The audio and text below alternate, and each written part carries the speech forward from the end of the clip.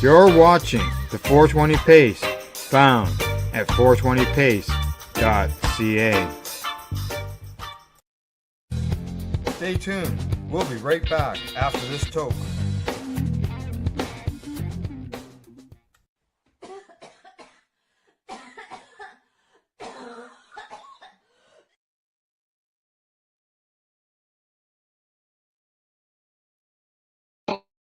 Why not? Trying to get on this lifestyle radio website. Sounds like a cool website. Yeah, it's alright. Expressed during this show.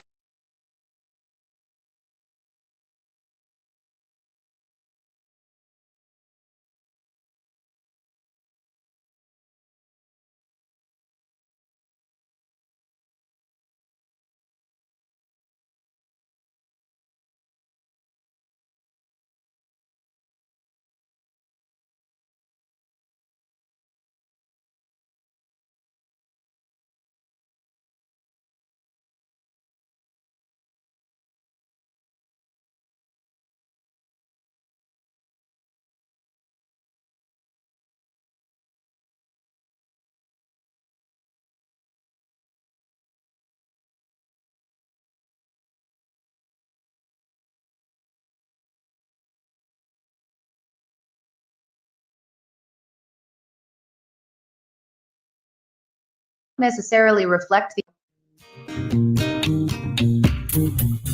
You like music, you like weed, well, we gonna be good friends indeed. This is not much I like more than smoking.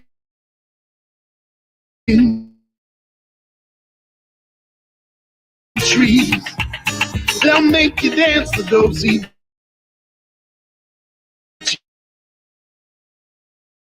Oh, on 20 radio show.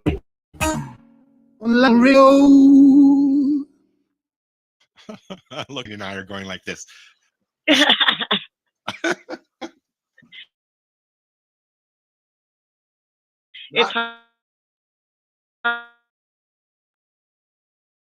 hard. That song's catchy. It's hard.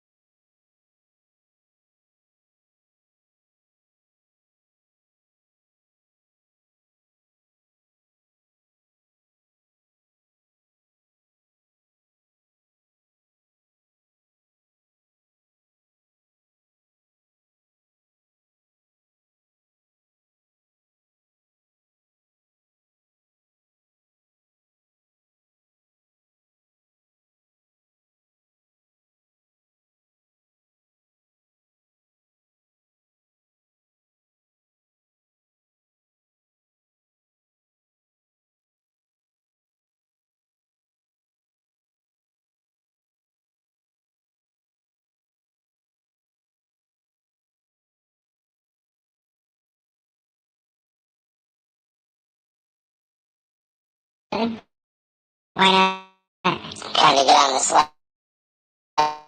lifestyle radio website. Sounds like a cool website. Yeah, it's alright. Oh, wait, I might have it. You're listening to Lifestyle Radio. The opinions expressed during this show are those of the individual participants and do not necessarily reflect the opinions of their associates. You like music, you like weed, well, we gonna be good friends indeed. This is not much I like more than smoking trees. They'll make you dance the do-si-do and teach you how the cheese grows. Smoke a bowl on the 420 radio show. On Lifestyle Radio. I looked over. to make sure everything was running. And I see both Mary Jane and I are going like this. It's hard. That song's catchy. It's hard And not that to dance. smells just like this. No, actually, I was doing the same thing. We just can't see. Yeah. That's fine. So how's your spring going? Spring. It's winter. Out here, it's not. Everything's melting. No, it's Winter's not done yet. It's another 6 weeks. Is that what they said today, the groundhogs? The groundhog has nothing to do with it. It's another fucking 6 weeks.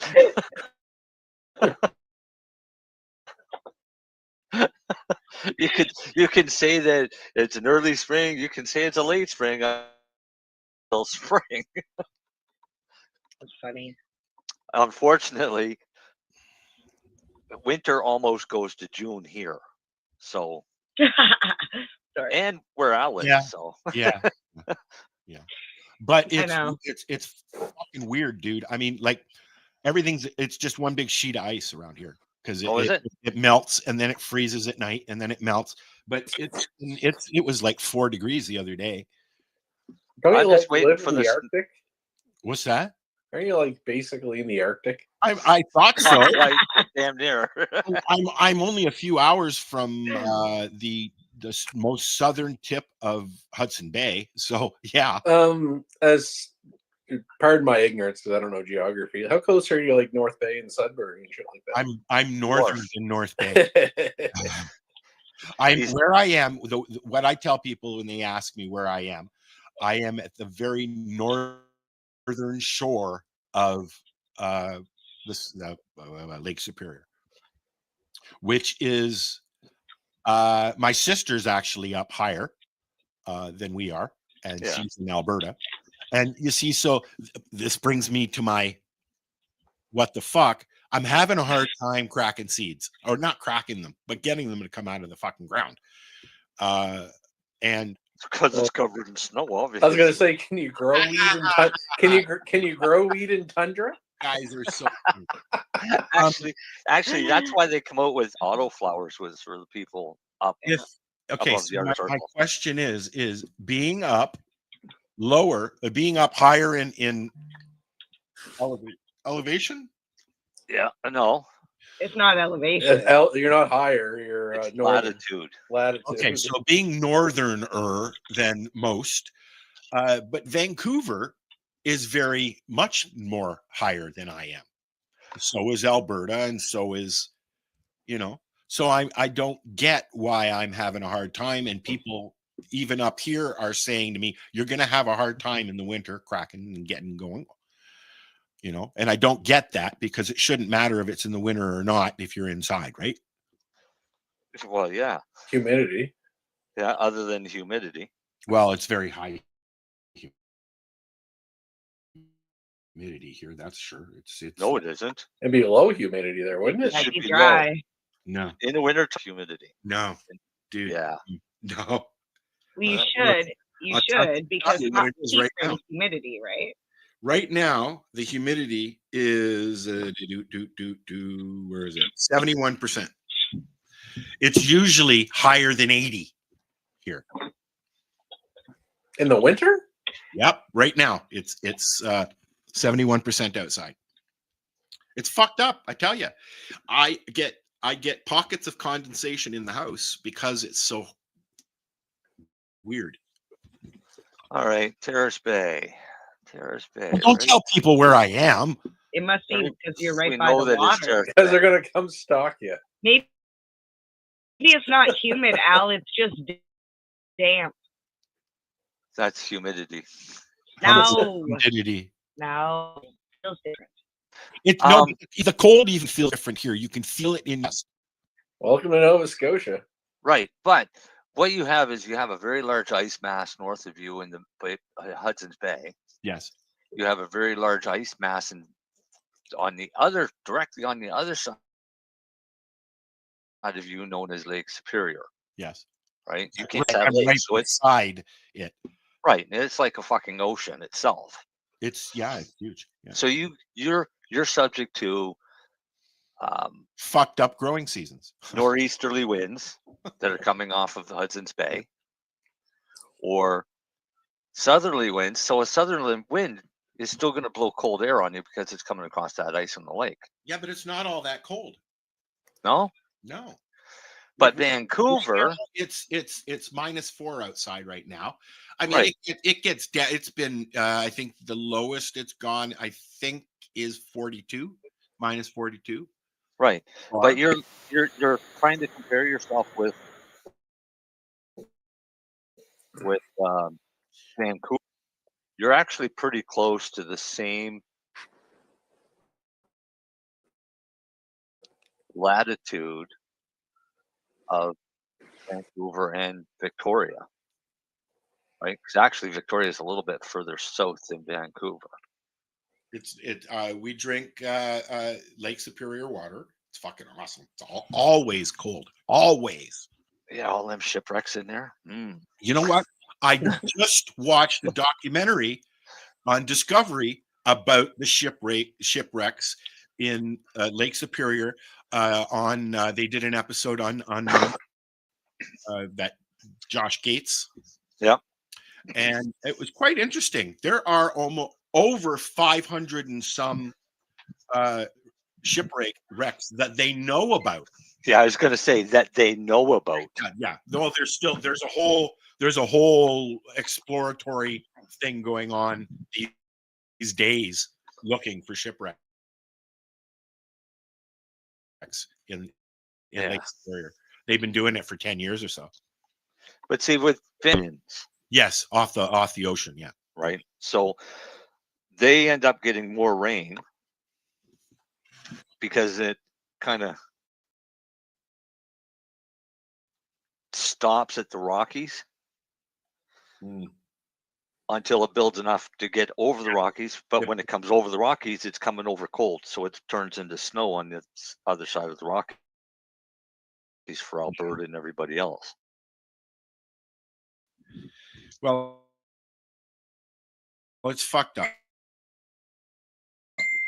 Uh-oh. Messages. You got town.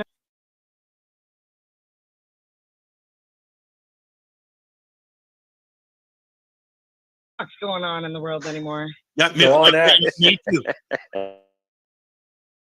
Me too. But I go on Twitter or YouTube and I'm like, what the hell? They heard plane maybe? I didn't. X is the way to go. Sorry, I didn't know Carl Weathers had died until my sister posted a link from fucking Twitter. Carl Weathers died? Yeah, he died the other day. I also don't watch the news. Yeah, intentionally. It is on Twitter though. I just want to say, what's his name? Tucker Carlson. Please come and save us, Canadians. We need news. Fuck Tucker Carlson. Fuck him. He said he called the Prime Minister, left him a message on video, and said, Yeah, "We're coming to liberate Canada." Yeah, he was in Calgary and Edmonton. Was it this week he was there? Whether you like the guy or not, it's just funny, and we do need help. Oh, he's a bit of a donkey, but you know what? He's entertaining. That's the guy from Fox, yes? No, he got fired from Fox. Oh, he's on X. Oh, he was on Fox. Yeah, he was on Fox a long. He was their guy. Mind you, he's not wrong usually. He's actually usually right. He's just kind of an ass about it sometimes. Oh, here's more news. Did you hear what Danielle Smith did in Alberta? Who? Yeah, she did the right. I'll say it. She did the right thing. I don't disagree with you, but she's taking a hard stance on what is it, medically altering the youth. She just basically said, "Oh, mushrooms." And she no. She banned the gender. Like kids. She's not allowing hormone therapy or surgery. Who's that? Gender affirming care, I think they call that. And who's that? Danielle Smith. She banned it in No. Yeah, what they've done is they've made so.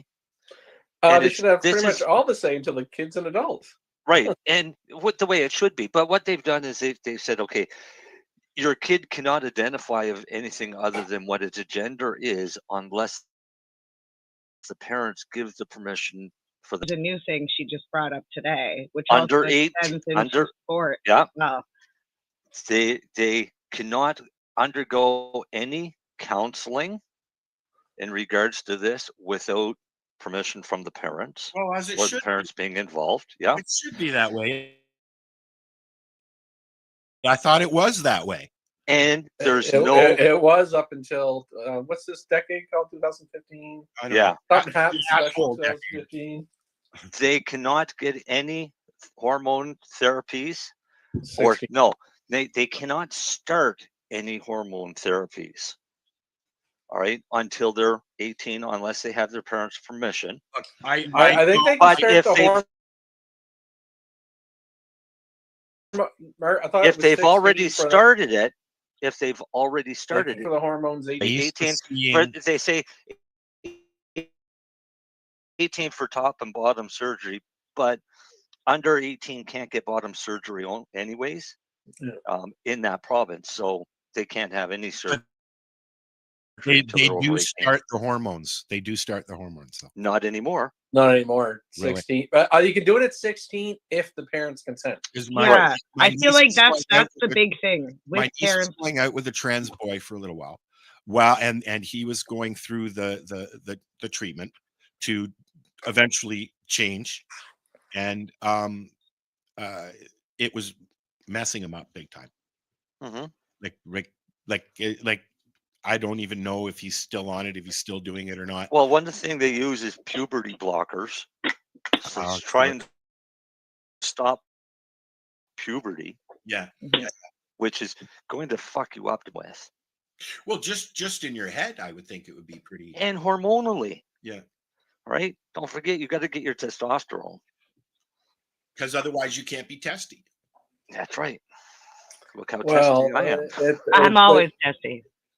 Hormones have other benefits besides just the sexual aspects of it. Oh, exactly. Well, they keep you alive. Now, will if you put a transgender girl on hormones at an early age, will it start a menstrual cycle or stop a menstrual cycle? I don't know. I don't think we're qualified to answer that question. I haven't done it. Like, honestly, you give them testosterone, it's risk of diabetes. You're going to probably potentially reduce periods, but I'm sure it does. But also in the end, it's going to. The reason that they want to do it, though, it can pretty much make them infertile. Right, and that's what if that, and that's why I think, what if all of a sudden, even if they are trans and didn't have a surgery, maybe they'd like to have a. So I agree with the. Yeah, you can make sure they're mature enough to make the decision. You can do that artificially now, and I think that's the way they mostly go. I would think. But either way, I never, you don't give it to. I watched a documentary on elephants. What's the prehistoric elephant? Mastiff? No, that's a dog. Woolly mammoth. A woolly mammoth. Yes, they found the DNA that they need to clone a woolly mammoth and using an elephant, right? So and I don't know if they've already done it or they're about to do it, but it's going to happen soon. And we know that they've already cloned people as well. Of course, we know this. How do we know that they cloned people? What? Yeah, when did they clone people? I know they cloned a sheep. I know there's lizard people, but come on. What people? Eminem? You'd have to call and ask them. And then and then Elon's now he's put a chip in somebody and probably the Neuralink or whatever. Well, put it this way, Elon's going to do probably Elon's, and that's probably why you get so much shit done. I know. He's a clone. He's an idiot. Yeah, one does SpaceX. Or a robot.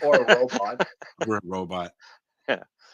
Well, according to Google, no human has ever been. Really? Yeah, according to Google. Yes, let's get right on that. You know, You Google. can have a sheep. You can have a monkey. You know, Google is literally, it's just compiling all of your data. So that way, every time you search something, they're like, ooh, okay, thank you. I'll go out to the Yeah, I love Friday store nights because and have I a Google all kinds of shit.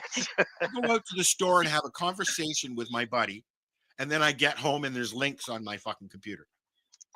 Oh, yeah. Okay. I sit there watching fucking TV. All of a sudden, Miss What's Her Face starts talking to me. I'm like, On the box. who the fuck? What? I didn't say anything to you. Have a nice day, Al. Did you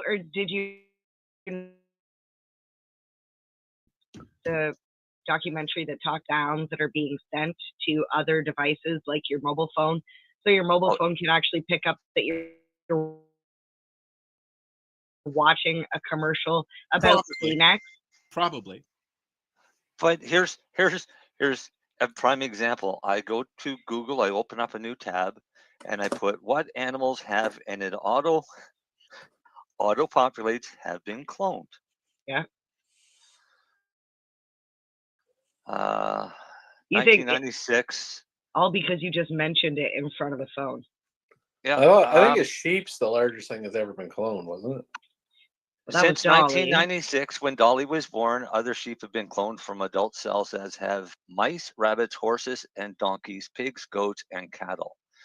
In 2004, most was cloned using a nucleus from an olfactory neuron, showing that the donor nucleus can come from a tissue of the body that does not normally divide.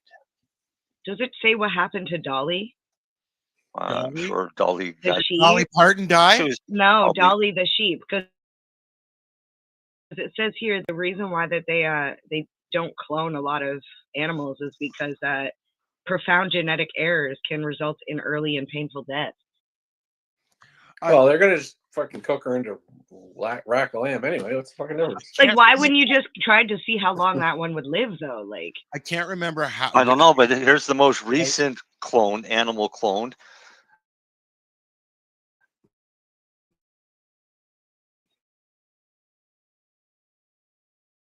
Is Elizabeth Ann, a black-footed ferret female that was born on December. She's a clone of a female named Willa who died in the mid-1980s and left no living descendants. Wow. You know, I know that what they have done with animals is they have adjusted things. Know that that's a cloned animal. That's one of the things that they've started doing. oh, I have an answer on what happened to Dolly.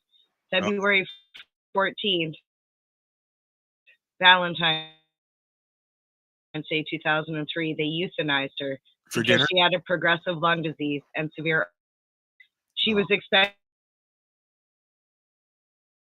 They're supposed to live around. Dolly became dinner. Yeah. Would you want to eat something that had a progressive lung disease? Oh, we probably already do. That was probably the steak dinner I had last night. I had steak too. Has an extinct animal ever been cloned? Really? It's called Jurassic Park. If I remember correctly, the gene they found a woolly mammoth. Yeah. And it had blood in it, so they brought it back to wherever they're doing their testing, but whatever wasn't the right type that they needed to actually get DNA to clone. Globulin. So they missed it by that much. Yeah. Yeah. For something that went extinct recently, it could happen. And in 2003, they successfully cloned a Pyrenean ibex, which is a type of goat that went extinct when the last living individual was killed by a falling tree. Ouch. And they were able to do that, but they've also tried thylacine that died of, couldn't bring it back. Weird shit about cloning. So, I mean, we've all seen Jurassic Park. Do we really want that? I have a question. Has anybody watched Griselda yet? What? It's Griselda. Griselda Blanca That's- was the queen of Coke back in the 90s. Okay. And what's her name? The Spanish lady. Sofia Vergara. Thank you very much. Yummy, yummy. She drives me crazy. That's why I didn't like her. Yeah, I don't really like her. She's a little too much too energetic for me. But anyways, it was done very, very well. I sat and watched it. Yeah, it's the same production company that did Narcos. I'd love to watch it, but I didn't like crazy. You know, you'll be able to watch it because it's not her. It's actually a very serious, you know. Yeah, I've heard she did a really good job on it. There's buzz of awards for this. But I also heard that there's controversy around the story because just like that Pauly Shore film about Richard Simmons, this woman story.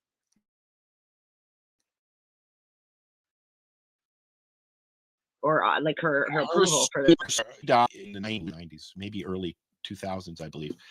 But I think of the information that they got was from retired FBI and it was very public too, because it was the first big female drug. What do you call them? Drug kingpin or queenpin. They called her the godmother, and I mean they went after her. But I know her godmother. She just fell into it. Really, I mean, she stole a key of Coke and came to the States from the mafia or from the cartel, and stole a key of Coke from her husband, and you know, or from never looked back. Ordered a bunch of turn burgers, one key into two, and then two into four, and then four into six. You know, it was. I enjoyed it. I really enjoyed it. I've watched a few good shows over the last little. Sherlock again. I tried watching Elementary. I couldn't get into it because I don't like her. I don't like Lucy. Well, I don't watch Elementary. I watch Sherlock. Yeah, I don't. Yeah, no. I'm watching both. Yeah. Binging Cheers on season Cheers? 5. I just want to say, because I've never seen the whole thing of Cheers, so no spoilers. Really? Really? Well, when did it finish? Like 1980 or 19... I don't know, like 90 something, 90, 89, I don't know, 91, 92. Right? I was born in 83, so I was like 5 or 6. I wasn't watching Cheers. But yeah, I just want to say that Sam and Diane's love story is the most infuriating. I want to strangle Diane. Like, Jimmy laughs at how upset I get over this. She's certifiably fucking bonkers. And he's just as crazy because he's just as in love with her. I'm like, oh my God. Are you watching Fraser? No, not yet, because it's apparently he was on Cheers. He came in like season 3 because he was Diane's love interest. No, but I mean, are you watching Fraser? We will. No. We will. After. Okay. No, because I didn't like it. I didn't like it before. I'm not going to like this The one. new feature I like. I love Cheers. That's just fucking hilarious. It's public news. Hello. I didn't know that. Oh well, you know. The they're show all gets better I've once. seen her in Cheers. I got news for you. There's talk of Diane coming in this season. So, you know, but I don't know. Me. Fuck. Well, anyway, the other show that I'm watching is the new Night Heat or Night Court, and I don't like it like I like Frasier. I like John Larroquette. I like all characters. Well, it doesn't have Judge Harry. You can't fucking have it. The one-liners aren't working for me in 2024 like they did in 19 blah blah blah. You can try to recreate it. My humor has changed. There's what's his name? George Carlin. His daughter is upset because they've done an AI performance of George Carlin with new jokes and everything. Mm-hmm. Right? Not George Carlin. Sorry. Okay. If you want to see George Carlin, watch him on video. I don't find George as funny as I did when he did his routines originally, just like Monty Python. I don't find them amusing like I did. Benny Hill, yes. Dave Allen at Large, yes. I miss those kind of shows. I miss Carol Burnett. Yeah, but that's because something anymore. I feel the same way about American Pie anymore. Okay, so I don't know if it was just funny then, but I was 15 probably when it came out. Yeah, but again, you've already some things. More and more you watch it, it's going to get less funny. And well, we laughed our asses off the fact that he was changing and he was running his ass off to his friend's house so he could watch her on the webcam. Yeah. And now that I look back, I'm like, he streamed some girl getting dressed in his room for the entire school to see. Like, and we thought that was hilarious. But that was what, 1990? When that movie came out, my website then. So for me, it was fucking. Yeah, Jackass isn't funny anymore. No. Never been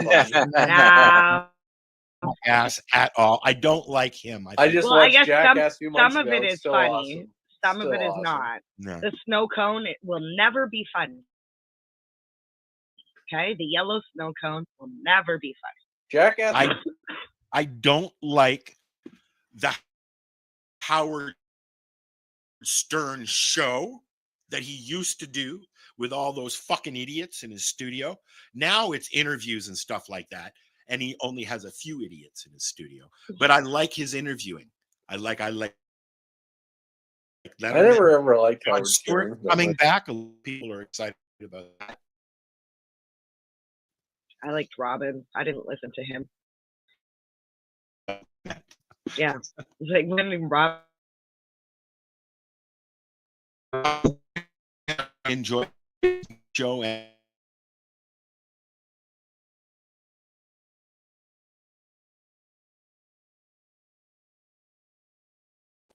yeah, I can't remember his name either. I didn't watch it. I've been spending most of my time watching podcasts.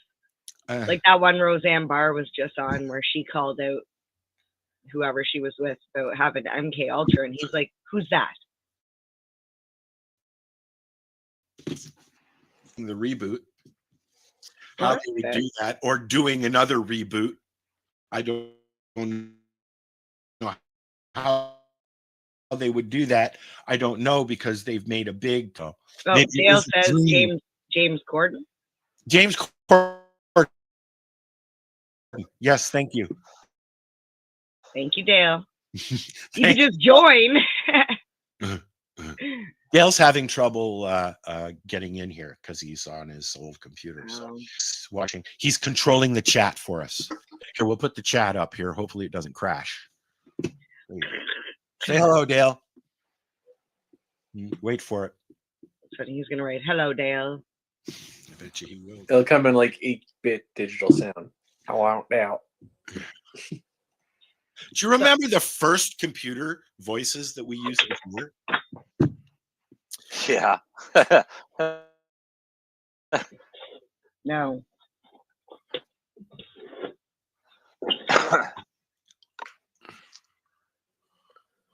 He has a stupid phone. I thought they were smartphones. No. Oh. Yeah. Oh, just so you know, I gotta leave in 30 minutes. No. Yes. Why? Where are you going? Game. Hockey You have a game. note from your wife? Hockey game. Hockey game.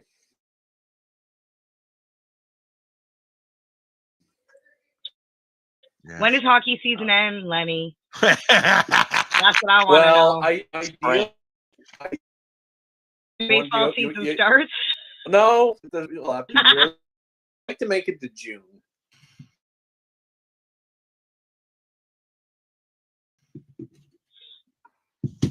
Yeah, but that's when golf season.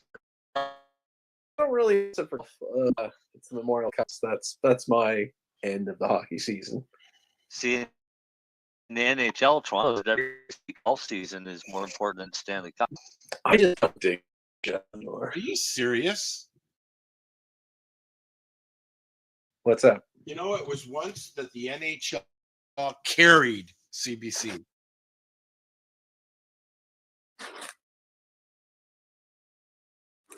Well, to be honest, that's a hockey night. Those people. When those people took them off of. You know what? That is actually been around the same fucking time the whole world went to fucking shit, actually. Oh, that was good. Yeah. Those people had them removed. Oh, shit. So. Yeah. No, Yeah, kind of. They know who we're talking about. Jeez Louise. Isn't that what he Yeah. 2 words. Those people. 80 years. Oh, and his dog, my God. I didn't like him. He was an icon. I didn't like him. I like met him when I was very young. He used to hang out at Maple Leaf Gardens all the time, obviously, when my grandfather went and had season tickets way. We're talking the 70s here. So He was definitely a personality they either loved or you hated. I love stuff that I can find always when I'm not doing a show and can't find it at all when I am. Yeah, but junior hockey's a little bit closer to the hockey I grew up with. The NHL's not. Right. Because what happens is junior hockey are still the guys that are trying to make it to the NHL. The ones that get the NHL are getting the big paycheck. They don't have to. But honestly, it's everything. It's like you go to the rink, it's fucking light shows all over the place. It's fucking loud. Like, I love when I see clips of old hockey and there's like whiteboards and none of this glitz and glamour and shit. The NHL All-Star Weekends this weekend. What a waste of fucking time. The what? The All-Star. Yeah, I used to go to a lot of Vancouver Canucks games when I lived in BC. People just don't want to go to fucking hockey games. So well, they also charge what, $200 or $300 a ticket? Yeah, but we had free tickets. We had tickets that we would give out to customers, and we'd have customers say no because they might be getting like $200 worth of the tickets, but they've still got to pay for parking. Yeah. Well, you got to pay for parking or pardon? I was going to say, watch out for these rich pro sports. It's all coming home to roost here, too, because a big part of their salary has always been that television money, right? Oh, yeah. TV's fucking dying. Yeah, because everybody's going to streaming. No, but I just, it's going to come around, like I say. I just don't know if it's going to survive like it is right now. These big salaries and big ticket prices. I just don't know. I can't see it. In Vancouver, to go to a hockey game, even with free tickets, you're still looking at $100, $150. Really? Yep. Wow. Because what we would do is we would drive to Surrey, park in the parking lot there, jump on the SkyTrain and take the way you didn't have to fight all the traffic out of Vancouver after the game. And then, of course, if you want to drink or anything like that, that's a small fortune in itself. Or you get a drink at an arena and I was $8-10 a beer. It's stupid. Not that I would even buy a beer anymore, but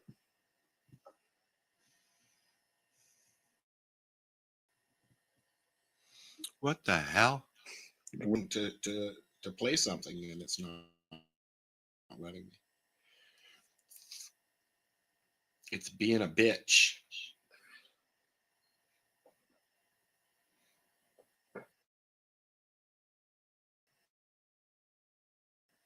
Any cannabis news lately, or everything world quiet? Not a fucking thing.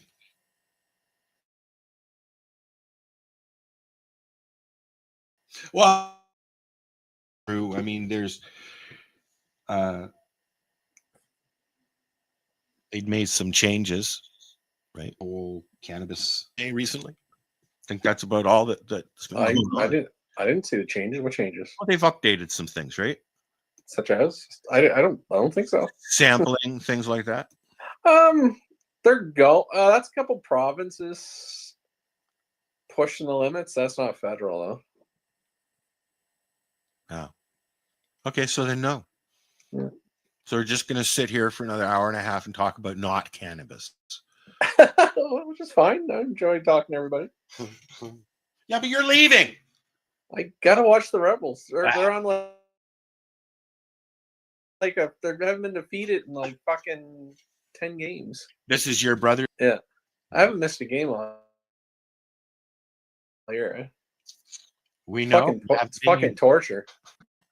Oh, it's horrible. These fucking I saw that. I don't like the winter. No, I was sick yesterday. I think I had what Darcy had.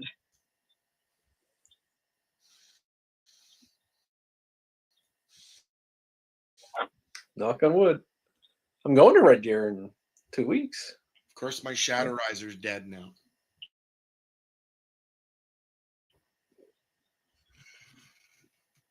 Which is the 50th anniversary of Matt, the Great Gardener's Charter Challenge with Kurtusa. That's something to celebrate. Cool. Which Charter Challenge? Is that Terry Parker's? It says Matt Great Gardener. Oh, I don't know who that is. Matt Barron. Okay, I don't know who he is. We could talk about upcoming cannabis events. Yeah, what's coming up? I think the first one that's coming up is going to be, is it Can Expo? Yeah, I saw some March? email. March 22nd to the 24th, I think. Which email was it? Was it the one offering to purchase data or the one saying buy your ticket? I think it was buy tickets is what I think I saw. I got the first one. I was like, what? I never asked for this. I don't even know. CBG TV is sponsoring. Yeah, Can Expo is a little smaller than the That's traditional. I believe that's down at the Enercare building or something down the exhibit. Yeah. They used to use the Queen Elizabeth building, but I think they're using the big yeah, the big room at the Enercare Center. The big which is where the auto show is that I'm going to the Embridge Center, isn't it? In a couple weeks. Enercare. Uh-huh. Yeah, you might see outdoor concerts with weed being sold this year. In the end of May. And what's that? So it was in Alberta. They've now brought it over to on camping with like awesome food, awesome people, as well as like stoner games and so Harvest Fest. Yeah, in Ontario, sort of. Yeah, but more like a camp. Harvest Fest is more like concert and like it's an event like thing. I don't know, it's different. I don't know if they're having musicians and stuff. It's the same but different. No, I think it'd be more in line of like stoner games. Yeah, more like that. We know somebody who's tried it up here. Yeah, that's talking about like more in line, kind of. Yeah.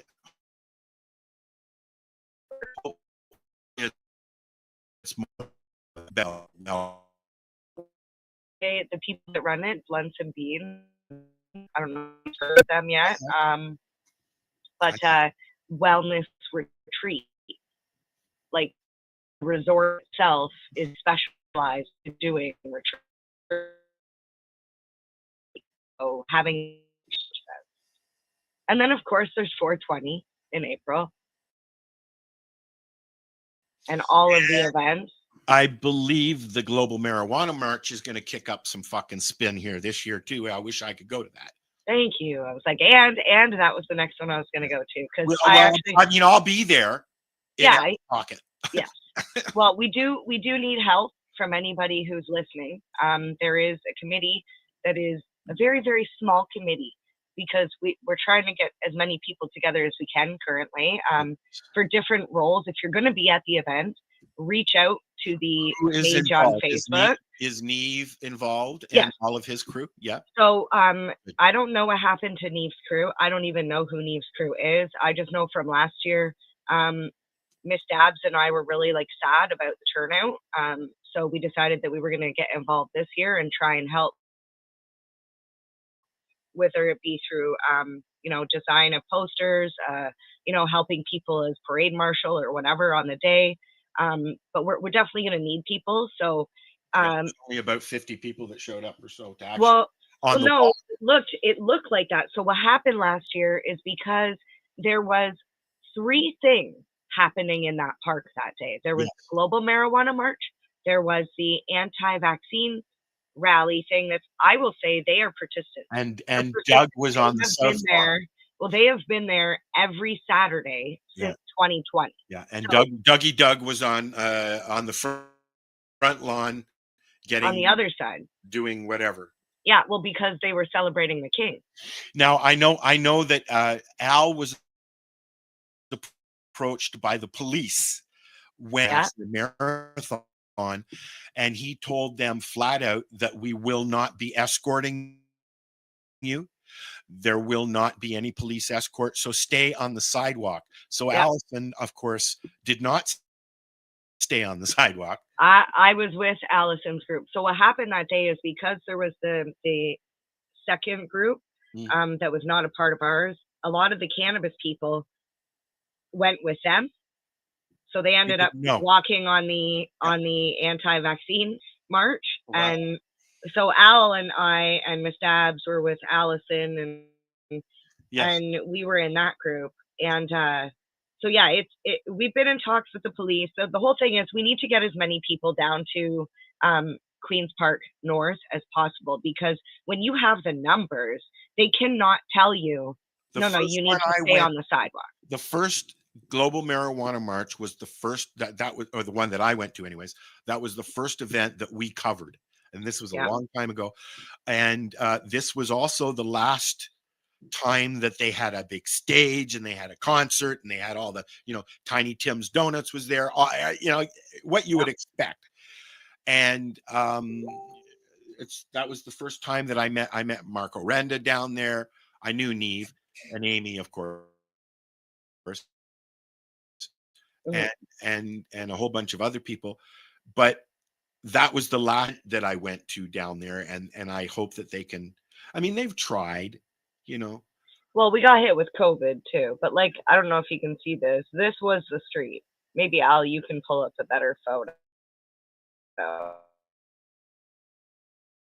I got a photo that I took, actually. But we had. I'm trying to say as many people as we can. Here's that's the first Saturday in May. Here's the issue. Okay, 10 years ago, when we were going to this, the OG crew, we'll call them. Okay. Yeah. We were fighting for something. Now the kids go and they just litter and yell and scream and smoke their pot, and there's no real message. There was no real message at all. That doesn't happen. They don't come and litter. One of the message got lost because it wasn't pushed as you're telling me you didn't see pictures after there was garbage everywhere. Yeah, that's also another thing that we're trying to put together. is a that cleanup was crew. the main reason Queens Park level was because of the way the kids left the site after. Well, it well, wasn't that's also the OG guys. It wasn't just the so you old know, legacy crew. that's also on the list of I things hope to do. so. Is I to hope try so. and get a cleanup crew. Because it was disgusting. It was disgusting that they put that whoever was doing it then, and I don't think there was anybody actually doing it then. I know that Allison was involved for a long time, and her husband Gary. Yeah. I know Neve was involved for a long time. Yeah, Neve's definitely still running it. And of course, the Herb, he'll be around. I guarantee you. Yeah. I don't know who the herb is, so if I'm like, I'm literally trying to reach into these people somewhat blind. Gavin Gerbs. That's the Herb. Well, anyways, so I hope that it turns out better, and I'm going to miss not being able to go this summer to events because it's going to be different. Can I just say one last thing before we move off the GMM? If anybody wants to help and they can't actually physically come, the only thing that maybe you could help out with is we're looking to create a video using short clips of people saying why they love cannabis or why they use cannabis. It can be 1 to 2 sentences long, just literally something super simple and quick so we can put them all together and push it out to be like, you need to come to this event. Is there a website yet? Not yet. We're literally like, I feel like a rat on a wheel that's trying to catch up to a piece of cheese that's in the next cage. Yeah, unfortunately, that's going to be a hard one to do in the next 2 months, 3 months. Well, yeah, there's not many weeks left. Like, and because we need 15 weeks. When is it? May. So it's the first Saturday of May, which happens to be the 4th this year. It's exactly 2 weeks after 420. You're doing it the May the 4th be with you? Yes, that may be the 4th. There's only one. Yep. Huh. Okay, Marcel, you're on. Yeah, Marcel's got some right cannabis back. news. Shatter, this one died. Are you on mute, Marcel? Or that great picture? Fell asleep, I think. No, he left because I was talking too much. Come back. Come back, Shane. Come back. That's funny, but not funny. So I need to switch over and stop smoking cannabis joints, and I need to start using my bong because papers are costing too much. Is he still not talking? No. No. You must be gone. I still think I'm going to invest and get myself an inversion bong. Oh, like the gravity. Or gravity bong, whatever. That's what I call it, inversion. But, yeah. I'm waiting for mine. I'm still waiting to. No, we can't. Oh, Marcel, we can't hear you. I'm waiting for the I can't remember what it's the module and some other. I can't remember what it's called though. I'm just kind of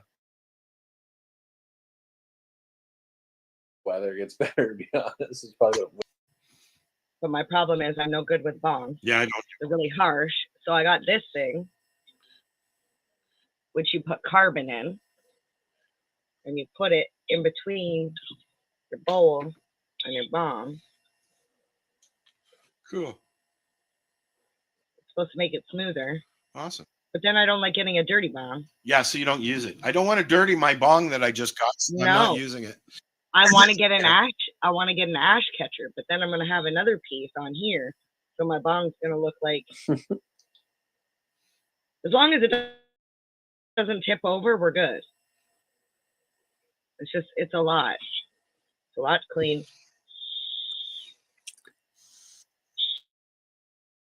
Marcel, there's still something about joints I like. You know what? I have not smoked a joint in almost 3 weeks.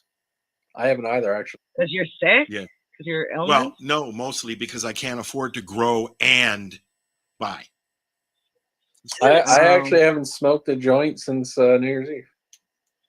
Oh. I vape I've vaped it. Well, just doing a lot of like just edible or whatever, or just capsules. Yeah. And I innovate, and I do I have a have live been resin using my vape. Shatterizer, and I'm waiting for my weed. I think it's just Wow. because it's cold out. I gave up twice as much to grow as it was to buy. Yeah, well, it won't do that.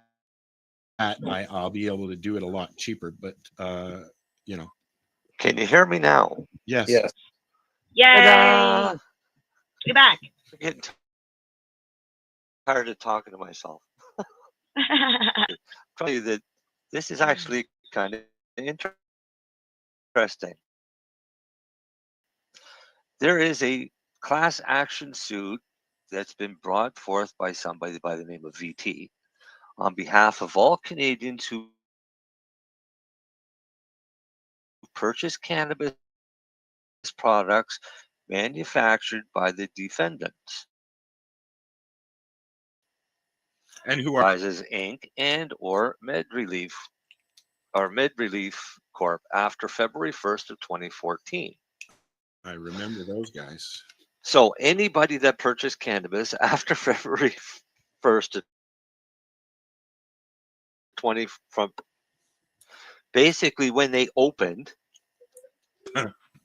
You can go after them. Now, you can go after them. How do you prove? How do you prove? If you developed cannabis hyperemesis syndrome after consuming one or more of the defendant's cannabis products. Yes.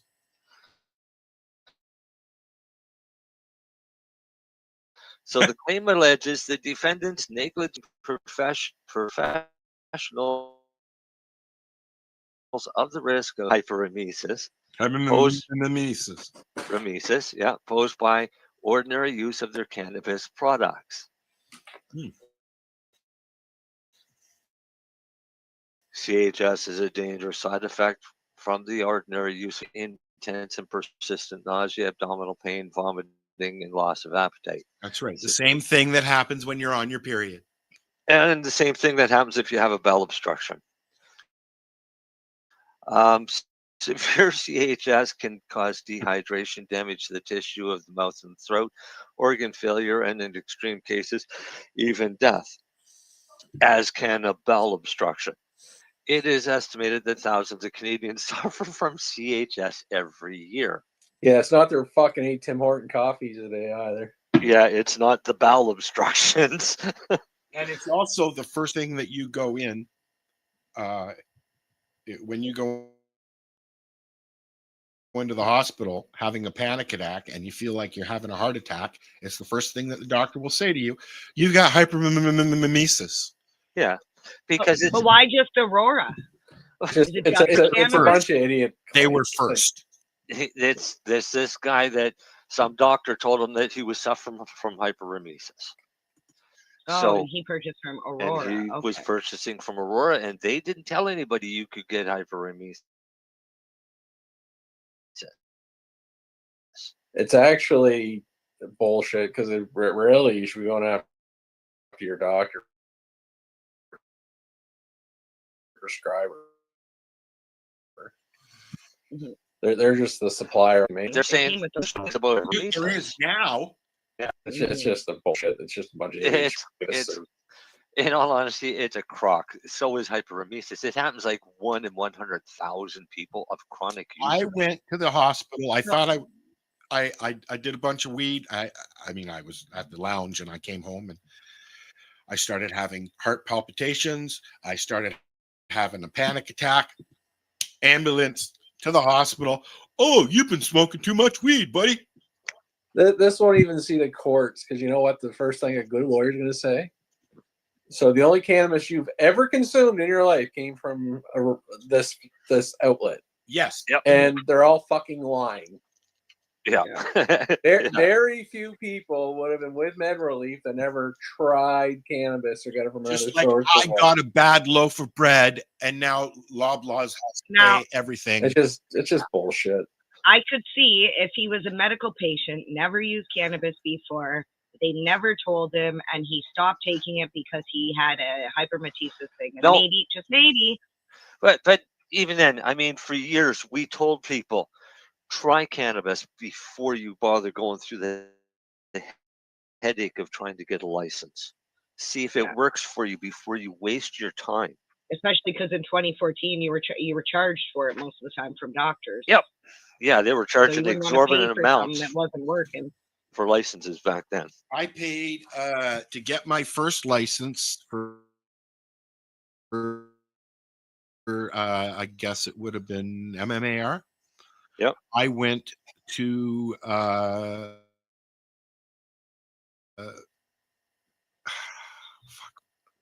what's That dog license? yes, away. Dr. Rob Cameraman. Cameraman. Cameraman. Yeah. I went out there with Kelly and my mom, and we drove out, stayed in Bancroft overnight, and then we got there for our appointment, which was at 9:30. There was nobody there. We were the first ones there. Went in, sat, talked to Rob for a little bit about the station and stuff like that, and did all our paperwork. When I came out, there was a lineup from the this to pay $150 so that he'd sign. We Your had federal government, because it is ridiculous. Yes, it is. No, it is ridiculous that people are getting their medicine from non-regulated health professionals. You do not, any jackass can sell medical cannabis. You don't have the things of people going to the pharmacies are, how you doing? Well, sometimes just chatter the weather, talking about sports. Roger. I've been actually having a lot of stomach problems. Oh, that's because you're doing this, or this. Yeah. Or I've been like that. And this is what you do, bud. No, exactly. That is one of the things about why I advocate cannabis should be in a pharmacy or not mail. I actually don't like mail because I do think it is, especially cannabis, because you don't want fucking waking bakers fucking playing PlayStation all day, not going to work and being a jackass. You want to see people coming in. Why? How's your day? Why not? What's that? Well, I'm advocating for the pothead. Why not? You'll lose this one now. It's for your mental state. Like to me, it's about function and quality of life. How about I'll play 8 hours of PlayStation. Don't get me wrong, but I also have a career. I pay my bills, and what you want is that person a functional, happy person in society. If they're just getting social assistance, and that's not a shot at social assistance, but they tried to do it, and nobody wanted to deal with them, so now they're done.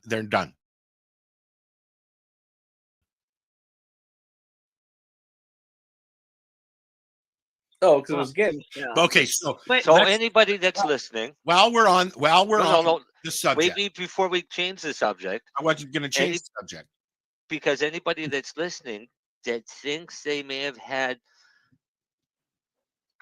hyperemesis from Aurora cannabis, you can go ahead and contact that lawyer, Waddell Phillips. Okay. So the more people he gets on his list, the better for the. Do we have a link or something we can post?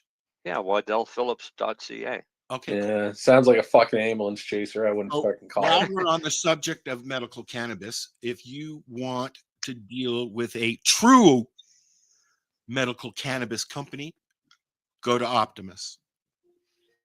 No, that's where I am. No, you can if you'd like, but I just want to say about the mail thing. I personally still don't like the fact that you have to get it in the mail, because I know I've had this discussion with Lenny too. They don't, most companies don't pay to track, or they do pay to track, but they don't pay for signature required for ID or anything like that. I don't have to sign for it. And I get it. I don't want to pay an extra $20 on that shipping for the cannabis that I already paid an arm and a leg. How much do you charge for shipping? Me, I'm actually about to change with Optimus. I'm about to change where it. I go. Free at 125. I go to it's not a medical cannabis place. I go to a place in BC that does mail order, but I pay $33 for expedited. See, I don't. Oh, mine's I just free. do everything mine's Canada free Post. because I Canada Post. Yeah, when Right. I buy from Optimus, I pay whatever I buy is more than enough that it covers my ship. Like Lenny said, at 125 or more, it's free shipping. Yeah. So. I will say Optimus does have some really good deals. Was it like $4.50 or $5 doobies? Yeah, I try to keep. Obviously, there's some high-end fucking expensive shit, but I do try to keep some good value and not just dog shit weed, but just good premium stuff. Yeah. About what you're doing, Len, because you're essentially, and I can pretty much assure you guys, he's tried every strain. I guarantee it. 90%, not everyone. But I don't have a lot of brands on there, but the brands I do have, I have good trust and faith in. True. I'll tell you, I'll show. Honestly, most of his ounces are $129.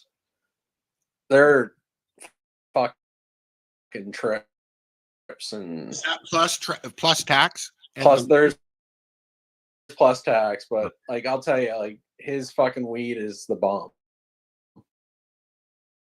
You know, there are some. There's a lot of legal stores that are including the taxes in with their price that you see in the price. And yeah. But the one here in Terrace Bay, which I go to now and then, I know I've gotten to know the owner, My Cannabis. They're really good. I mean, you walk in the door. You're a senior. Yep, here you go. Yeah. The reason I don't, my website can't do it, but the reason I don't, the HST is different every province, right? Yes. Yes. But even there, Nova Scotia aren't that bad at the legal stores now. I mean, you can go, and I got some Slurricane from Shatterizer. It was $33 and change, which is I believe. Yeah, they were more. I do got to run, but I'll tell you, someone just get a Culture Chlorine product, $5.35 a gram. You will not be disappointed. Yeah. Best value. Yeah, I was gonna say 100. He's awesome. $130, even like 150 with it, or 145, whatever with the tax. For like an ounce? When we used to buy ounces, they were 200 plus, right? Yeah. Like from Buddy down the street. I'm paying $29 an ounce for fucking smalls, guys. Come on. Yeah. No. Well, yeah, it depends on what you're getting. It's what you get, and I'm still a believer of it. The good weed usually goes a little further. That's still my belief. Well, this is also what I've noticed. The weed that I get from the cheap place does not last Gotta go. long. Hockey game. See you guys. As what I get at the because a great one. Ads are big. Okay, I'm going to put Marcel down here so I'm looking at Mary Jane, not at Why? D. Because I don't like Silverman. Why? I like Silverman. He's kind of cool. It bothers me. It looks like a fucking Etch-a-Sketch. Is it what, a negative photo? Yeah. No, it's an embossed Is that photo. because you're negative? It's a negative. It's Etch-a-Sketch. It's an embossment. No, it's because he doesn't like looking at him.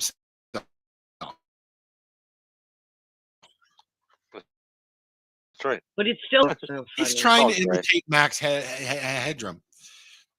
I'm good at that. All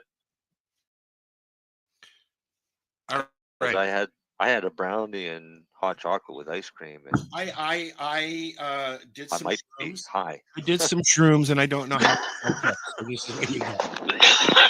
Hey, did you hear that thing Michael Bublé said just recently? No, but I like about microdosing. No. Oh, I'll see if I can find it and send it to you. Bring it up. I'm doing a trip survey now. So you and Marcel, Mary Jane, you and Marcel were talking about the fly. Those. No, what? No, she steals them off of graves. Oh God. The flower? Yeah. No.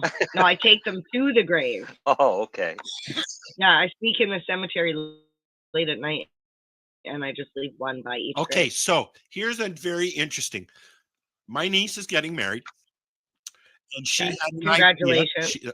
It's not until the summer, but she had an idea, and she went to funeral homes and has made arrangements to get all her bouquets and flowers from the funeral home after funerals. It's a fucking awesome idea. Bouquets last. She's gonna have to pray She's for a lot of freezing. funerals the week of her. You know, Come on. I don't know the demographics there or the scenario. Could you imagine planning your wedding around the time of year that Somebody more died. funerals happen? I just, It's a great idea. and your Great way to flowers save on money. your table settings are all saying she's a little macabre anyways, but you know, like she's into that macabre stuff. So yeah, but our deepest condolences and things like that. But you know what? You don't. So you take the little fucking "I'm sorry you died" letter that's clipped to the plants off, and you put "Merry Christmas" or "Happy Wedding" or whatever, right? Well, you could just leave it as our deepest condolences. I mean, it is a wedding. Yeah. Right. I got asked to carve pumpkins for a wedding one time, and I'm thinking, holy fuck! It's like this is a Halloween thing, and That's a weird centerpiece. I know, and I got all excited, and then once I talked to the bride and realized that no, she wanted like little romantic sayings and things like that carved into pumpkins. Okay. So it was rather boring. I was the thing that you just sent me, Mary Jane, and then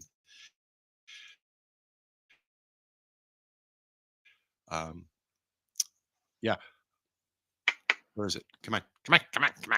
There we go. How about, is this a video? No. There should be a video on there. How did you know? Hold on. Here's a commercial. Here, hang on.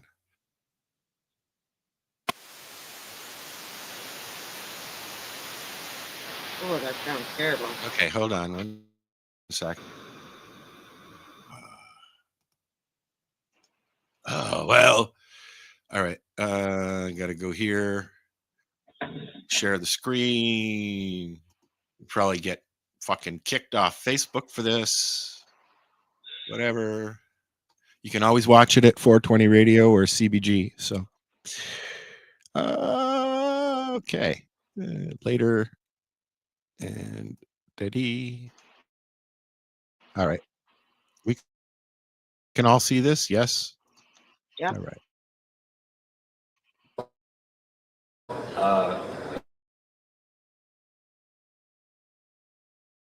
Matt, I'm in one of in the LHL, which I'm in with you.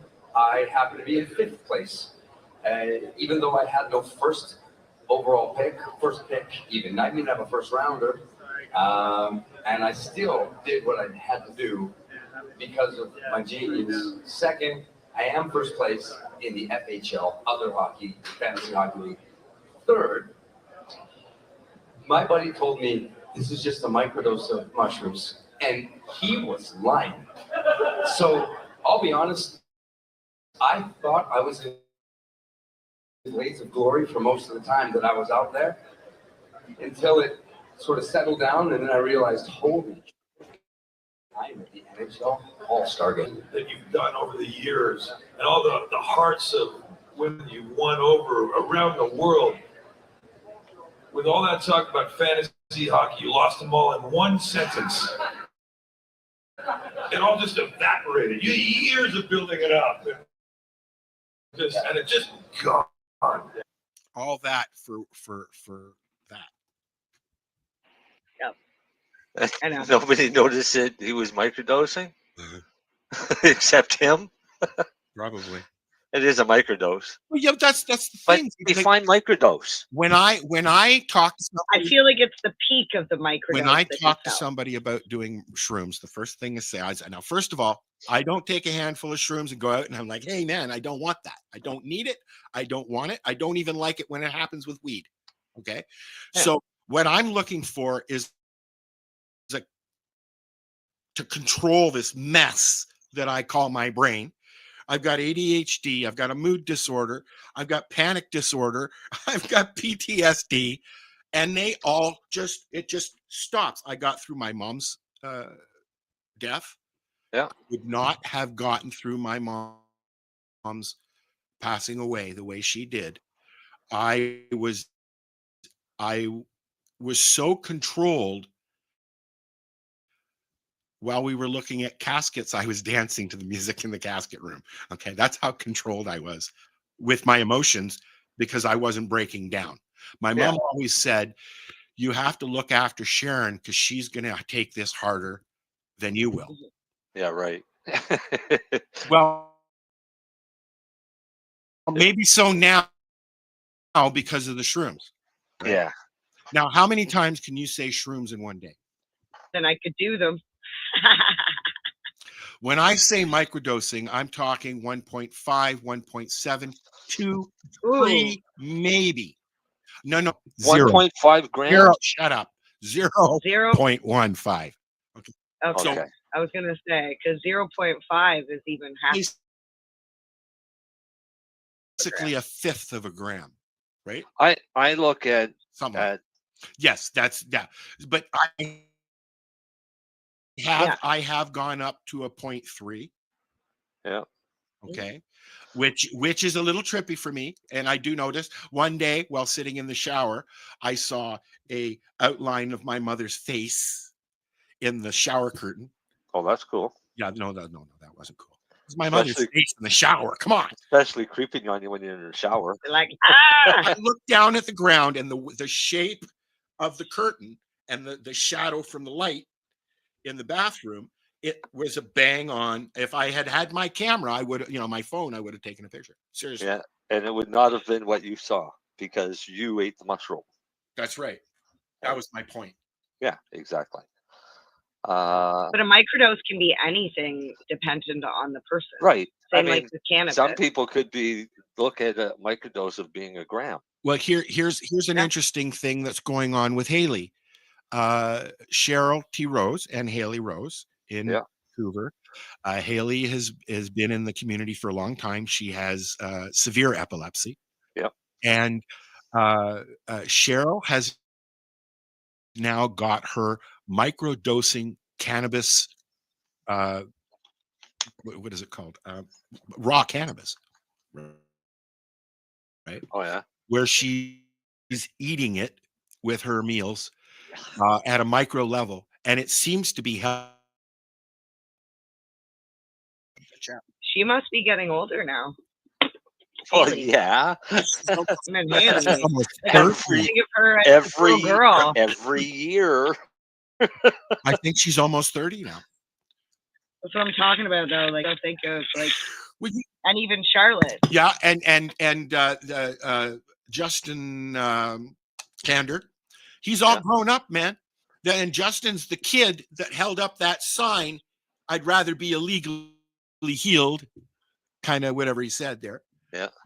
And made a big stink. These are all kids that came out of the slew of documentaries that were being made in the 90s and early 2000s. Right?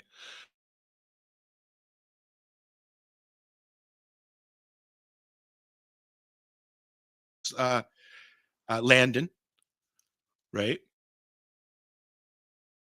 And he's all grown up. He's like a teenager now. Yeah. Away not too long ago, actually.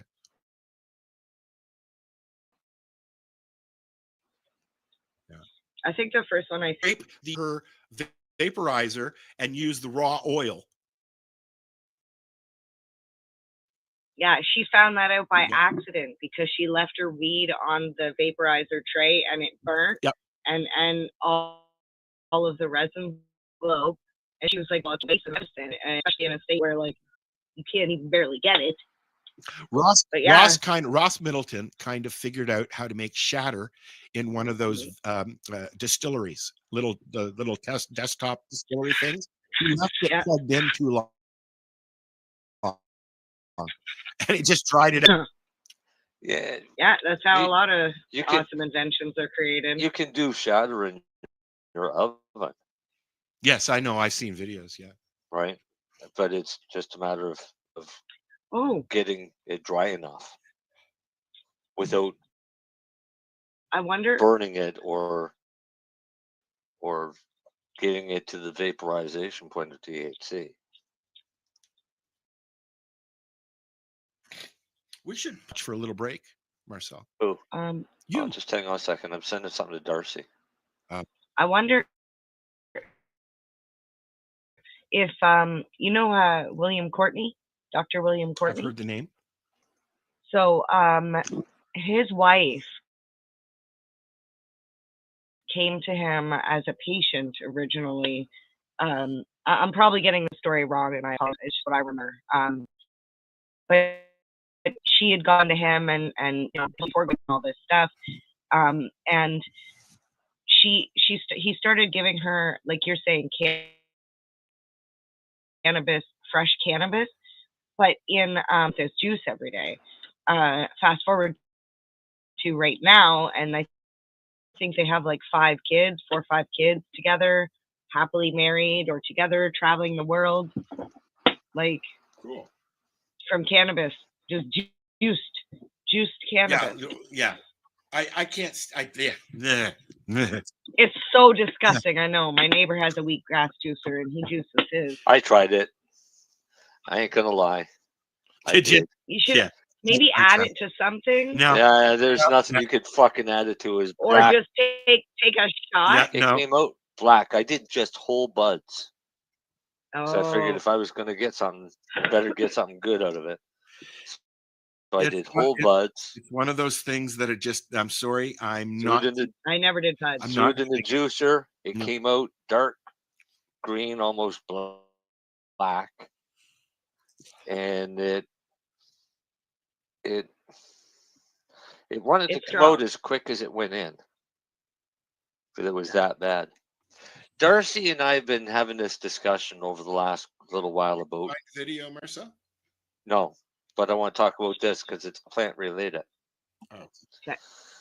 So Darcy and I have been having a discussion about water and the fact that town water has chlorine in it.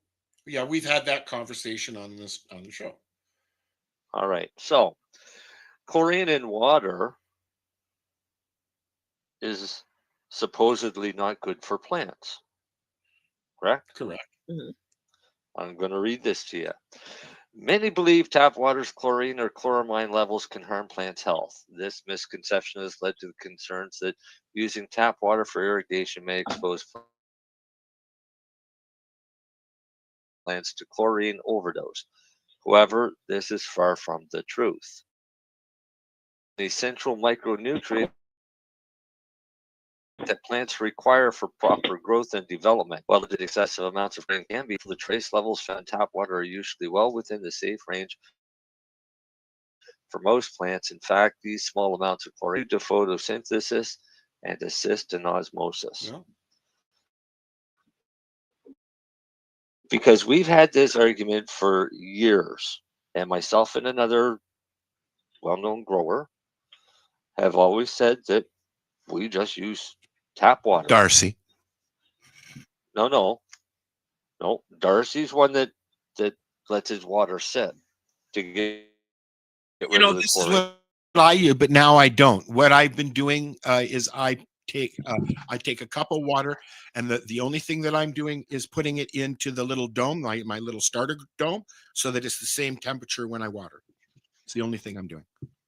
Yeah, and that's fine. I don't want to shock anything. They're not coming up anyways. my plants outdoors get fed right from, or like watered right from my hose, which is town water, right? So, and I've always said that I don't do anything about the chlorine. I don't care. Now I guess I was doing the right thing. I used to spend a lot of money on reverse osmosis water when I first started growing, because my neighbor said that was what I should do, because he was like a grower. And after a while, I just was like, fuck, this is costing a lot of money. The money for the dirt, money for the food, money for the buckets, because I got to keep buying more buckets. Why in the hell do I have to keep buying more buckets, all these little ones, because I'm giving away cuttings and shit. Like, and then I just started using tap water, and I didn't really notice a difference. I use tap water. But at the farm, I used bottled water because until I got the big water right from that. It was bad. It was rancid.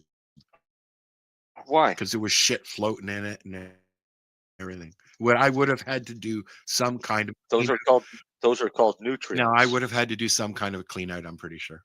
But you know what? That was then. This is now. It was all bottled water. I just 5-gallon jugs until I got the big tank. That's fine. That's chlorine. No, because they pulled that right out of the lake or out of the Trent. That the water that I got delivered was coming right out of the Trent River. So they were going in and just turning on a tap for free, filling up their tank and bringing it and charging me for it. Oh, the big 1,000 cube. The cube. Yeah. It was like $75 each to fill. Something like that. But then I get but the thing is, I only had two. I had two 2,000-liter buckets, which cost me $150 every time he came out. But there was 5,000 gallons in the fucking truck that he had just filled up on my dime. So, who's winning? Well, yeah. But that's how it works. Oh, no, I realize that. I'm just saying that he could have just used the pond. Yeah. But I didn't. Yeah. I mean, how many times did you have to get the tank filled?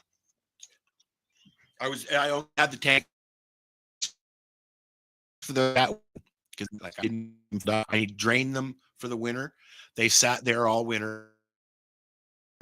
And then I gave them to Buddy, who stuffed down city for me. Doing it. Oh, really?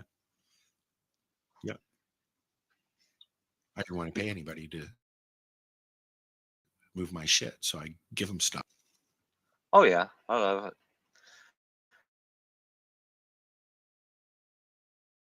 it. Yeah. Life could be so much. Hey, that if you'd like to come on the show, just say something to one of us. That's number one. Number two, starting Wednesday, and I tried to do this last time we did a show, but this Wednesday at 10 o'clock marks the first Newbie and Doobie and CBG TV. And then this could be the first episode that this lady did. First ever Newbie and Doobie. No. I played the first ever one that you did the last show, and it's nothing doing. Okay. The what? Are they better now? You sent me your first show ever that you guys did. Yeah, the studio show. No, the one you did at home.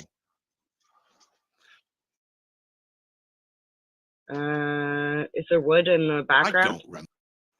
Our very first one was in the studio. Yes, 100%. Recorded for them on the same day. Maybe very good. They were not. No. Dear God, they were terrible. No, let me just be honest, okay? If you're gonna wait until you got all your fucking ducks in a row to do anything in life, you're gonna be shit out of luck. So like the first episode, we recorded 4 in one day. It was an 8-hour day. I was miserable. I was PMSing to begin with. We didn't schedule enough feed breaks for me. You were missing your line. They're literally, yeah. So if you're looking for like, are you looking for the interview series? Because that's at home. Point is, the actual ones that she's got there waiting to go, we're going to play them on Wednesday at 10 p.m. when Timmy stops touring and he's got a little bit more time, we're going to start doing live ones because Timmy's excited about doing a live for fun segments and stuff to do with the guests. So late night talk show styles. Oh, cool. Al just sent me a link for a video for the Toronto Global. Yay! Promo. He's our one listener. Let me get it here, and then we'll.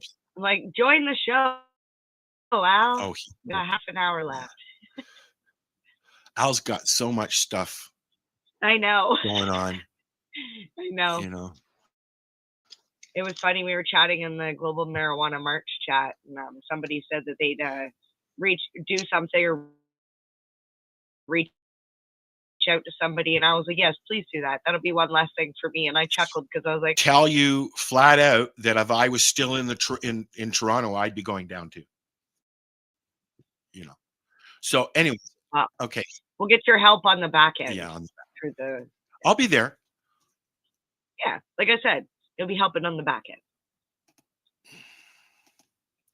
All right, let's have a look. This is the 2024 Global Marijuana March promo.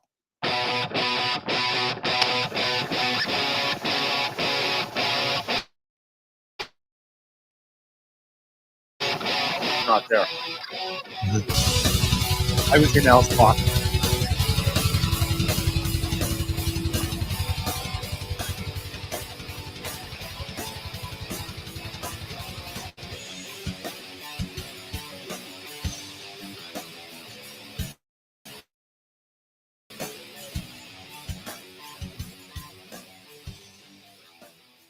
Oh. Okay, so I just want to say two things before we end. Al, if you're watching or listening, no, at the end of that thing, there was a website, globalmarijuanamarch.ca, that actually is no longer active. I tried to check that out. That's not there. It will be. So don't go to the website. No, it'll probably be a new website address. Because I think at the very least I might have to do one on Wix, which is a Wix website, but it's free. The relax and chill music, that's still the aggressive. Well, you have to find it for next week. Okay, so here's my question. All right. You got legalization. Why are you doing the Global Marijuana March? I have an answer. Thank you. Not repealed, removed from the criminal code. Okay, so you want to see cannabis repealed then? Yeah. Okay, so then you would bring your sign, Bristol board, whatever, and you'd come down in the park, and that's what you would bring to show. Right. What's everybody else bring? A joint? Only like myself, my sign's going to say cannabis as medicine should not be. It's time to educate the younger generation. Yeah, too many Canadians believe that, hey, it's legal. We're good. There's no more fight. Give me a joint. I'm going to smoke it and shut. We need to be able to have, like, what is your fight, your personal fight? This was my point. We need to do some, like when we were talking about it earlier with the mess that was left. Okay. We need to educate people that this is, and we want to be a festival. Yeah. And In Your Face started doing these festivals. Civil disobedience. I don't know if I agree with civil disobedience because, I mean, most civil disobedience is done with anger, and you can't do anything with anger anymore. You know, society is so angry in general. The minute you voice up and get any kind of aggression going on, I'll just go, you know. Well, I did up a couple posters, and on one of them it actually says "Keep our streets clean." Well, yes, and we have to. We have to. Yeah. I will support things like that till the day I die. Yeah. But it's we would love to have not enough. The events that I have issues with. It's anything but themselves. What is it? The Gen X generation? Is that what they're called? I don't know what do we call them now? I don't fuck. I'm Gen X. No, You yeah, I know. I don't know what I call myself. I'm an old fart. You know.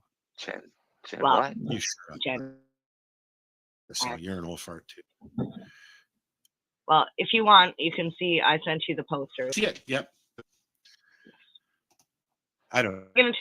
We're gonna. Marcel didn't find a video. I forgot I was looking for one. I'm setting up a guest. Oh, can we watch the preview for the movie Tommy on YouTube? If you pull it up, give me the link. What is it? A new Tommy? The Who Tommy? No, the Who Tommy. And it's a new version? No. The old version. Yeah, the original. We might get in trouble with Facebook. Really?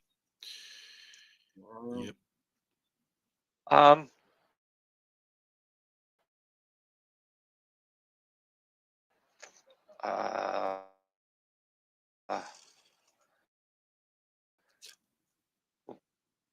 This weekend was supposed to be the Valentine's Day Bazaar. Oh, for mom. For Maritime for medical marijuana. The problem is so we are the next 3 days we're supposed to get over 40 centimeters of snow. Wow. So I haven't looked outside yet, but I'm figured it's probably started soon. I have not seen a flake of snow all week. Nope.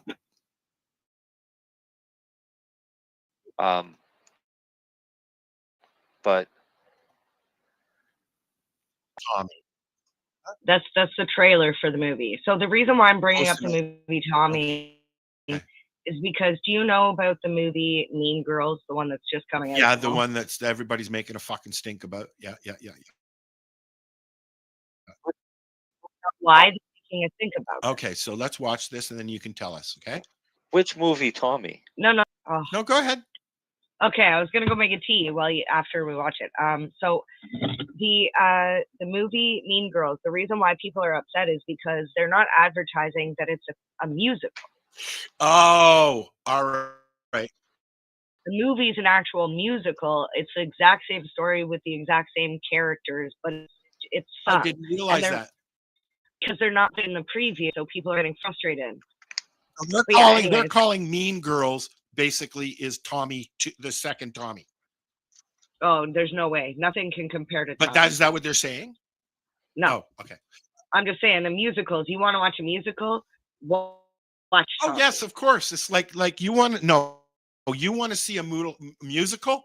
Watch The Fiddler on the Roof. That's a musical. Tommy is a musical. What else? But Tommy's the movie you can is a musical. Tommy's the movie, just like Wizard of Oz too. You can sit and smoke a joint and chill and get like. So I watched the Wizard of Oz anymore. Tommy? I watched The Dark Side of Oz. That's the only way I can watch it now. You got me all excited there for a minute. Okay, let's watch this. Why? Because Marcel. The trailer is the trailer from the 1975 movie. Yes. No, it's not. It's the old movie. Yes. It's just to show people the movie, so they'll go watch the Tommy movie. Okay, I'm putting it on. Oh fuck! Go watch Rocky Horror Picture Show. There's in 1968.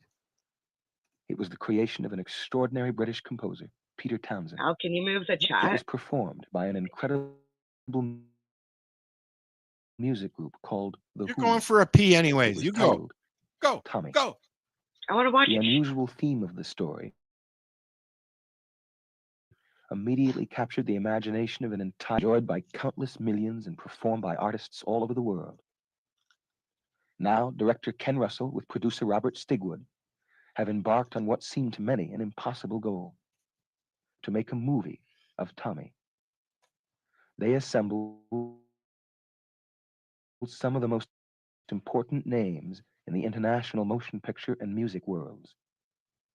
Columbia Pictures and Robert Stigwood are proud to announce Tommy, the movie.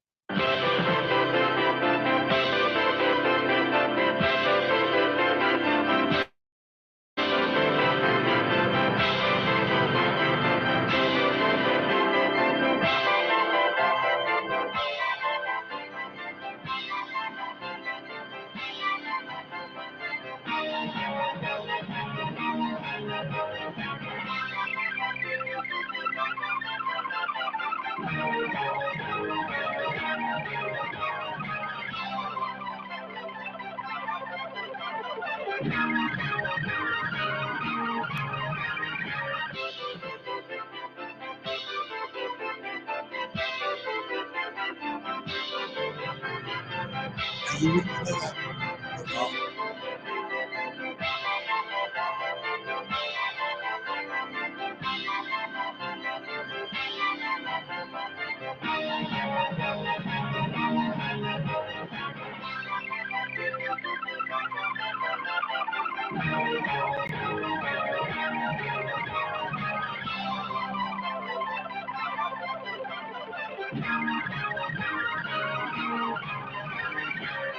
Anne Margaret, the mother. Oliver Reed, the lover. Jack Nicholson, the doctor. Eric Clapton, the preacher. Tina Turner, the acid queen. Elton John, the pinball wizard. Keith Moon, Uncle Ernie. The music, The Who. Roger Daltrey, Tommy. Tommy, your senses will never be the same.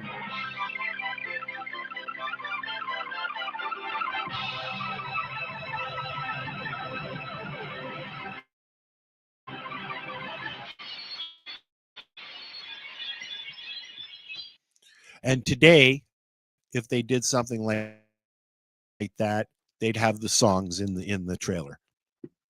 Yeah. Right? So they've done the same thing with Mean Girls. Yeah. But isn't this Mean Girls? Isn't this Mean Girls 2? Yeah, but it's a musical version of the original Mean Girls. Okay. I like some musicals. I was sitting here thinking of other musicals that I like that they've done. Pink Do you Floyd. like Grease? No, Pink Floyd, The Wall. Wasn't a fan of Grease. I mean, I watched it back in the 70s when it came out.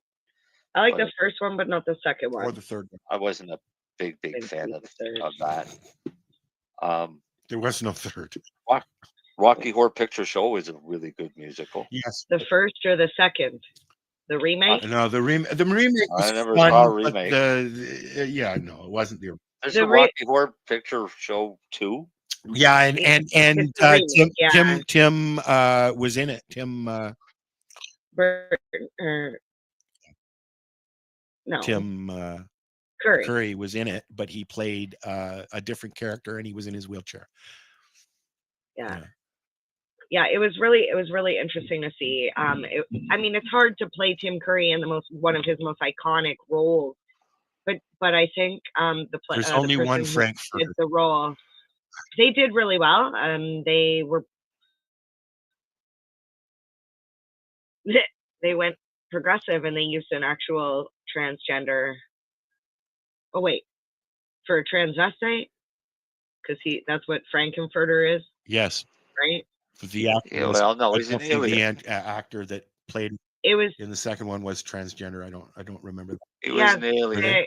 No, they are. Yeah, they're in the girl from Orange Is the New Black. Oh yeah, I like her. Yep. Yeah. I like that show. Okay, I can see the original 75, 1975. All right. Okay.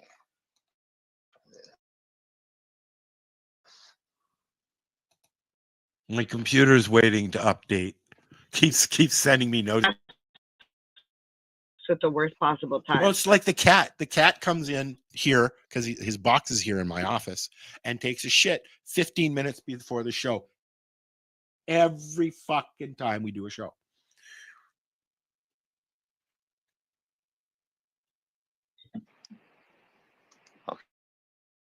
Okay, I'm just 2016. What are we doing? I'm looking up the Rocky Horror Picture Show. Oh.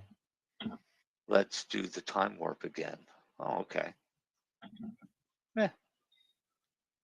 Yeah, it was decent. I should go and look and see. Okay, so since we're talking about remakes, and I know it's not out yet, but I've seen the trailers. I'm not looking forward, although I will watch it, the new remake of crap. I've never seen the original. No. the Bodyguard movie that what's his face did, that he was really popular for doing in the bar. The Bodyguard in the bar. The bouncer movie. Ronda Rousey was supposed to be in it.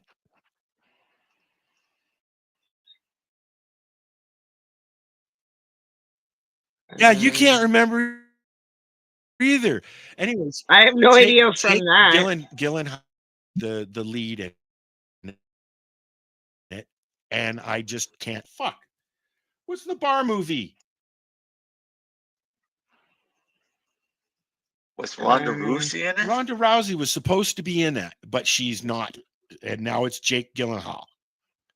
Studio. Roadhouse. I can't. I never seen Roadhouse. That's Patrick Swayze. The original Roadhouse was Patrick Swayze and Elliot. What's his face? What's his name? But anyways, the remake is Jake Gyllenhaal, or however you pronounce it, and but 5 years ago, but 5 years ago they were poising Ronda Rousey to do it as in a female version of it, but then she's gone into the WWE now and doesn't do anything but. So that's hilarious. Is this what the new movie's about too? It's the same. It's just a remake. Yep. It's actually clean up the patted tonk in a Missouri town. I mean, it was a great movie. It was a classic '90s movie, or even '80s. It was '80s, I guess. 89, yeah. It's a ex-UFC fighter, Dalton, who's Jake Gyllenhaal, takes the job as a bouncer at a Florida Keys Roadhouse, where Patrick Swayze was just a bouncer. What's his face there? Right. That this paradise is not all it seems. I love Sam Elliott's character in that movie. It's the same character he does in Roadhouse. The other day called Dangerous. Dangerous has Mel Gibson and Scott Eastwood, and it's fucking hilarious because it's not a great movie. It's a low budget action film. It's got Scott Eastwood, which is Clint's son. So my point is, I'm watching the movie, and every now and then he goes into a tough guy, and he's his father, and he says the same kind of lines that you would expect his father to say in an enforcer movie or something like that. But it sounds exactly like his father when he says it, and he looks at him, and he's got that same. He looks like his father, so he's got the same stare and those "go ahead, make my day" kind of esque lines in this movie. And it was the only thing that kept me watching the movie, because the movie sucked. Like Mel Gibson now, he's poising himself to do a new Lethal Weapon, which I'm looking forward to. And you got Tom Cruise has just signed on to do 15 more repeats of what he's already done with Netflix and that, or the big studios. Yay, Mission Impossible 27. Well, yeah, that's the thing. And I watched the newest one that Will Smith does with what's his face, funny man there, Martin Lawrence.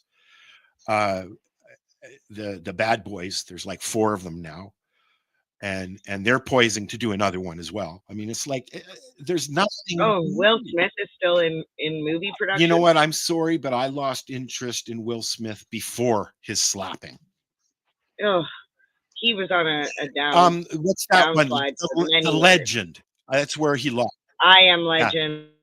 That's where he lost. Yeah, I can't watch him anymore. I love all the MIB. I love lots of movies that he's done, but I can't watch him anymore since. Oh yeah. And he's doing another one.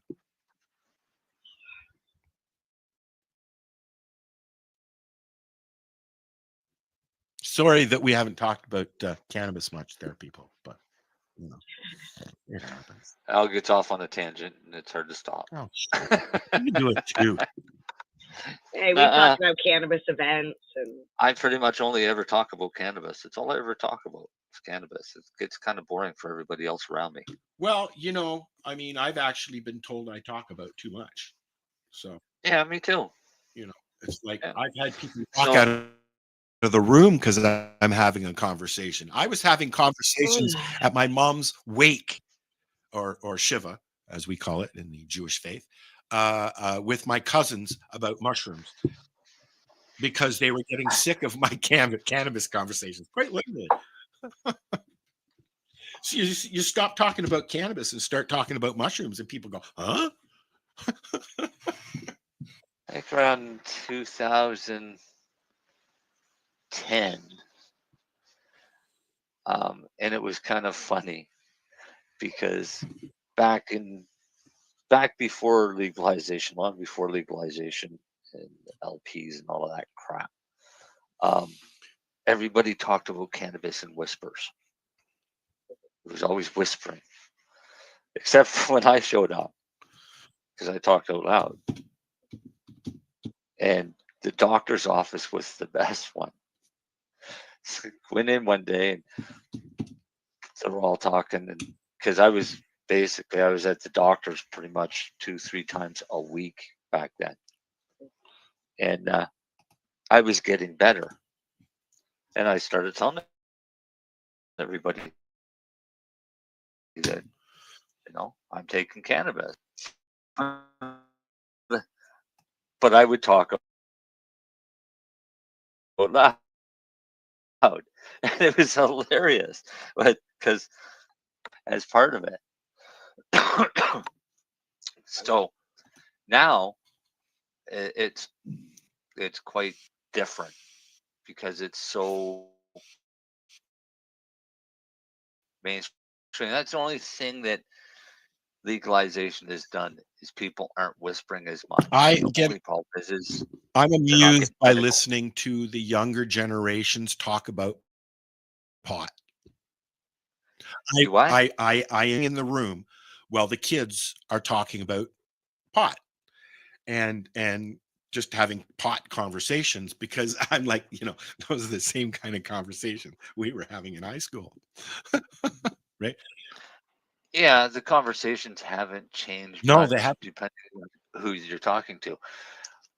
Our kid's a little different because, I mean, she's been around it Yes. pretty much her whole life, and she knows it first as a medicine above all else.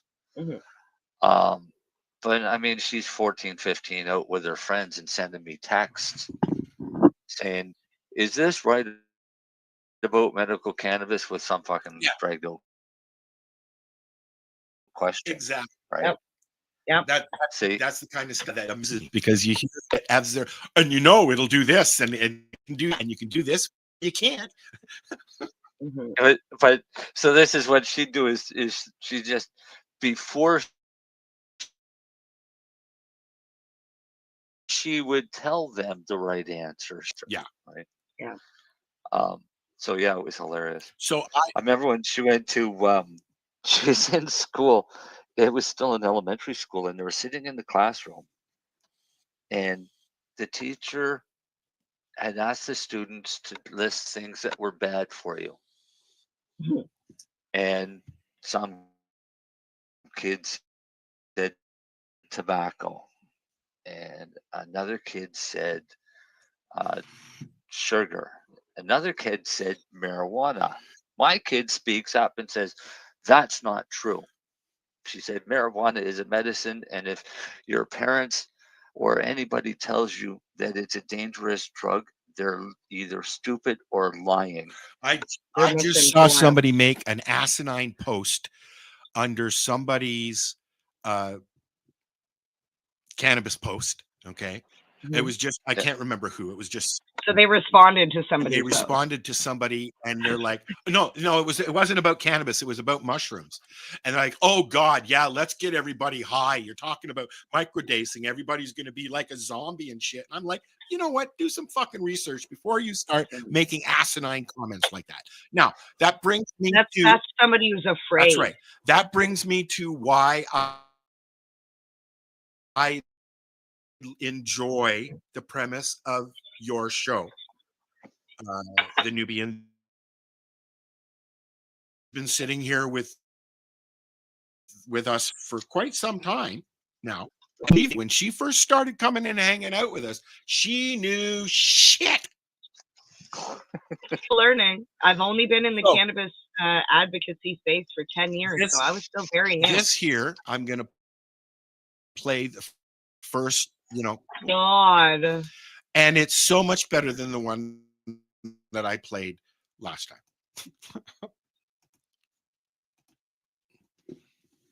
Fuck your disc. Like, which one is this one? This is the first episode.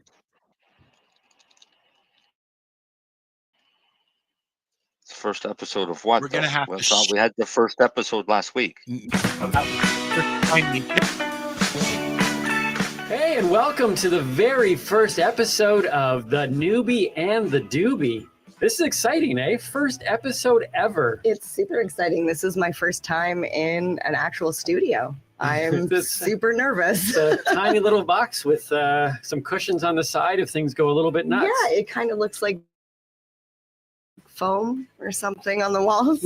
Is that for our protection? I think anytime you define something as it looks like this or something is a very scary scenario. We are starting this podcast and launching it on 4/20. That I believe is, let's see, January, February, March, April the 20th, fourth month, 20th day. Yeah. That's worth celebrating, is it not? It is. There's a special reason why we celebrate 4/20, which we will get into later, but I have to wave my little flag here. When we were preparing this podcast, we were like, do we have all of our notes? And MJ in particular was just saying, but can I at least have my flag? That was kind of the most important thing. So now that that's out of the way, we really don't have much else to go with other than what's on this little card here. Do we need to blow the whistles? I mean, you did bring these two traveling in today. I did. I'm going to save mine later when we talk about the reason behind 4/20. All right, so you have to stay tuned for that. Not only will you hear about the history of 4/20 and other stuff we're going to be talking about, but there is literally an opportunity for us to blow these whistles. There you go.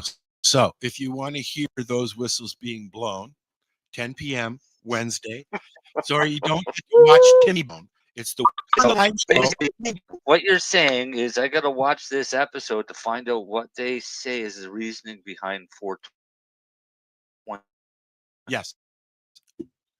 If you want, you can go and Google it now. I enjoy which is the right one, together. and that's Mary Jane.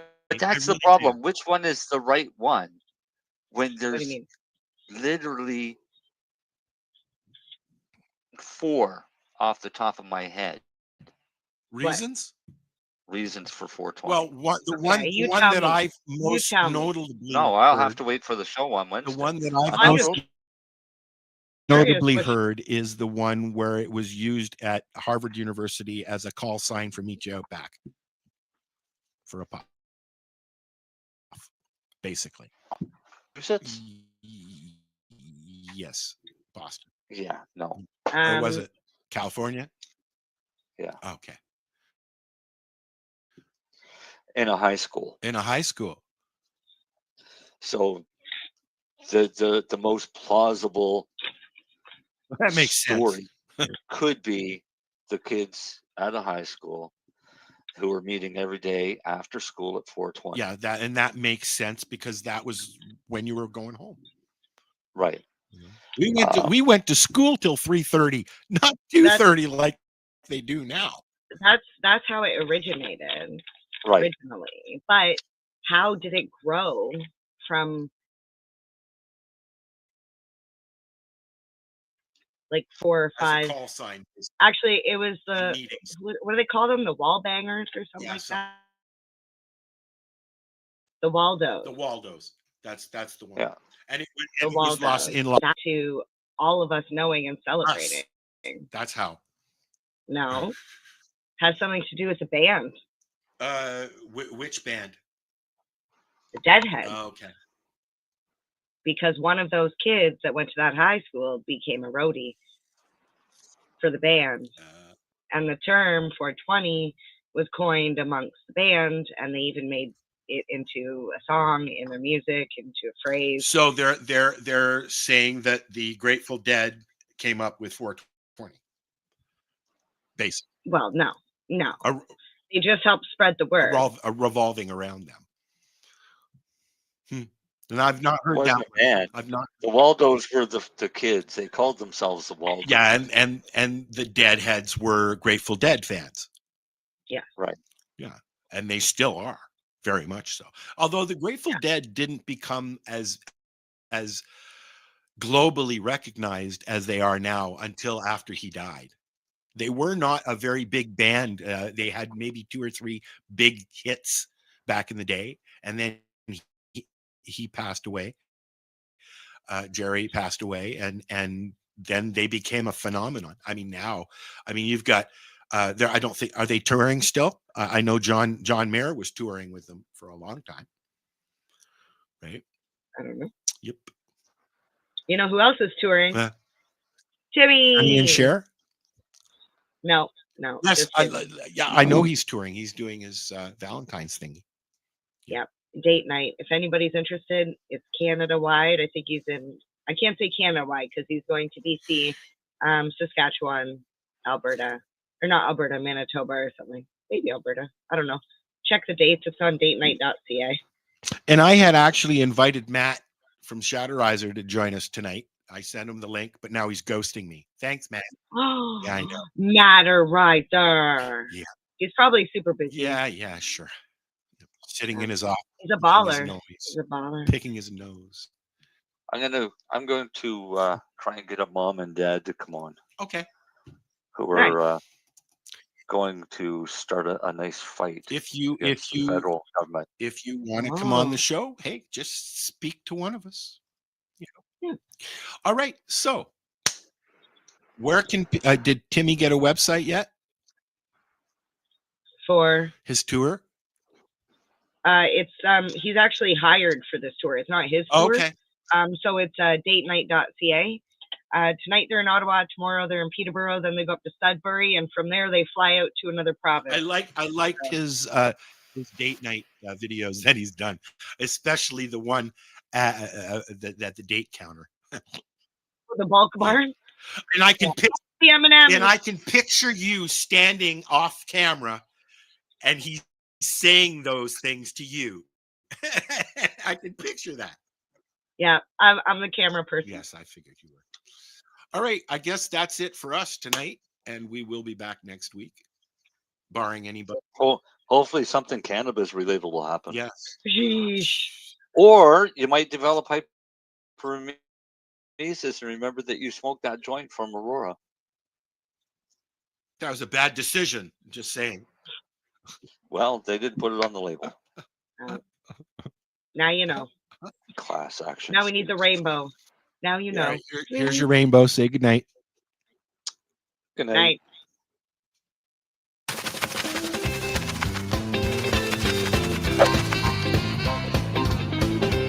Cannabis infotainment that includes patient stories, discussions, the news and more.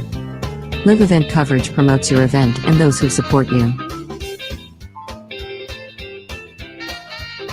Tune in and subscribe today.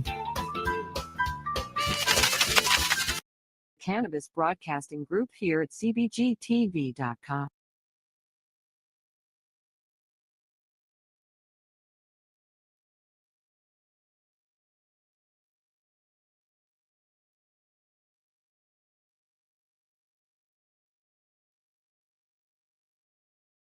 This one comes, and the headline on it says, "Rolls take flower as pre-rolls have passed flowers as the top grossing cannabis category in Canada, according to a new report. Using data provided by sales analytics firm Headset, the report reveals pre-rolls generated more than $1.27 billion in revenue in 2024. With nearly 69 million units sold, securing 32.8% of the market. Now, second at the time to flower. But by the mid-2025, pre-rolls had overtaken flower in sales to become Canada's top grossing cannabis product category. The report says. Gone through September 9th of this year, pre-roll sales reached $982 million and a 34% of the market from 72 million. That's 8% over the previous year period, and on pace to break last year's record. Now, it also goes on to say, by comparison, flower recorded $909 million in sales and 32% of the market share over the same period. That's down $23 million. Now, as far as what's the most favorable pre-rolls and stuff, they say General Mission has risen to the top of the Canadian pre-roll market on the strength of its flowered or flavored and infused pre-rolls. And they also say that other top performers on this list include Shred, famous for its terpene-rich blends, and Back 40, which is a heritage brand known for accessible large multi-packs. The report also highlights Jeter. That's America's best-selling pre-roll brand, which made a powerful entrance into the Canadian market in 2024. And Redican, an Ontario-based company recognized for its iconic Ready Slim pre-roll packs. So there you go. Those are the pre-rolls have taken over flower. I guess it's the convenience of just buying something that is already made and ready to go. And all you got to do is take it out of the tube or out of the package and light it up. And you're not fighting the wind or the rain to try to roll one while you're out and about.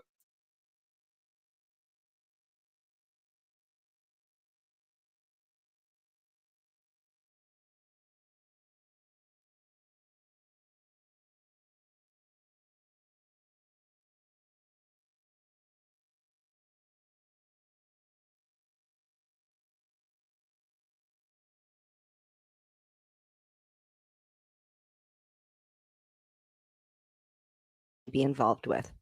All medical advice during our broadcast is not a medical opinion and should be checked with your medical physician.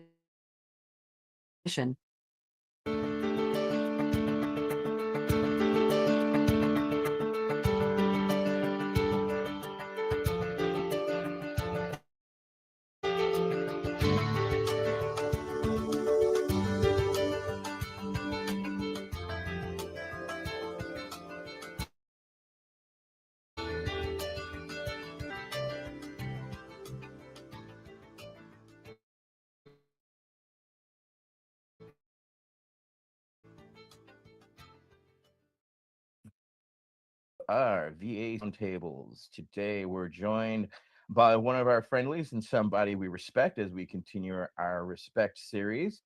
And absolutely, we're so happy to um, have Rachel Gordon of greenstate.com. And she's been a journalist for many moons. And she has helped, of course, she's been a judge. She has spoken out in defense of cannabis time and time again. And so it was about time to bring her in and have that conversation. And so we use these as tools to educate our veterans because not all of our veterans are aware of the history in the cannabis movement. Some are, some are not. So we're very happy to have the fortunate ability to move things. We had some technical difficulties, still having a bit of technical difficulties trying to get our VAC. There it goes. It goes. Change our view because we want to see the person we're interviewing. All right. So first off, out the gate, Rachel, is how did you originally come to cannabis? That's a multi-layered question in the sense of, when did you first hear about it? When did you, get first turned on? And, when did you decide it was going to become your life? It's a great question. And I just want to start by saying thank you so much to VAC for having me tonight. It's a huge honor, and Nate especially for kind of introducing me into the fold. So thank you so much, guys. It's a real honor. My journey with cannabis started when I was a teenager. A lot of my friends, my peers started using cannabis, I guess, fairly early, in middle school, 7th grade, 8th grade. At first, I was fairly anti-drug and alcohol. There's a lot of addiction in my family. And like many people in the DARE generation, I thought that cannabis was a gateway, right? And it led to all these horrible things. And then by the time I was 15, 16, more of my friends were using it. I noticed that they seemed a lot more chill than all the people who were drinking every weekend. So I decided to try it, and I fell in love immediately. I said, what have I been thinking this whole time? Obviously, this plant is amazing. It didn't have all of the terrible side effects of alcohol, and I just really, really enjoyed it. Started smoking it really regularly, and I actually got to be an au pair, which is a fancy word for a nanny, in right outside of Amsterdam when I was 20. So spent a lot of time chilling out in coffee shops in Amsterdam, learning more about cannabis culture. And it wasn't until much later, though, that I realized it could potentially be a career. I was actually working in education. That's what I studied in college. I was working with kids. And I ended up getting arrested for cannabis outside of school in 2011. And I had to lose my career while I was dealing with my criminal case, and just started doing writing more as a side hustle. Initially, I was writing about sustainability education. I was not classically trained. It always just came naturally to me, writing. I enjoyed it, growing up. Never thought of it as a career. But then legal cannabis started happening across the country, and I started finding gigs writing for, cannabis brands, CBD websites, things like that. Fast forward, a lot of right place, right time sort of stuff. And I was a full-time cannabis journalist, traveling all over the country and the world, learning about the plant, meeting different people, and telling their stories. So it's been a really, really awesome journey. I realized it was my destiny early on in my plant medicine journalism career, and just super interesting how things work out. I do believe that if I hadn't have been busted, I probably wouldn't be where I am today.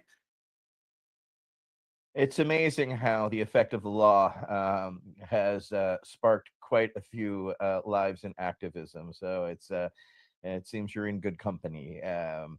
So thank you for that, and thank you for joining us tonight. Next up will be Council Member Mike Davis with our next question. Hey Rochelle, thanks for joining us. So you've been covering cannabis since excuse me, you've been covering cannabis since 2015. What first drew you to the plant, and how did that lead to a full-time career as a cannabis journalist?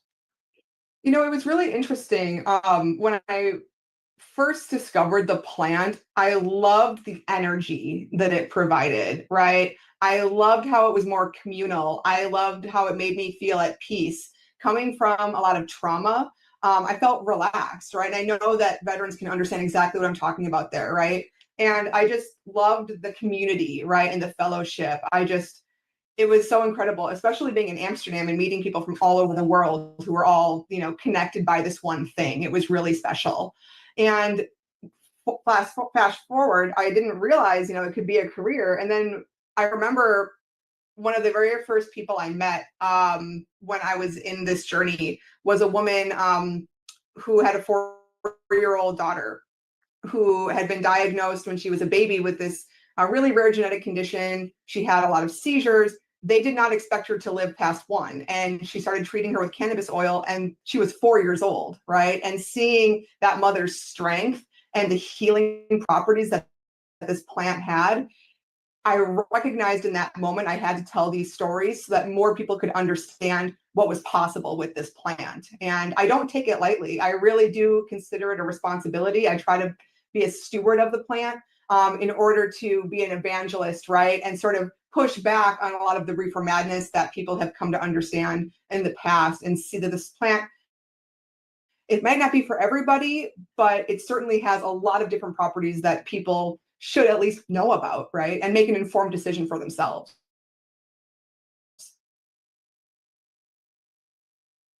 Absolutely. All right. Next up will be Council Member Nate Landau. Council Member. Hey, Nate.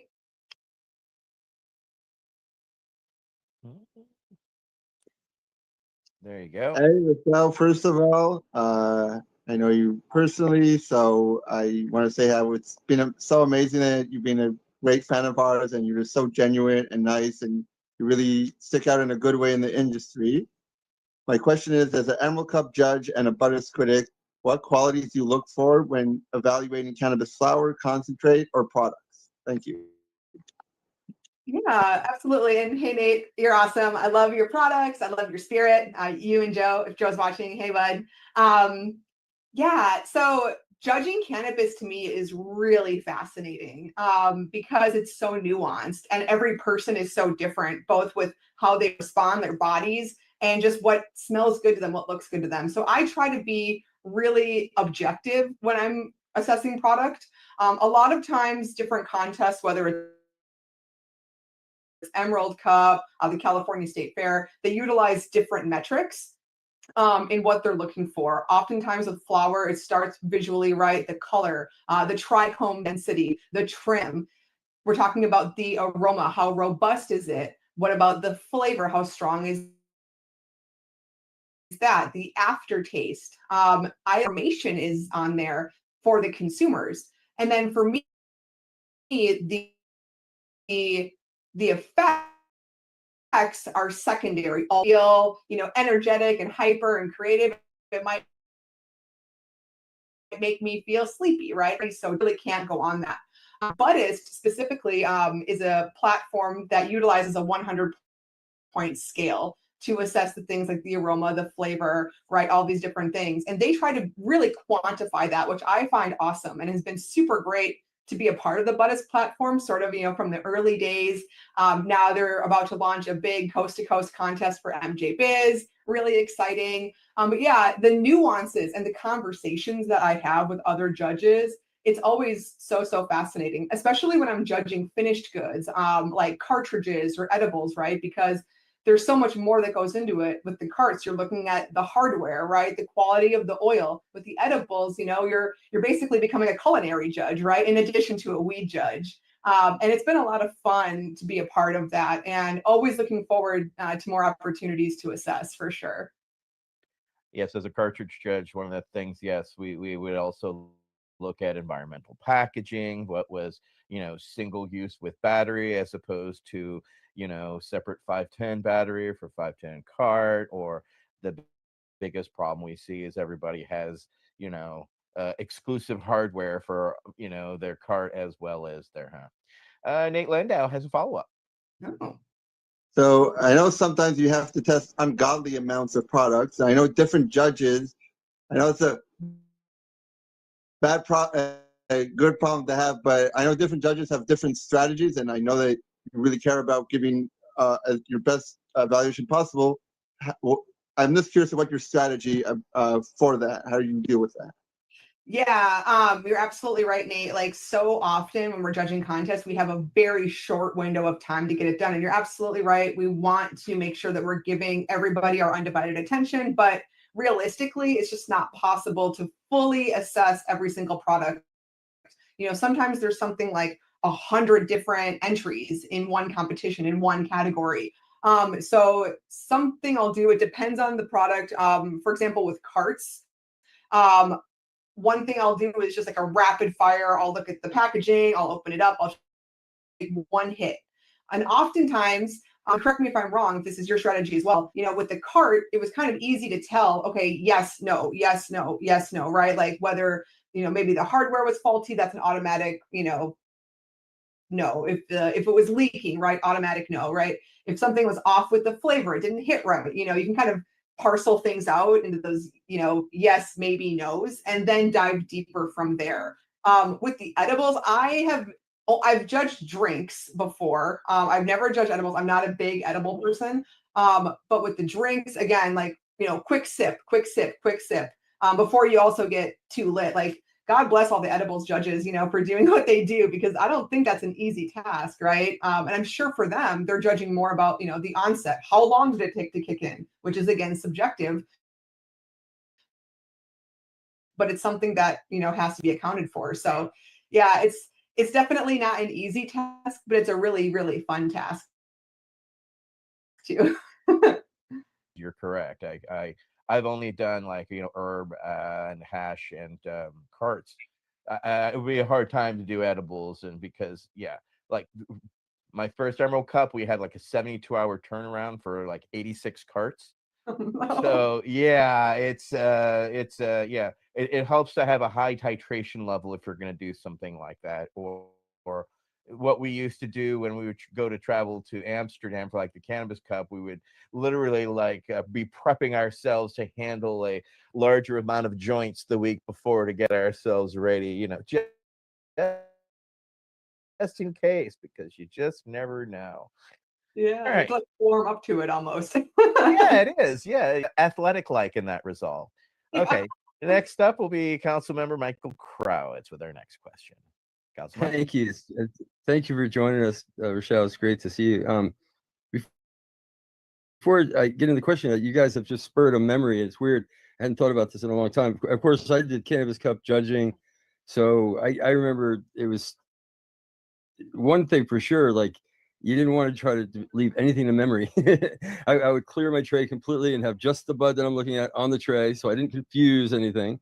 And then I would take the notes immediately. And then like 5 minutes later, I couldn't tell you, like, we were on to the next thing already. But it's funny, the memory that I just had, I haven't thought about this in a long time, but back in the day, when I would be testing, herb to see if I liked it or not. And I don't think that's actually even one of the things that you're asked when you're judging whether you liked it or not. But to really know if I liked it or loved it, if it was something that was really right for me, like Colombian gold kind of stuff. I'm talking about Wayback Machine. And I remember I used to require 3 days. I had to wake up and go to bed with it for 3 days. Then I could give you like my opinion on it. And it's so funny. I hadn't thought about that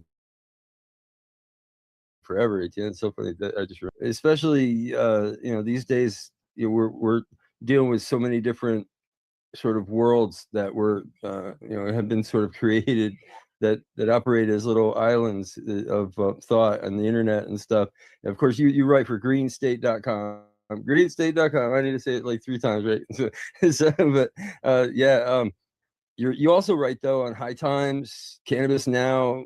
So when you're writing for these, and greenstate.com, see, I said it 3 times, and when you're doing these articles, though, I mean, is it what, like your style and you just lay them down, or do you actually think about your audience for those particular venues, like when you're writing? How does that work? That's write for different publications, and some people develop their own voice, which I believe that I have, but I definitely try to tailor things for specific audiences, especially if I'm writing for more of a B2B, like an MG retailer or something like that, Cannabis Business Times, something that more like people in the industry will be reading versus the general consumer. Green State, we're definitely more looking at the Canna Curious and people who I would refer to as the Canna Curious adjacent, like maybe people who won't try pot, but there are other things that intersect with cannabis culture that they might be interested in, whether it's music, fine dining, right, movies, things like that. And then High Times, obviously it's more like heady, right? And so while I always try to be really authentic in my own voice, I definitely tweak things, like when I'm writing for Green State, we try not to go too much inside baseball. Like we do a lot of slang check. And I think about, okay, like, could my grandma understand this article? And if there's something in there, like a term that, we in our culture use, but maybe they don't understand, I try really hard to either explain what that is or pick a different word, because I really want to write content that feels approachable and accessible for everybody, right? I mean, to your point, Michael, like we definitely exist kind of like in a bubble in cannabis, in an echo chamber, and we forget that the learning curve is so steep with this stuff. And there are people, who've never experienced the plant. All they see is what's in like mainstream media. And so if we want to really reach them and make them feel seen, like they can understand, we have to get on their level. I read this book in college called Rules for Radicals by this guy Saul Alinsky. That's like the most successful way to kind of get your message across and get folks behind what you're saying. So I really try to keep that in mind whenever I'm writing whatever it is, right? And also the actionable insights. So if I'm writing a review of a new device, right, I'm trying to think like, what exactly would I want to know if I was about to go out and potentially spend money on this product? What do I need to know to make an informed decision? And I try to use that approach as well with all of my writing. I try to stay concise. One of the things in the military they do is because you don't have to have the highest literary rate in it to be in the military, depending, especially my job book for maintenance monthly because of how bad reading efficiency is, etc. So we understand the need to not necessarily dumb it down, but make it as accessible across. Is I think is a key thing. I think you touched on a significant point on how siloed we become in the movement with our own. It's the same way in the military. We have an acronym for pretty much absolutely everything. And in our movement, we've done the same just to shorten things down, you know. But I think that you're bridging a natural gap that needs to be always there, which is a layman's explanation so that they get it. Because with policy and, of course, with science, it can go to zero to over your head real quick. So thank you for taking that time and doing that. I have our next question. And as a neurodivergent person myself, you've expressed a deep interest in cannabis for neurological conditions and autism spectrum disorder. Can you share any compelling stories or research that have shaped your understanding in this area? Yeah, those are two areas that I really love to cover and love to write about because I have a personal experience with them. And so I'll start with that and then we'll talk about the exciting stuff, the science, right? A lot of people who follow me have heard me talk about my dad, who was a huge influence on me. Growing up, he suffered from severe epilepsy and was not responding to medication. He had several petit mal seizures a day. I can remember him zoning out. He couldn't have a driver's license. And when I was about 8 or 9 years old, he decided to have a brain surgery that could potentially correct the epilepsy. And he ended up having a massive stroke right after the surgery and was left paralyzed on one half of his body.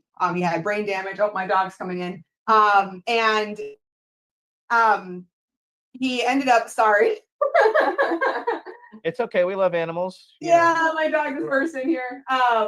Thank you. What's your dog's name? Peggy. My dog's name is Peggy. My husband Kurt just came and grabbed her. She's adorable, but a minute. Michelle, the writer, if you. The stroke really impacted my father's life in a negative sort of way, and he ended up in assisted living, nursing homes, and he passed away in 2020 from long-term complications from his stroke. And knowing what we know now about cannabis and its efficacy with seizure disorders, I can't help but wonder if maybe he could have tried it. Maybe he'd still be here today. Maybe things would have been a lot different for him. And so I remember, again, one of the first people I met doing this was a guy in Colorado who told me he'd been seizure-free for 10 years because of cannabis. And I told my dad about him, and my dad was like, wow, I wonder if it could have worked for me. And it was heartbreaking, you know, and it really made me realize, again, that this was the path I was meant to be on. So I could tell these stories so that people could at least understand that they have a choice. It might not work for them, but hey, it's out here, right? Look into it. And the same thing with autism spectrum disorder. My nephew is nonverbal. He's autistic. He's about to turn 11, and the CBD oil has been incredible for him. You know, with a lot of his, you know, uncomfortable behaviors, like with the self-injurious behaviors, and those are the studies that I've been really excited to read. There are not a lot of big ones, but we've been seeing all these case studies coming out of cannabis oil specifically being really, really helpful for people with autism as they, you know, want to maybe potentially reduce some of like the stimming, the tics, the self-injurious behavior. I've even read about cases where It's helped people communicate because it helps calm your body down. The endocannabinoid system is meant to help promote homeostasis, harmony in our bodies. And so if your body is at peace, maybe the mind can be at peace too, and help all these systems work together. And I have really high hopes for what cannabis can do for folks with ASD, in terms of especially the folks who are nonverbal, because seeing my nephew struggle, and cry because he can't get the words out, it's just heartbreaking. And knowing that this could be a potential for him and others like him, it's really exciting. And it's why I keep doing what I do. I mean, I won't lie. Getting high is awesome, right? I love it. I love weed, but this is far more important, right? The medical aspect and what this plant can do for people and their families to improve their quality of life. Sorry about your dad. Nate has a follow-up. Yeah, Nate. And thank you so much. My dad was Yeah, awesome. when you posted about your dad a few months ago, I think it was 5 years since he passed. That was what struck me to reach out to you to come on, because that really struck a chord for me as well. And the impact on autism is also very important. I just wanted to mention a peer-reviewed study. I'll send it to you later, where through machine learning and a saliva sample, they took a control group of kids without and kids with it, and they showed that 90 minutes after taking a CBD oil, the aggression levels and the biomarkers for the kids with autism went completely down, with pretty much the same as the kids without autism. And I don't know about other states, but in California, adults with autism, the state only helps them to a certain point, and then it kind of falls on the family. I think it's 22 or 24. So that group that did this study is actually working to show the state that they can actually save money by funding this research, so then it's less a toll on the family and the state. Because unfortunately, if we have a certain condition, there's a certain limit of how much you can integrate into society. So I'm very fascinated. I'll send it to you. So thanks for sharing and being vulnerable, because it's also something that's really important to me. Thank you. Yeah, no, please send that over.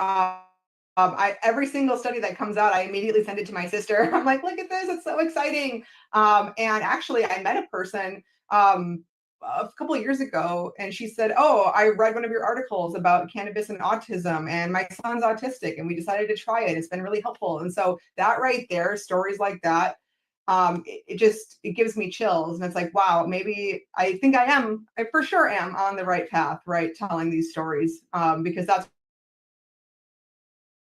what it's all about, is just people finding a better quality of life. So thank you for that. Yeah. And if you can just touch one, right, then it's all been worth it. And that's really nice difference, and nice reminder of you're doing well. Doing too. You're not just doing it. So kudos. Hey, so how do you balance being a critic with being a steward of the plant, especially in an industry where honesty can sometimes clash with commercial interests? Also a really good question. And it's kind of tough sometimes, also because I feel like I'm pretty nice. I'm like Midwestern, so I'm very polite. So I am not the kind of person to go on a tear typically, unless, okay, I'll take that back. In certain situations, I will. Like, for example, I posted this thing earlier this week about National Geographic magazine and how they're like spewing a lot of very one-sided coverage of cannabis, and like not in a good way. And so I had to point out the hypocrisy there. But when it comes to judging products or writing about companies, I really, really try to be balanced and objective. And it can be difficult on both sides, right? You don't want to give favorable coverage to people that are your friends, right? You have to be honest, and you don't necessarily want to slam the people that maybe behind closed doors you're like not as excited about, right? And so typically when it comes to reviewing products, I will always be honest. If there's something constructive, I'll mention it, but I'm not rude about it. If something is really, in my opinion, low quality, or it has a lot of problems, I like to just, if you don't have something nice to say nothing at all, in which case I just, I won't write about it. And maybe privately I'll give feedback. I did have a situation like that a couple of years ago. A company sent me a device, and I had a lot of issues with the device in a lot of different ways. And so I decided I can't write about this, but I will give you some feedback. So maybe as you're continuing to develop this product, it's something you might want to consider. But it's really not my style to put people on blast. And it can be hard though to, tell tough stories, right? When maybe a perceived negative story comes out about a brand that you really like or a person that you really like, it's still, you still have to cover it, right? So maybe a brand that you really like, they had a recall or, something else controversial that is newsworthy, and it's like, oh, I don't want to draw attention to this bad thing, but I also don't want to be biased, right? So it can be tough. But I've learned over the years how important it is to have an ethical standard in journalism, especially in cannabis, right? Because a lot of our cannabis publications come from the niche, right? And there weren't really these journalistic ethics and rules being abided by or even looked at, right? And so I like that I can maybe raise the bar in that sort of way and be a good role model for people who want to get into this space someday. Right on. Well, thank you for that. Next up will be Nate Landau with our next question. Cannabis journalism has evolved rapidly over the last decade. From your perspective, what are the most significant changes you're seeing in coverage, tone, and public perception? Thank you. Oh, yeah. So that's like for me a two-pronged answer. So I'll start with the thing which is like the broader like cannabis journalism spot. Obviously, we're all seeing a lot more mainstream coverage of cannabis, especially in the last couple of years as we're talking about potentially rescheduling, right? Things like that. And I'm definitely concerned about the mainstream narrative around cannabis. I've been seeing a lot of perceived negative press, right? A lot of, what I would call reefer mad. All the children eating gummies, right? Like those are the headlines that are dominating the news cycle for the most part, right? And the really nice stories about, oh, like this is a brand that overcame adversity, or this is a study of how it helped people with autism, right? Like those are kind of being pushed to the side, and they end up more in the niche media, right? Like within our bubble, but you don't necessarily always see them in the mainstream. And I understand why though. And like I said, I just wrote about this for Green State this week about National Geographic. And that is, there's an old saying in journalism, I'm sure you've heard it, if it bleeds, it leads, right? People want to read about things oftentimes that are dramatic, divisive. People are drawn to that. And in this era where there's so much noise and there's so much competition for people's attention, it's really, really hard to grab people and get them to click on your story. And so I totally understand why they're doing that, but it's also really frustrating on cannabis. But at the same time, for me personally, it's something that I've also had to subscribe to a little bit, right? Because working at Green State, our parent company is a really big company. And so they have a lot more rules about and expectations about traffic, right? Like you have to bring in these numbers. And so I also have to write headlines that are more punchy or, clickbaity from time to time in order to get people to look at my stuff. But at least I try to back it up with actual substance in my writing and things that are objective and balanced and that people can benefit from, not just straight up clickbait, like gotcha journalism. That's not what I'm into. And so within our own niche, it's been tough. I won't front, right? It's been tough in all of cannabis, frankly. And the media is no different because a lot of really great journalists, have lost jobs. A lot of great publications have gone by the wayside. It was awesome to see High Times get resurrected,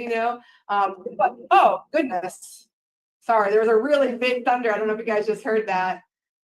Oh yeah, there was a huge thunder right here. Sorry, it scared me. Anyways, and so it's been hard to see, really good journalists in our space. Green Market Report, losing them was awful, and we're getting sort of, bottled into like one teeny little thing where it's like, okay, it's high times, there's Green State, Cannabis Now is doing a little bit, they're holding on, right? Cannabis and Tech Today, they're holding on, MG. We're trying really, really hard to hold on, but it's tough. And so I would implore people that if you enjoy cannabis media, to support them, right? Like click on their stuff, share their stuff. If you work for a company that has a little money to spare, like advertise there, because we will not exist without everybody working together to support us. And so, yeah, it's been hard to see, but I feel blessed to still be here and to be able to tell these stories. So, Well, we hope the weather passes and isn't too disruptive to you. Next up will be Michael Crowitz. Michael, Thank you. That real that touchstone to the real world as you're trying to navigate those algorithms. it's hard, right? Especially because the algorithms are changing every single day, right? Like one thing that's working today might not work tomorrow. And so I just tell people to be consistent, right? Like maintain your voice, understand that there are trends that you want to follow, but be yourself. That's what people I think are looking for, especially in our community, right? People really want that authenticity. As far as where to start, I always encourage people to just, whether it's starting a Substack or their own kind of personal writing, anywhere that you can put your writing on the internet, do it. And it's not hard, right? There are a million different platforms where you can publish for free. And a lot of publications, Green State included, we're always looking for guest posts. So maybe you won't get paid, but you'll get a byline. You'll get, a link to your website or another story, a backlink, right? That can power your SEO juice, whatever it is. And so I know someone reached out to me recently and they said, people want me to write, but I feel like I have such imposter syndrome because I never studied journalism or anything. It's like, I didn't either. I studied education, right? I was working as a preschool teacher and here I am, right? If you love to write and you have something to say, just say it. And know like Neiman Lab is a great resource for journalists, with different practices. There are lots and lots of resources out there to sharpen your skills. But if you have something to say, you definitely should say it because there is a lot of it's important to express by what you're doing others. All right. So our final question.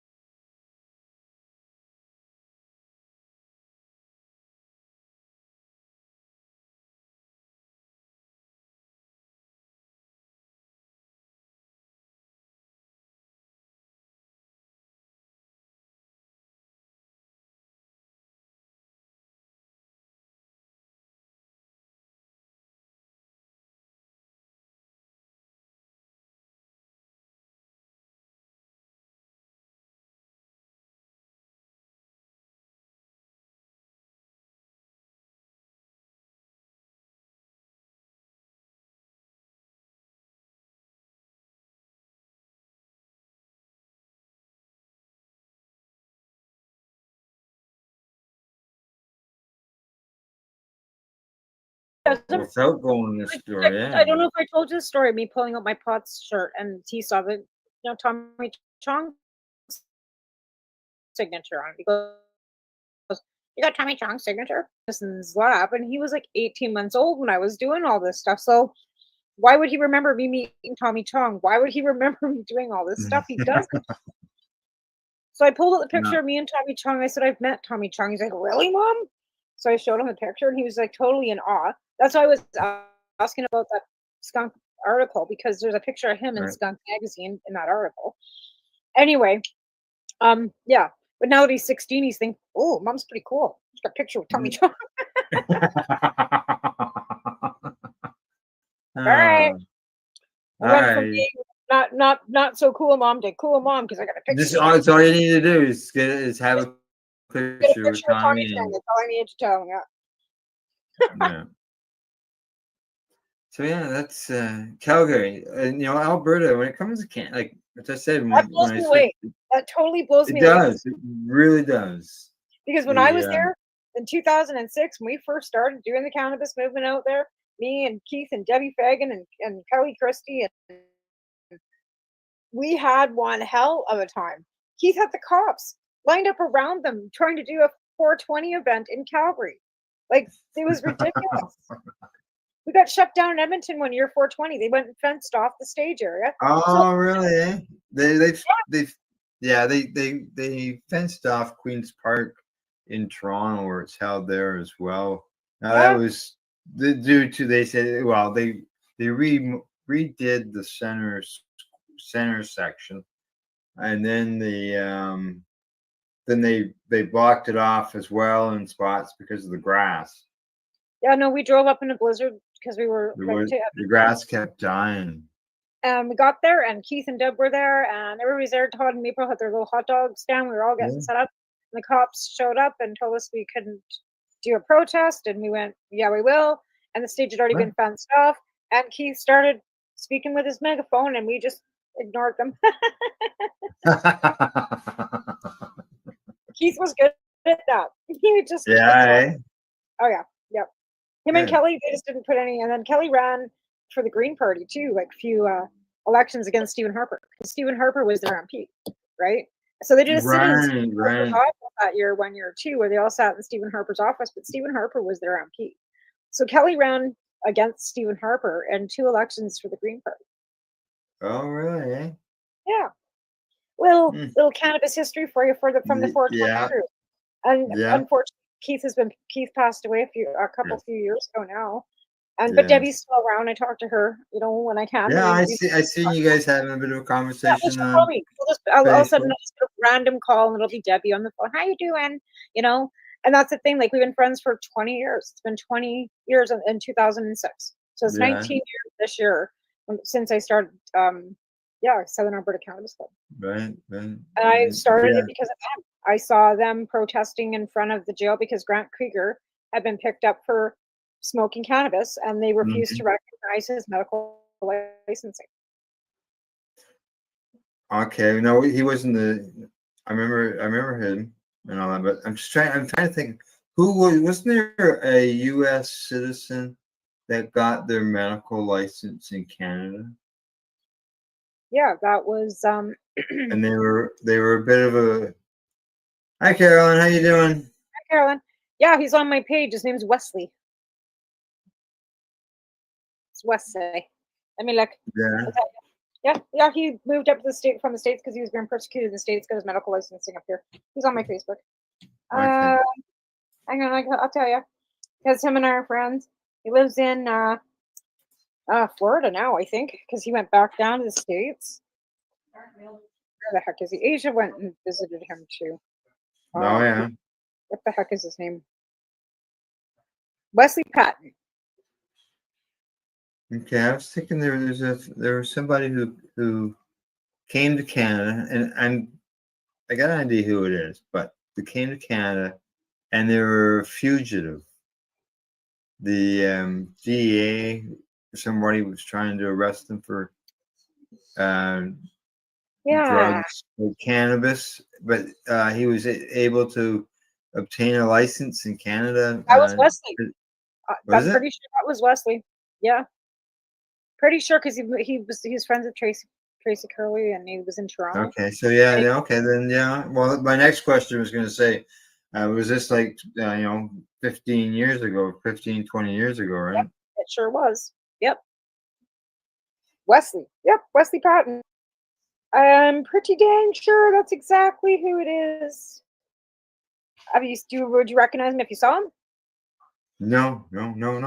I was just thinking about that just the other day. Yeah. Okay. He's on my Facebook. Yeah, he was a fugitive from the U.S. He came up and then he was medically licensed here, and then he was able to go back down, but he was here for like 5 or 6 years before he was able to go back. Yeah. Something like he told me this story like probably now, so I can't remember all of it. What do you mean? What do you mean? It was just yesterday. Oh my god, like I wish I did. But like I said, I would hate to tell his story because it's not my story to tell and I don't want to make it inaccurate. But I'm pretty sure that's who you're talking about. But there could be others too. Like I'm not saying that that's positively like, but I know that was his story too. Could be somebody else. There could be several. Like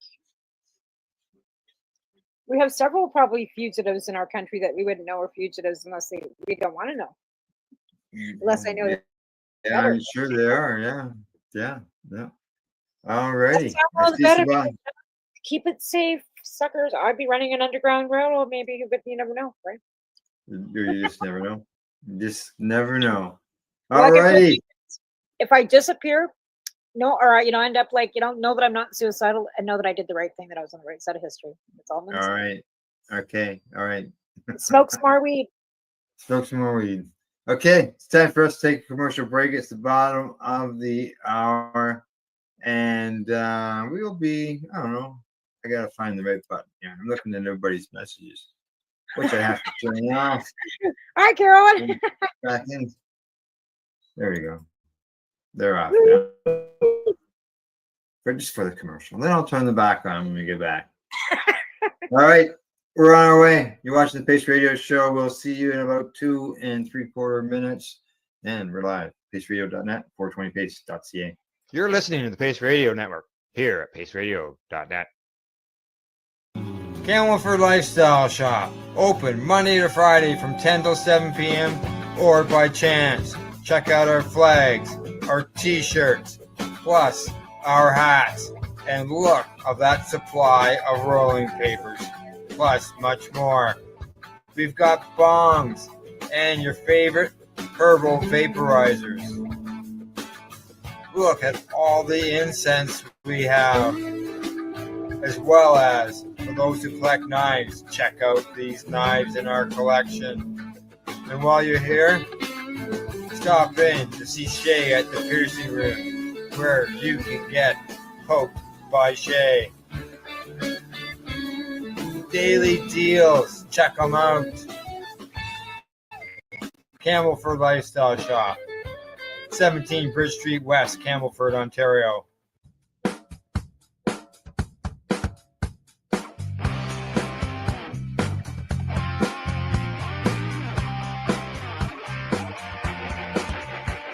I'm having an awesome day, and I'm gonna make sure it stays that way.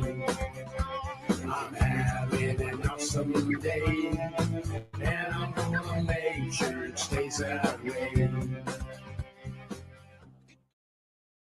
Limestone City Hydroponics is Kingston, Ontario's hydroponics shop. Take your growing to the next level and create the optimal environment with a tent kit, or maximize your yield with an ebb and flow flood table kit. Either way, Limestone City Hydroponics has more sizes and options to fit your needs. Are you looking for the power of the sun that adapts to your budget? Then look no further, as they have professional grow lighting. They have indoor grow systems that are easy and cost effective, with many options to fit your living space and lifestyle. Cultivate your growing potential. We have everything you need to succeed. And if you can't make it to the store, they offer local delivery to the greater Kingston area. Remember, when you're looking for experts to help you grow, then look no further than the locally owned Limestone City Hydroponics, 105 Sunderland Drive in Kingston, Ontario. Call them at 613-548-0420. Re-rolled Saturdays. Check it out. Nothing but non-stop cannabis and psychedelic programming.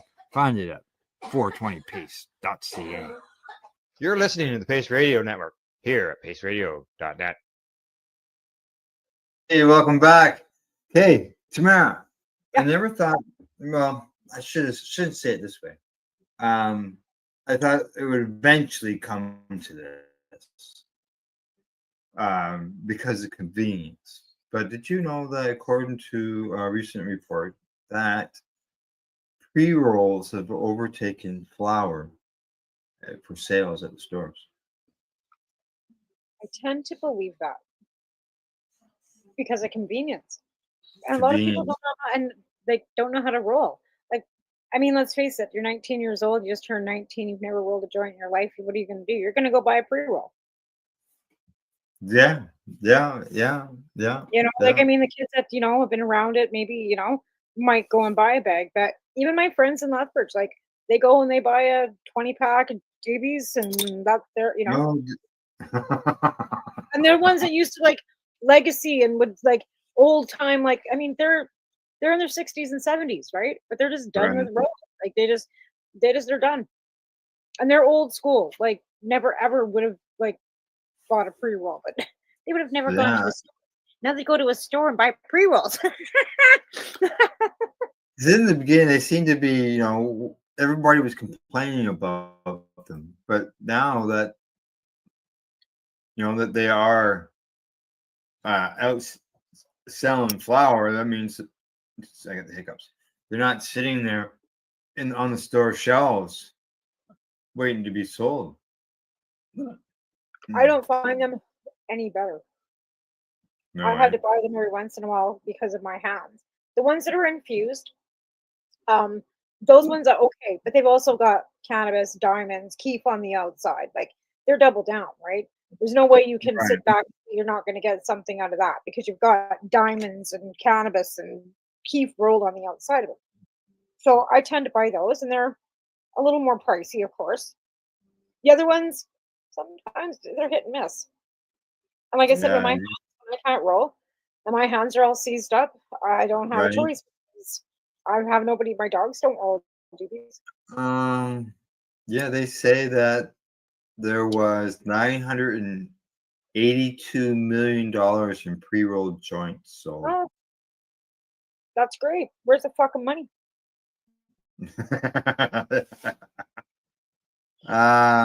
So you I know for a while there you were buying pre-rolls. Yep, I was, yep.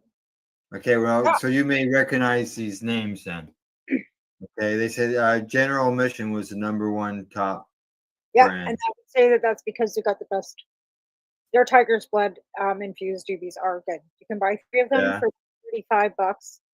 So their price point's a bit higher, but they're good. Yep, General Mission. They say that they're known for their strength. It's flavored and infused pre-rolls. Yep, that's a yes. Yep. They are 250% ahead of the second place company. Let's see what else. They also do tips too in the Tiger's Blood, and those are good. Yeah. They've also got here. They mentioned Shred.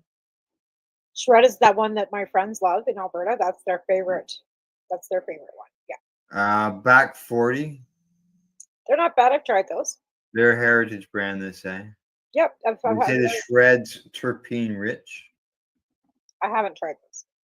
Okay. Here's one. It's actually this one here is called Jeter, and it's an American. Yep. Those are really good. It's an American doobie that's being sold in Canada. Yes. Baby Jeters. Remember I showed you that little blue container last week and said Baby Jeters? Those are my favorite. They come in 4 different flavors. You can get mixed. You can get the blue ones that are infused for indica. They got a hybrid. They've got a sativa. They are fabulous. So Yeah, well, they mentioned that it made a powerful entrance into the Canadian market. So they are fabulous. sounds They, like about what you're saying there. yeah. And then Those are- Redican for their slim. I can't say it. Yeah, Redican's got slim pre-roll packs, but Anything Redican reminds me of Flin Flon. So I probably would stay away with anything that said Redican. oh no, that's going back a long It's kind of like way. when I bought some 7 Acres the other day, I flipped it over and it was being produced by Tweed, and I'm like, Yeah. what the like 7 Acres is now Tweed? Like, what the fuck? Right. This report says that 82% of cannabis smokers purchase pre-rolls, and 94% prefer joints as their consumption method. And it's the young people, the millennials, who are the big pre-roll buyers. Because they don't know how Just to like roll. just like you were saying there when I first mentioned it. Yeah. Yeah. And just so you know, unless they have parents. But again, like, we're not teaching our kids to roll joints. Like, yeah, whether I smoke it or not, I'm handing Taven the tray and saying, "Here, bud, you want to learn how to smoke a joint?" the boomers were the less likely to buy a pre-rolled joint. No, because they're old school. They want the bag. They want to feel that, smell it. They I'm want like to that roll too. it. I want to see all it. I this want to stuff. smell it. I want to grind it. It's just it's like a ritual. Yeah. It's like a ritual. It's something you've been doing for like it's kind of like I said with the CBC. I had decayed. Pre-rolls convenience is the number one reason they rank potency and price point, or other reasons why. Well, like I said, doobies, you can say you're broke, you can go in and buy like a couple joints for $20, right? Yeah. Where you can buy UBC smalls for $19.99 out here plus tax. So you're looking at $22, right? For 3.5 grams, right? So is that just, and that's in 3.5 grams. That's so in what are flour. you getting? So you're getting how many joints? 7 joints? Well, like I said, you can buy 3.5 joints. grams I'm of just thinking, flour for $19.99, or you can buy 3 joints that aren't infused. The 3 joints that are usually infused are usually like $30-$35. So your Is price it? point, depending, like if you're buying 1 joint, they're usually anywhere between 10 and $20 a piece, depending on whether they're infused or not. Like I can go in and buy like 10 joints for $25. Oh, really? $2.50 a joint. Yeah. So, they're, like I said, some of them are, and those ones aren't bad either. I can't remember the name of them. They came in that little purple. Because like I said, I had those 10 days where I couldn't even open my hands for my roll. But Right. but you also they're like this big, some of them. They're like tiny. Like some of them are only this long. Well, they got more filter. They look like they're more filter than they are cannabis. Yeah, exactly. Because they thought it only because the total amount in the joint container is 3.5 grams. So they're rolling your joint. So like if you want 8 grams, you're getting like whatever bigger joints, right? But if you look at the packaging, those joints all add up to a certain amount of cannabis, right? Whether it's a 3 not pack. counting the filter, because they usually have those massive No, just filters. weed that's put into the joint. I'm assuming. I hope it's not the fucking filter. Then you're really getting that fucking. Well, the thing about them is if you leave it in the ashtray, you'll think it's a roach. They're big enough. I did have that happen actually. One of my CSP people. There you go. And she says, "Can I pick up those roaches?" I go, "Those aren't roaches. Those are just filters." Because I had nothing to give her, so I ended up giving her some roaches. But those were done. I do have roaches, but unfortunately, like I said, it's a matter of like some of them it's hit and miss, right? Some of them still taste like pencil shavings, but they're convenient. And like I said, when you're all seized up and don't have an ability to do anything else but get them, it's a great option. Yeah. Yeah. Like I said, those baby Jeters and the general admission, my top 2 for sure. Yeah, they are they? I think I might have had maybe one general admission. I think I haven't seen the Jeters. I didn't even heard of them until I read the article. Yeah, they're baby Jeters is what they're called, and they're like I said, they're not very long, and you can get them in mixed packs. You can get them in 3 packs and 5 packs. But they come in little tiny blue. I'm pretty sure I showed one on the show one night. Yeah. Yeah, but they come, like I said, I that's my first go to, and usually like I usually buy them even when I go in and buy flour. Like when I get paid, I'll go in and buy some of those because Alvin likes them too, right? So Right. we'll buy some of those, and then we'll buy like I'm buying smaller bags because I'm finding that the smaller amounts you buy in the store are better than if you buy an ounce because Oh, because they're putting the better stuff in the smaller amounts. because So it's selling quicker. That'd be price point. it's Being, price point. It's price point. But the smaller yeah. amounts, because then you like it, you're going to go back and you're going to buy more of it. So if you're paying $40 for 3.5 grams, you're going to go back and buy that, and that's going to give them more money because the ounce is going to be $120 or you know what I mean. Yeah. So it's in order to get they're gonna spend more on an ounce if they buy it in small amounts at 40 than they are at 120, right? So I'm finding that these crooks are still crooks. and they're bouncing their fucking weed to make fucking all their stuff, and they're steaming it, and they're fucking eradicating it, and they're fucking same as they used to in the fucking illegal market. So what's the difference? We're going right at Not it. getting is fucking seeds and mold. That's the only thing you're not getting, and they don't want you getting no seeds because then you could grow your own. So they're making sure you're not getting any seeds. We used to love getting odd seed here and there, like you get like an Right. odd seed in a bag, right? Not when you get 90 grams in a fucking pound. No. No, I'm at my local store site. I'm just seeing if they got Jeters. Yep, them. Jeters. Are they in a blue or pink or white? Um, Can you show me the package? I'll tell you right away. I'm not seeing them. No? Not this one store. Oh, hang on. They're called baby Jeters. Oh, baby Jeters. Baby Jeters, yeah. Okay. Baby Jeters. I know I feel sorry for people with big thumbs, man, because I don't have big thumbs. Alvin calls it fat fingeritis. Because it's so to hit those small little keys. I know, right? Okay. No. Here Nothing we are. called Jeters. Here. Jeters, yep. Jeters and then / baby. Jeter infused. Here they are in my store. Are they? Yeah, no. So Nothing. they're under they're Jeter. Jeeter. Yeah, that's how I spelt it. And All right right, now that was my one store store. has Now I'm checking the other store. But the hybrid, and their price point is $34.99. And then if you get the hybrids, there's 2.5 grams. So you're paying $34.99 for 2.5 grams for 5 joints. 2.5 grams. So That's what the amount is $15 a gram in total for in 5 total. joints. Yeah. Okay. They're infused. So they've got keef and everything on them. But yeah, $35.89 for the hybrids and $34.99, and they're in total 2.5 grams. Yeah. Yeah. Well, this other store I'm checking apparently is supposed to be the Walmart of stores, brand store, anyways. Yeah, I just searched baby Jeter in my search bar from my store, and they popped right up. Do they? Well, Yep. I'm not even getting them. I don't even get them. Maybe you can't get them in Ontario. Maybe I'll have to mail you. Maybe I'll have to mail you some, just like you had to mail me a Remo's fucking joint because I can't get a Remo's out here either. I still can't get a Remo's joint out here. You can't.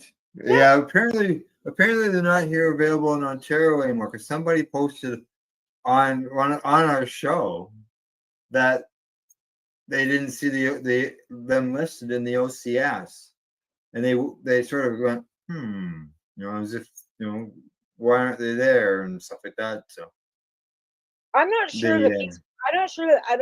I'm not sure what they're doing. Oh, I haven't got a clue. Yeah. I don't know. Maybe they're not making them. Maybe they're not doing that branding anymore. Yeah. Okay, now I'm Are doing. you? You're in this. You're not in the city. We No. people are allowed to ride their fucking dirt bikes on the street here. Oh, did somebody just drive by you? Oh yeah, ripping past two of them.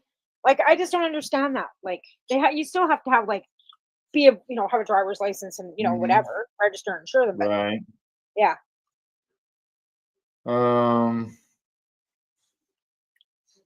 I'm getting all kinds of hits on them, but as far as stores, I'm not.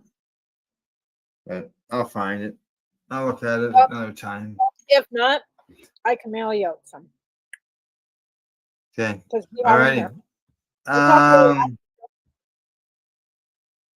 I've got something here that's Or been we can making get some shred here. noise. There's shred right there. What's that? The shred ones, we can get those out here Oh, too, oh yeah. and you can get those in Alberta. And you can't get. I don't know if you and you can get general admission here and in Alberta. Can you get general admission in Ontario? Yeah. So general admission is probably one of the only brands that's nationwide. Then I don't know about Saskatchewan, but if you can get a Okay. BC, Alberta, and Ontario, they've broken through farther than any of the rest of them have because there's lots of stuff I can't get here and you can't get there. Oh yeah. Because each province has got its own thing, which is You can get hot box out there, right? The caps or the tips, the hot box or box hot. You can get those because you had those too. yeah. The cartridges. And the Yeah. 1964 brand, you can get here and there. But there's some brands you just can't get in the same. Like, and that's because the brand Well, hasn't been accepted by the this OCB. is what do I got in this brand? This brand here that I've got in my vaporizers from your neck of the woods. It's from Kootenai. Kootenai Bubba. No, sorry. Kootenai Buddha. Kootenai Buddha. Yeah. That's so I'm by the name I'm going by out your way. Well, Kootenai But could mean. I'm gonna Well, I say mean, it's probably West I'm Kootenai gonna too, say so it could be from Nelson too, like because we right. have like East and West Kootenai, but we just all Oh, yeah. identify as Kootenays. Yeah, this It's a was big given area. to me, so I haven't got a clue where they got it from. It was Oh, that's given to me. great. I didn't ask. I love that. So, but You could just do anything. did you hear about what happened here in Ontario? About us? Oh well, lots of things is going on in Ontario. I Yeah. mean, what, No, this is no, London, Ontario. Been some noise going on in London over the last while. I'm going to say for a few years, I believe. And what happened is there's a cannabis store in London that has a spot on a billboard when people drive into town. And it says, Your Highness Cannabis. That's what it's called, Your Highness Cannabis. So they've got this big mural. It's advertising a nearby store location. so And the city's been trying, I think it's been said, I think it says for 3 years, trying to get it down. why? And there's Where was questions about where there's been questions about the property, where it's at, whether it's the right spot. They Out said, here, yeah, they said, big pot leaves on the side. Like you're driving down the highway, and you'll see a great big pot leaf jump out on you on the highway, and just pull in right there. There's pot store. yeah. It says that the council has been trying to get him to take it down for several years. That's ridiculous. And he said earlier this year he got a letter saying the mural needed to be taken down, and that was sent to the landlord. However, the property where the mural was located is not that location. So, and he didn't receive the letter in the timely manner. So he says the city is willing to, and the city is billing him for the cost of the removal. So what did they? Yeah, they went in and just painted over his sign. I would have that. They I just don't went know. in. They just went. He says, "How can they do that? We're just trying to get the information in the city first." He says, "How can the city just go and vandalize private property?" But according to the deputy mayor, they said they followed all the proper things, and They should have had to go to court and get a court order. they said it didn't meet the proper standards by law relating to conditions of maintenance and occupancy of properties.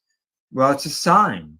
If the guy just paid $16,000 to have it painted, repainted. Like with his cannabis over top of it again? Or the city's charging him $16,000 to paint over it? Oh, you're frozen now. Legal advice, so he hasn't talked to a lawyer yet, but it's it. No, you were frozen. Yeah. Now it says that no records showing any discussion from council or committees. So there's been no discussion. There's no records of any discussion from council or committees regarding the billboard were found on the city's website. Is it even in city limits? I'm gonna say yes. Yeah. I tell him to pull the sign up and hang it right Here's talking about numbers, okay? Just to sort of switch the topics, you're always asking, where's the money? There is something in this article that says that, okay? This is in 2018, okay? So this is several years ago. But in 2018, Ontario set aside $40 million over 2 years to help cities manage the implementation and oversight of cannabis legalization.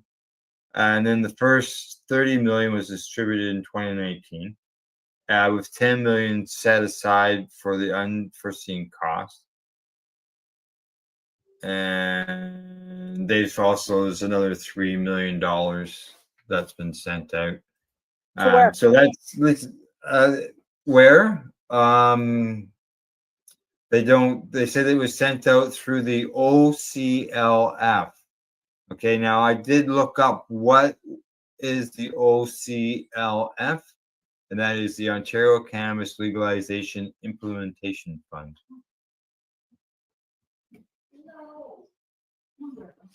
What does that do? That was to help cover costs of legalization. Now, if you notice, it only said 2019, and I believe that if I read on there, it would tell me that it was only a temporary program somewhere in there.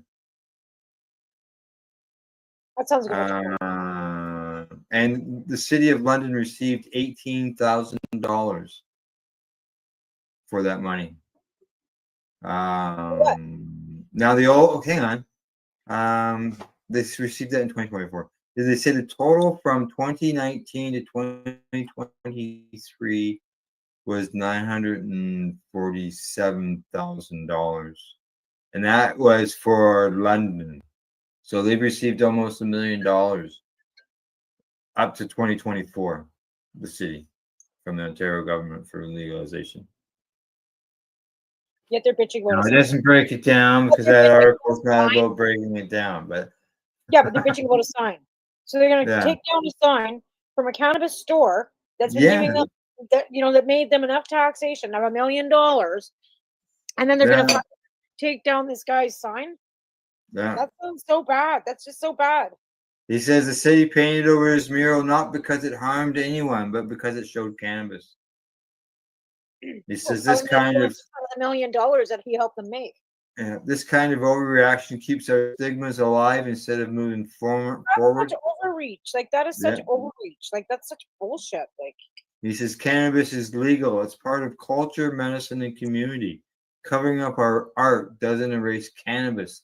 It just silences voices. or the money that you got for the fucking sales of it. Yeah.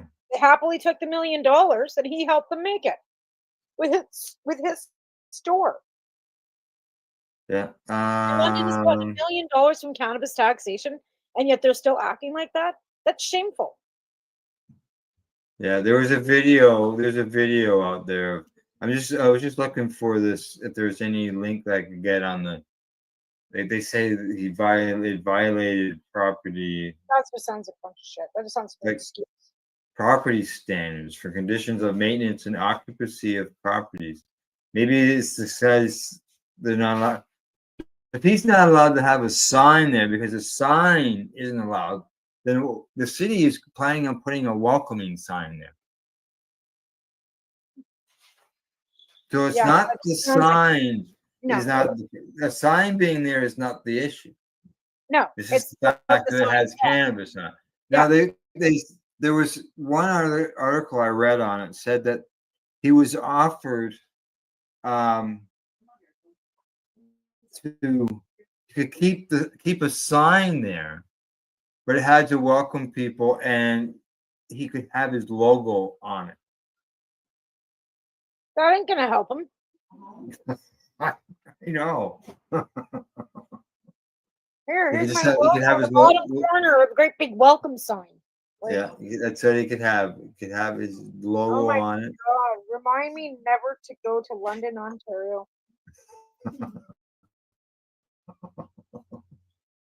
Remind me to boycott. Oh, We should boycott London, Ontario. That place just yeah. sounds hard. Mind you, We were talking earlier about the old ways and old times and stuff like that, and how people would help out each other and things like that. Just before we go to break, I see there's been a fella. He was doing just that. He was helping patients and helping people, and he got busted, and they gave him a 1-year jail sentence. So, or 18 months suspended sentence. So he didn't spend any time in jail or anything. So the prosecutor didn't like that, so they appealed it, and they said it was too lenient. He's now serving 4 years in jail. Where is for this? helping in the UK, helping Oh my for God. helping people. His name That's was Joel Cunningham. He was jailed for 4 years you know after. what, I think I know that guy. Yeah, he's a Yorkshire man. They say. Yeah, I think I met him like years ago on the CC forums, like way back. Yeah, they said the sentence was too lenient. That's horrendous. Yeah. That's barbaric. 4 years for cannabis, but They say that the original trial also saw several patients take to the witness stand in his defense to share the impact he had on their lives. Like, and they didn't care. Sentenced him for 4 years in jail now, after the 18-month suspended sentence. That's bullshit. That's just I just can't even. Wrong. Very so. Yeah, they had thousands of people signed a petition in support of his compassionate work and positive impact on the community. 4 years in jail for that. And think of how many patients are going to suffer because he's not there. Yeah. Never mind that he's in jail. Exactly. I've seen a cartoon along that line that asked, "What about the patients?" Right? Like, what about the people he's been helping? Like, he's been helping all these people. They've got a crappy medical program over there in. Well, then how can he be charged for helping patients if they've got a medical program already? Like, what's the deal? Because I don't understand what would be the harm if they've already got a medical program and him helping patients. Like, what's the harm? What is he doing? This whole harm thing. So he has to turn himself into the police. Tell him, run, sucker, run. Go to fucking Germany. Well, when we get back from the break, we're going to talk about Germany. All right. Good way. Good thing you brought that in. All right. We're off to break. You're going to pay some bills, so on and so forth. You're watching the Pace Radio Show. We're live here at paceradio.net and 420pace.ca. We are people advocating cannabis education here at paceradio.net. Limestone City Hydroponics is Kingston, Ontario's hydroponics shop. Take your growing to the next level and create the optimal environment with a tent kit or maximize your yield with an ebb and flow flood table kit. Either way, Limestone City Hydroponics has more sizes and options to fit your needs. Are you looking for the power of the sun that adapts to your budget? Then look no further, as they have professional grow lighting. They have indoor grow systems that are easy and cost effective, with many options to fit your living space and lifestyle. Cultivate your growing potential. We have everything you need to succeed. And if you can't make it to the store, they offer local delivery to the greater Kingston area. Remember, when you're looking for experts to help you grow, then look no further than the locally owned Limestone City Hydroponics, 105 Sunderland Drive in Kingston, Ontario. Call them at 613-548-0420. Rerolled Saturdays. Check it out. Nothing but non-stop cannabis and psychedelic programming. Find it at 420pace.ca. Enjoy the buzz of legalization with Campbellford Lifestyle Shop. From lights to plant nutrients, books, consumption accessories, and more. We've got all your basics to grow or consume cannabis. Visit our info center or take a look at our piercing services and body jewelry, now available in-store through Campbellford Lifestyle Shop, 17 Bridge Street West, Campbellford. Are you looking to get your medical cannabis grow license? Limestone City Hydroponics can help patients through the process of obtaining their license to grow medical cannabis. What's that? You don't have a doctor. If you meet the medical criteria, Limestone City Hydroponics has a nurse practitioner who can assess and provide medical cannabis prescriptions. What are you waiting for? Contact Limestone City Hydroponics at limestonecityhydroponics.ca or call them at 613-548-0420. PACE Radio is the People Advocating Cannabis Education Radio Network.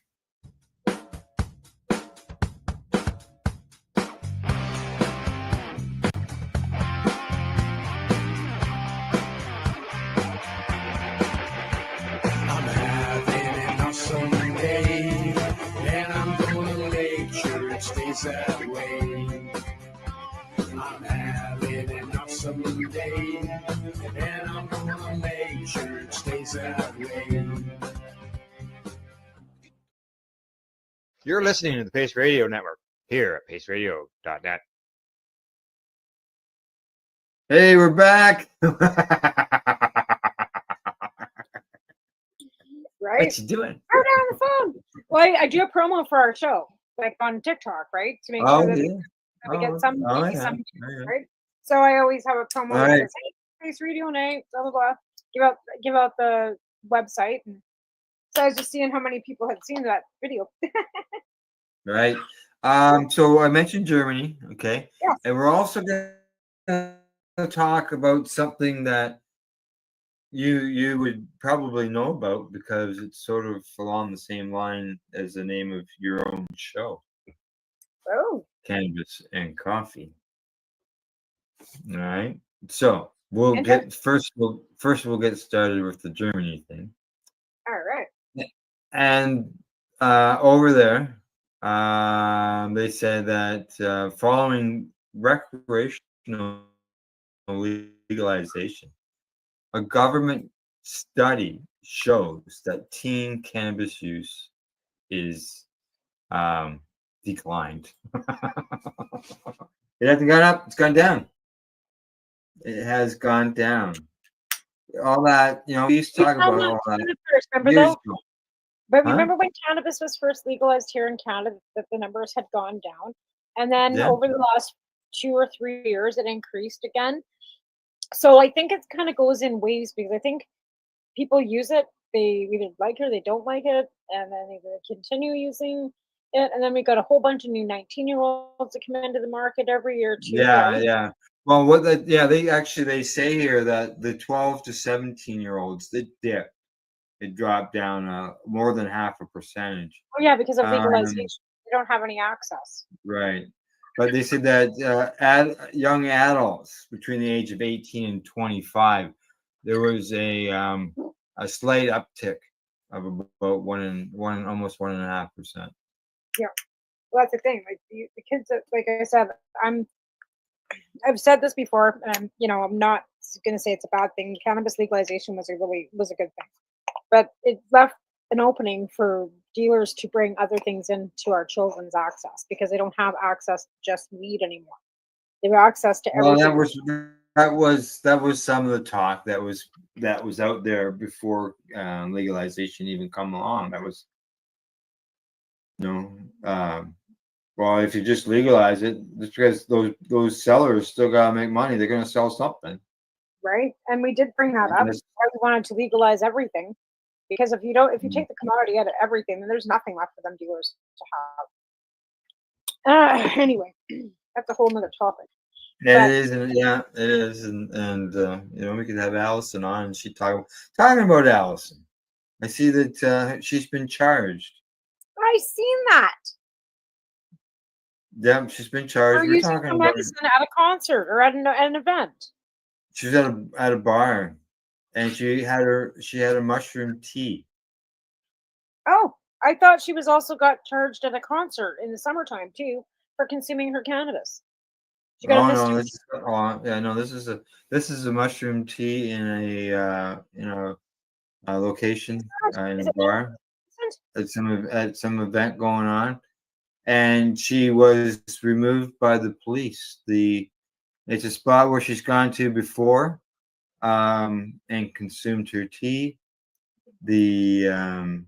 But this is the first time that she's seen this waitress, and next thing you know, the police were there, and How they know consuming cannabis? How did they um, consuming?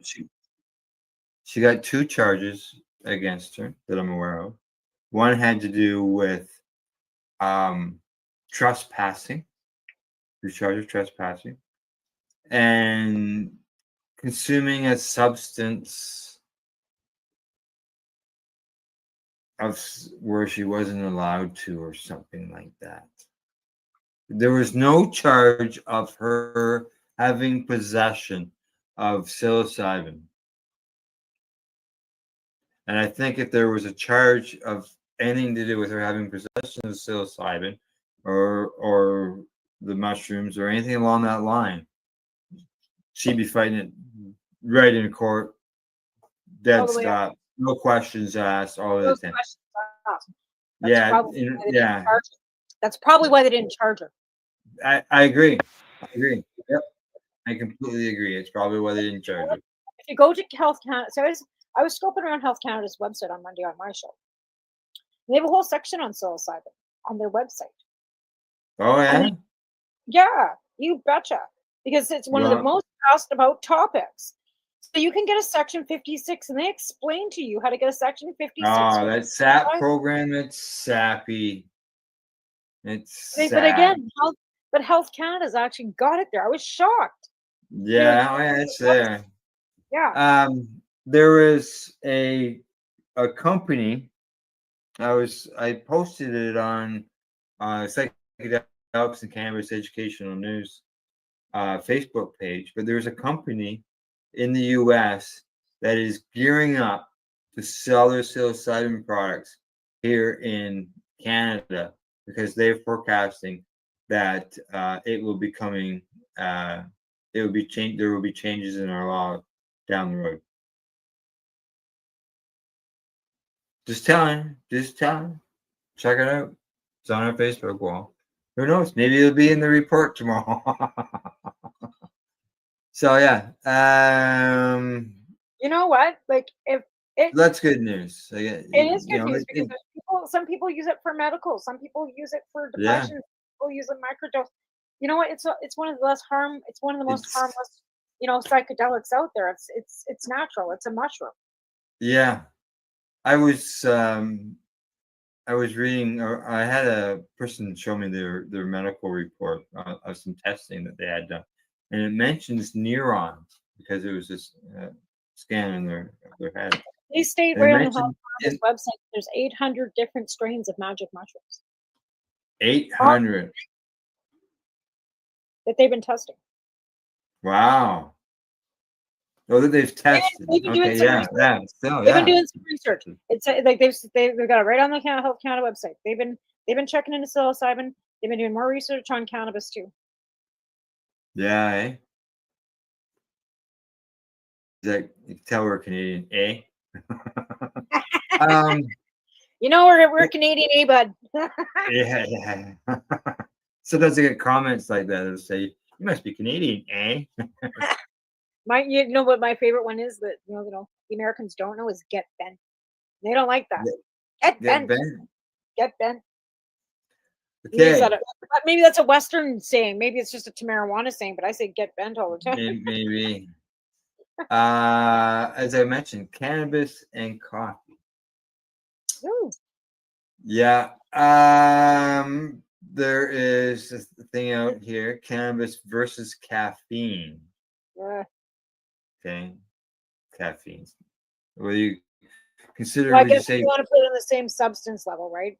But it's not the Right. same. Well, that's where most people consume their caffeine is through coffee. That's where it's connected. But Put in coffee's their a minds. stimulant. People don't think about chocolate because there's some caffeine in chocolate. There is. But again, Yeah. caffeine's a stimulant where cannabis isn't. Yes, correct. But they ask, which is better for energy? What do you Depends think? on the person. Cannabis or coffee? What's better for energy? Depends on the person. And depends on the strain.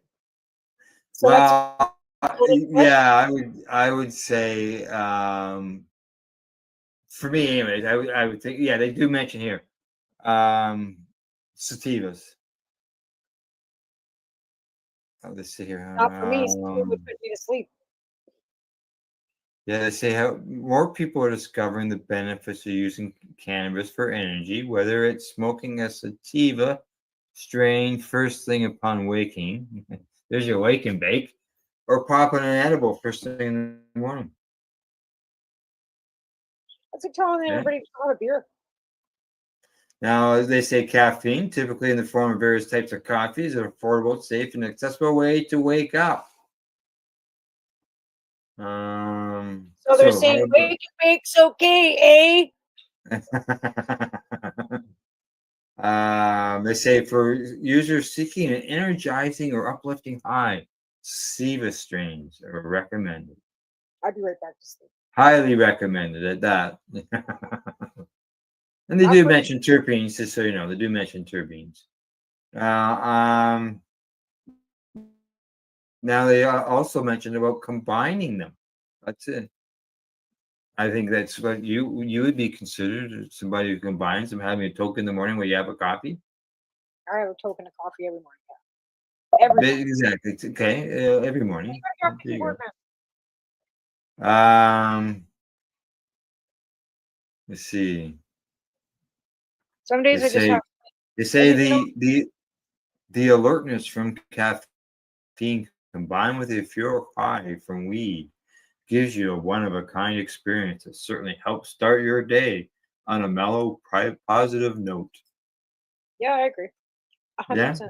And at bedtime, it's a doobie and a tea. Because the caffeine, like for me, Tea, yeah, caffeine and tea, sure, yeah. But I mean, it's night for me because caffeine puts me to sleep, right? So in the morning, I don't I have a coffee, but I have one coffee, and then I take my meds because stimulants slow me down, right? Because I'm attention deficit, so I can't drink a lot of caffeine. I have to smoke a lot of weed. You froze again, Al. You're freezing.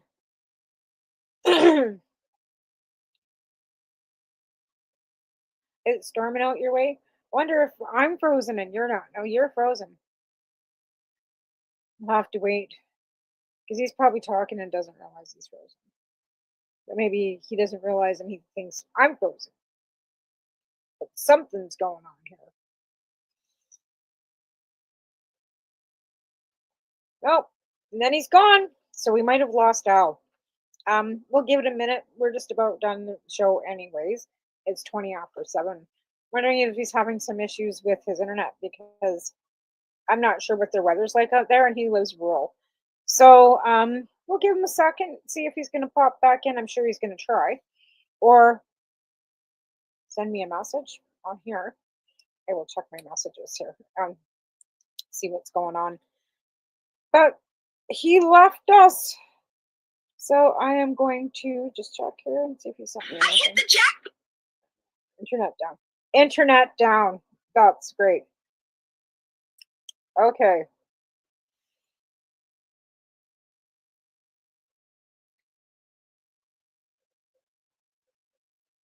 Yeah.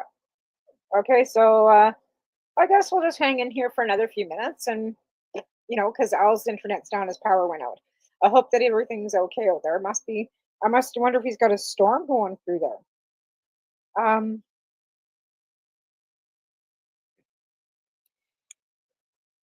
I'll just ask him. Storm? But anyways, we've lost Al. So I guess what I can do is just yak away about what we were talking about, which was I can't remember now. Oh, is he back? Coming back in. Oh, he got his internet back. There There we you go. are. I'm back. Hey! I said, we'll just wait a few minutes, and then he said, I checked my messages because I figured there must have had something happen because you don't just usually because you're froze. Yeah, Right? our power flashed off and on. It was off for like a second and a half, maybe. Do you have a And storm then, going through, or what's that? is there a storm going through? Not that I'm aware of. I Yeah, don't hear anything. I'm just checking the weather network to see what it tells yeah. me. I checked the weather network, and it fucking tells me it's raining, and I go outside and it's not. So I don't believe it. Well, it doesn't show anything, and I don't hear anything. That's And weird. when I look out the window, I don't see anything but darkness. Yeah, it's starting to get dark here. We got the 12 and 12 now for sure. It's like Right. 7:40 at night and 7:40 in the morning before the sun's coming up. And I'm getting up at 6:30. So I'm seeing a sunrise every day. Yeah. They say here that back to the coffee and caffeine and cannabis thing.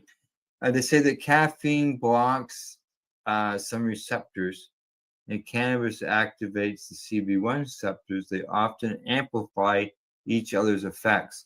Now, these caffeine receptors are being blocked by the caffeine is adenosine. Like I can't pronounce it.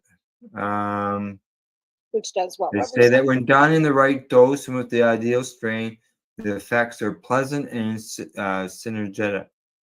They say be careful not to overdo it, or you may be overwhelming. What with happiness?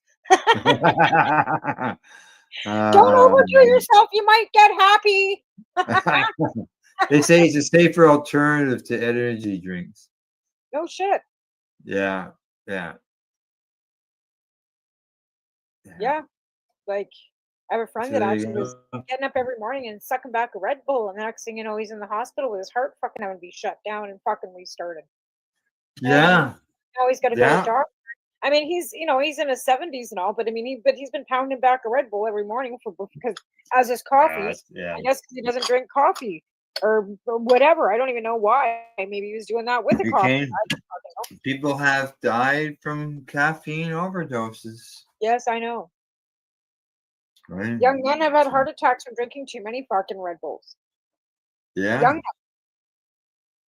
like my kid Yeah. wants to drink monsters all the time. I'm like, you know what? You get one a day, and maybe 3 a week, because it's caffeine. It's hard on your guts to begin with because of the caffeine levels in it, right?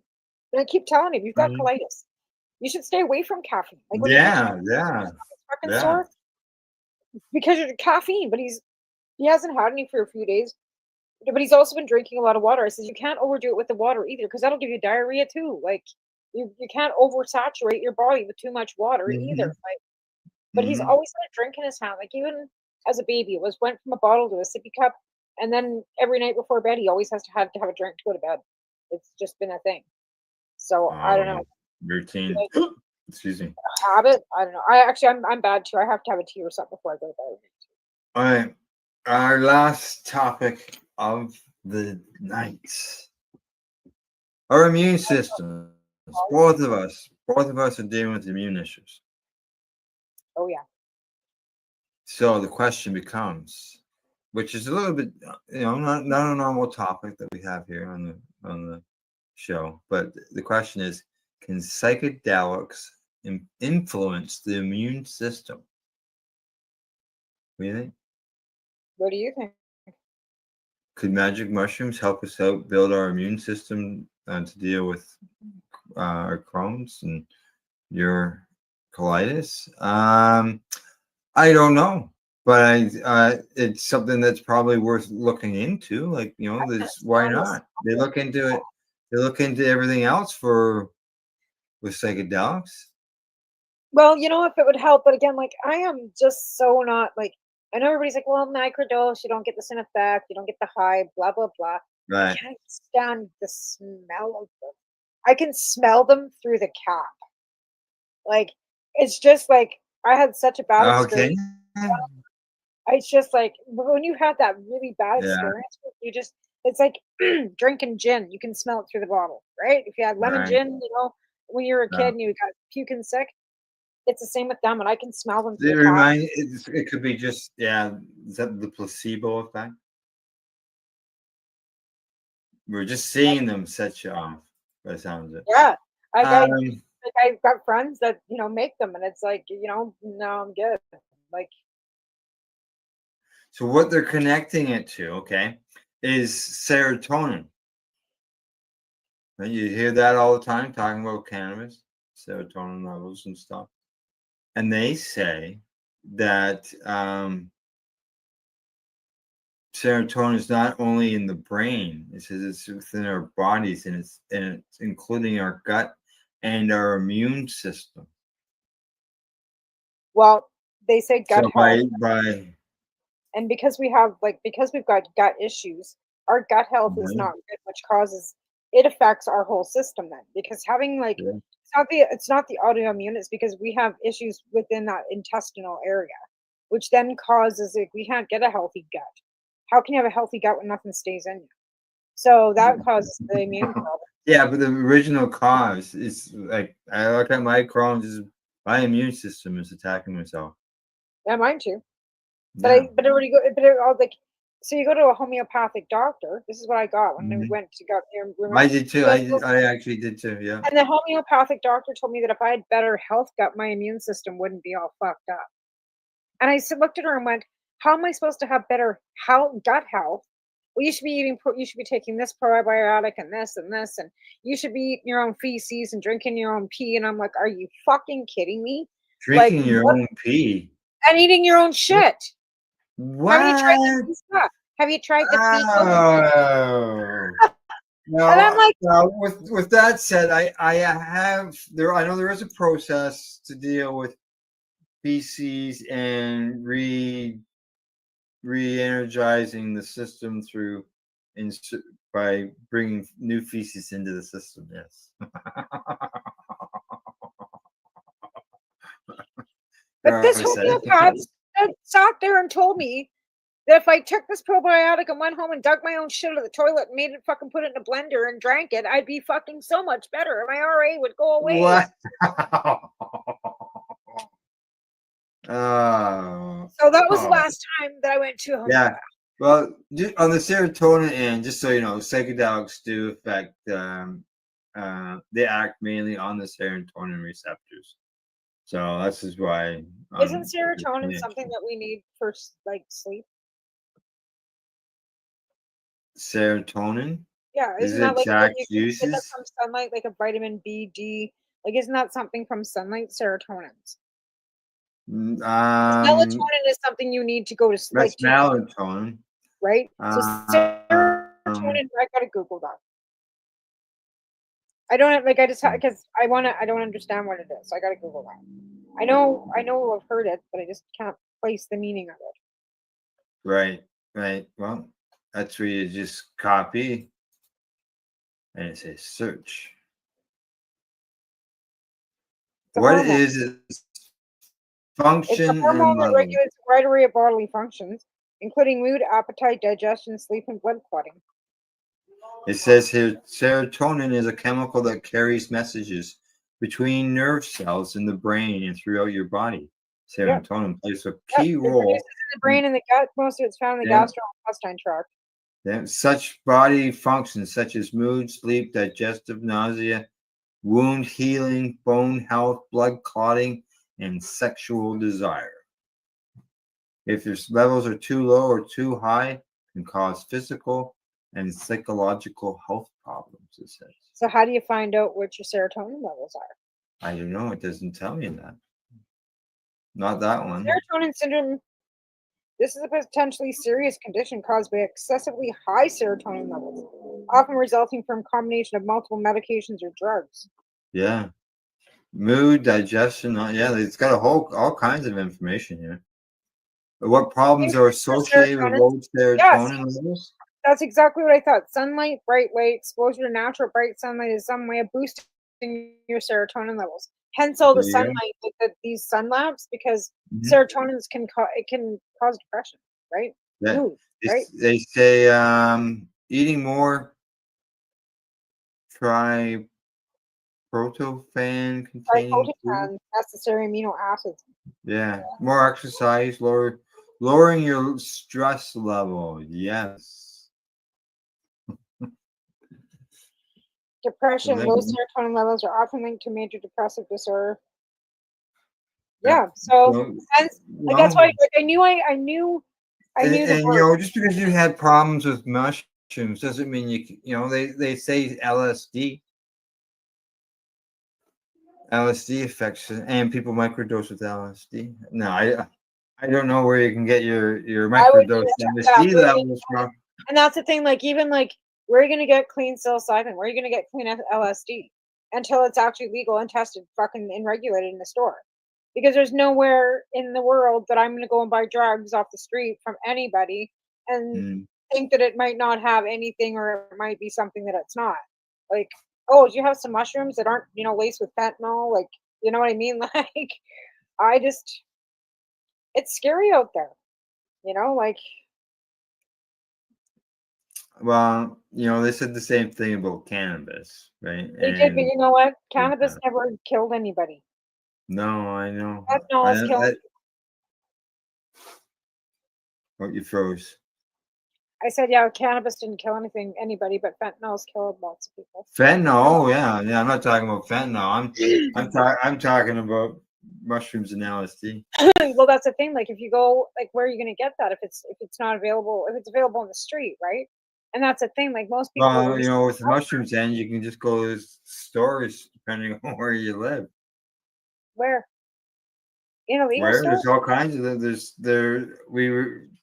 We see raids in the news all the time of stores here in Ontario. Oh, see, we don't have any here in town. There's no. Yeah. Well, Yeah. like, that's what I mean. Like, I'd have to go down to the skate park and get some skid to try and find me some, and who knows where I they was would in, come from. yeah, I was in downtown Toronto. Wasn't this? Was it this summer? And there was an indigenous cannabis store beside a mushroom store. Oh. And I went, there you go, working together. Talking about indigenous cannabis, and I see it's the end of the hour. I don't know if you saw the post today, but Tayaganaga, the reserve, in conjunction with the Tayaganaga Police Services and the OPP, they have raided and in the process of raiding non-Indian indigenous locations. If they're not indigenous, well, they shouldn't be there. Non-indigenous production places, they are raiding and shutting them down. They've already reported that they've gotten a bunch of stuff and arrested people. As they should. And it's ongoing. And they did a public announcement after it started because of the fact that they wanted the public to know, because they were going to see a heavy police presence on the reserve.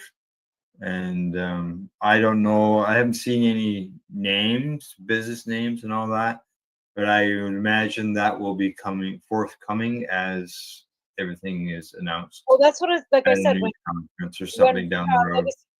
like when Legacy Force 20 was up for sale, I was thinking to myself, well, you have to be First Nations, you have to be Indigenous to be able to buy that, right? But again, if they've got non-Indigenous businesses running out there, they should be taken out. They're only there because they're taking advantage of the fact that they can run on sovereign land, but Yeah. they're not part of that reserve. Basically, there's millions and millions of dollars that's leaving They're the taking community. advantage of being on the land that's not theirs. Like, if you're not Mhm. Indigenous to that land, you Mhm. shouldn't be it. Let I their think I people. might have the screenshot on my phone here. Yeah, here it is right here. It's a statement. It says, after an extensive investigation, the Tioga Police Service, in partnership with the Ontario Provincial Police Organized Crime Enforcement Bureau, will be executing search warrants on the Tioga Mohawk territory relating to illegal cannabis production. During this operation, there will be a significant police presence necessary to preserve public safety and apprehend those responsible. The public may encounter restricted areas of containment. Although every effort will be made to secure the affected areas, there is potential for suspects to evade police. We request that members of the public do not approach these individuals and report them to the police. The investigation involves non-Indigenous criminal organizations exploiting Indigenous rights and lands, regrettably aided by a limited number of community members. The projected profits, estimated in the millions, serve only to benefit those community members and the associated criminal organizations, not our community. Tioga is not alone in this struggle, as numerous territories are plagued by the presence of criminals. Where did I go? Criminal organizations. In response, many territories have put aside ideological differences, taking action to remove these criminal organizations and those jeopardizing the safety and security of our communities. Further information will be provided as it becomes available. That's from the Tioga Police Services. So I don't know what's many places or what yet, but I can see that there will be some sort of announcement, I would imagine. If they're connected to organized crime, those organized criminals should be not taking advantage. That's what I said. Like, if you're not part of that nation, and if you're being aided by that nation, those people, like in British Columbia, we had a band here that threw out a whole family because they were selling drugs, and they watched them, and they had signs and protested as the police escort them off the reserve because they don't want that. They're okay with certain, like cannabis, like some of them are okay with cannabis, but anything else, and I don't blame them. I don't want it. I don't want it for our people. Never mind. Yeah, I know some places sell the mushrooms. I know that. Well, mushrooms aren't cocaine and meth and heroin and all the harder stuff. And I'm not saying that stuff shouldn't be legalized either. It should be, but then it can be tested and regulated and fucking safe. Because nice people do drugs recreationally. Like, some people don't pick up a gram of coke on the weekend to snort with a couple drinks with their friends, and then they go to work on Monday morning. Some people do it once a year at Christmas time or on New Year's Eve or whatever their fucking choice is. That's their business. No harm, no foul, right? I'm not here to judge anybody. Nice people do drugs. So there are. Right? So I'm just saying, like, I'm not. Yeah. I think that it should be regulated for that reason, so that people that want to do it don't have to worry about fucking dying. Yeah, well, as we talked about earlier, Allison's, for years when she was involved in the show. Yeah, well, she always mentioned law enforcement against prohibition, right? Yeah. And like when I first met Allison was probably back in 2006 when I first got going to, because I reached out to her, and because my mom worked for the RCMP, I figured I could join law enforcement against prohibition because I was a child of law enforcement. But no, it was for people that actually were law enforcement. So I couldn't join, but I wanted to. But okay, alrighty. What do you say we wrap things up? Absolutely. All right. Anything you want to throw a shout out to, or? Nah.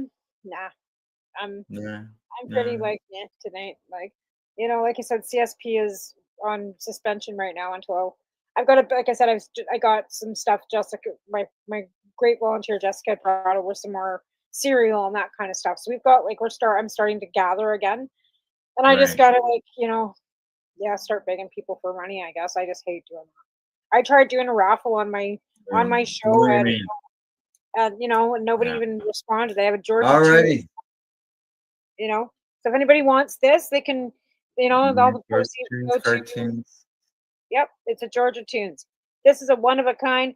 I'm sure nobody else would even have it, but if you want this, you send me a message, and all proceeds go to CSP, and you can just make an offer. Yeah, cannabis tunes. Yeah, kind Georgia of that Tunes. cannabis. Yeah. Alrighty. That's it. I'm just closing that off. So as far as we know, we are done. Just a reminder, we'll be back next week, same time, same place, all that stuff. Thanks go out to limestonecityhydroponics.ca, which I had to place an order with. I've got a list started, so I got to get that list, go to their website and order it, and they will deliver it right to my house. I don't even have to drive. They all ship the too, way. don't they? I might just order Yeah. some microgreens from them because it's time to bring my stuff in the house.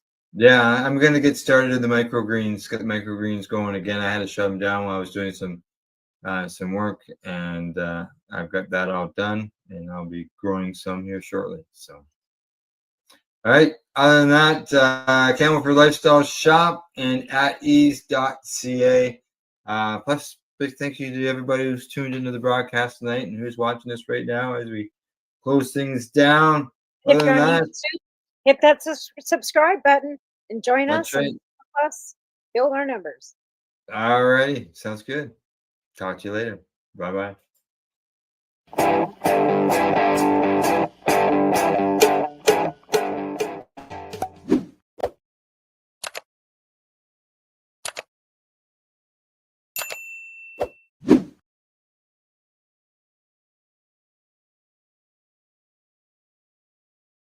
Let's share PACE everywhere. That way it can help create peace. People everywhere advocating cannabis education. You're listening to the Pace Radio Network here at paceradio.net.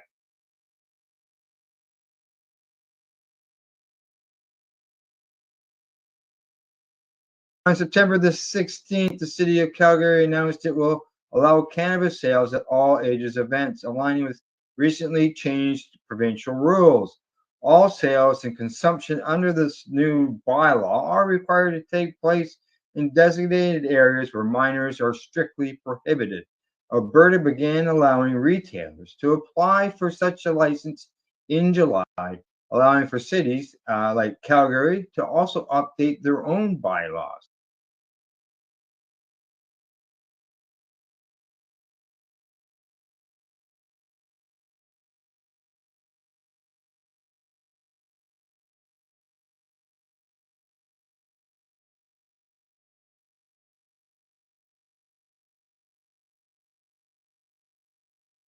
The opinions of the individuals during this broadcast are their own and may not be the opinions of their group or other organizations they may be involved with.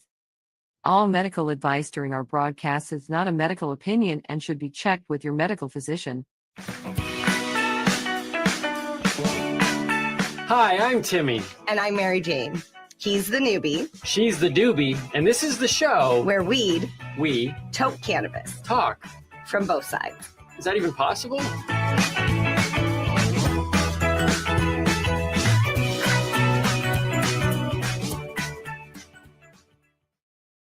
This podcast is for adults only, should not be used as a meal replacement, and may contain nuts.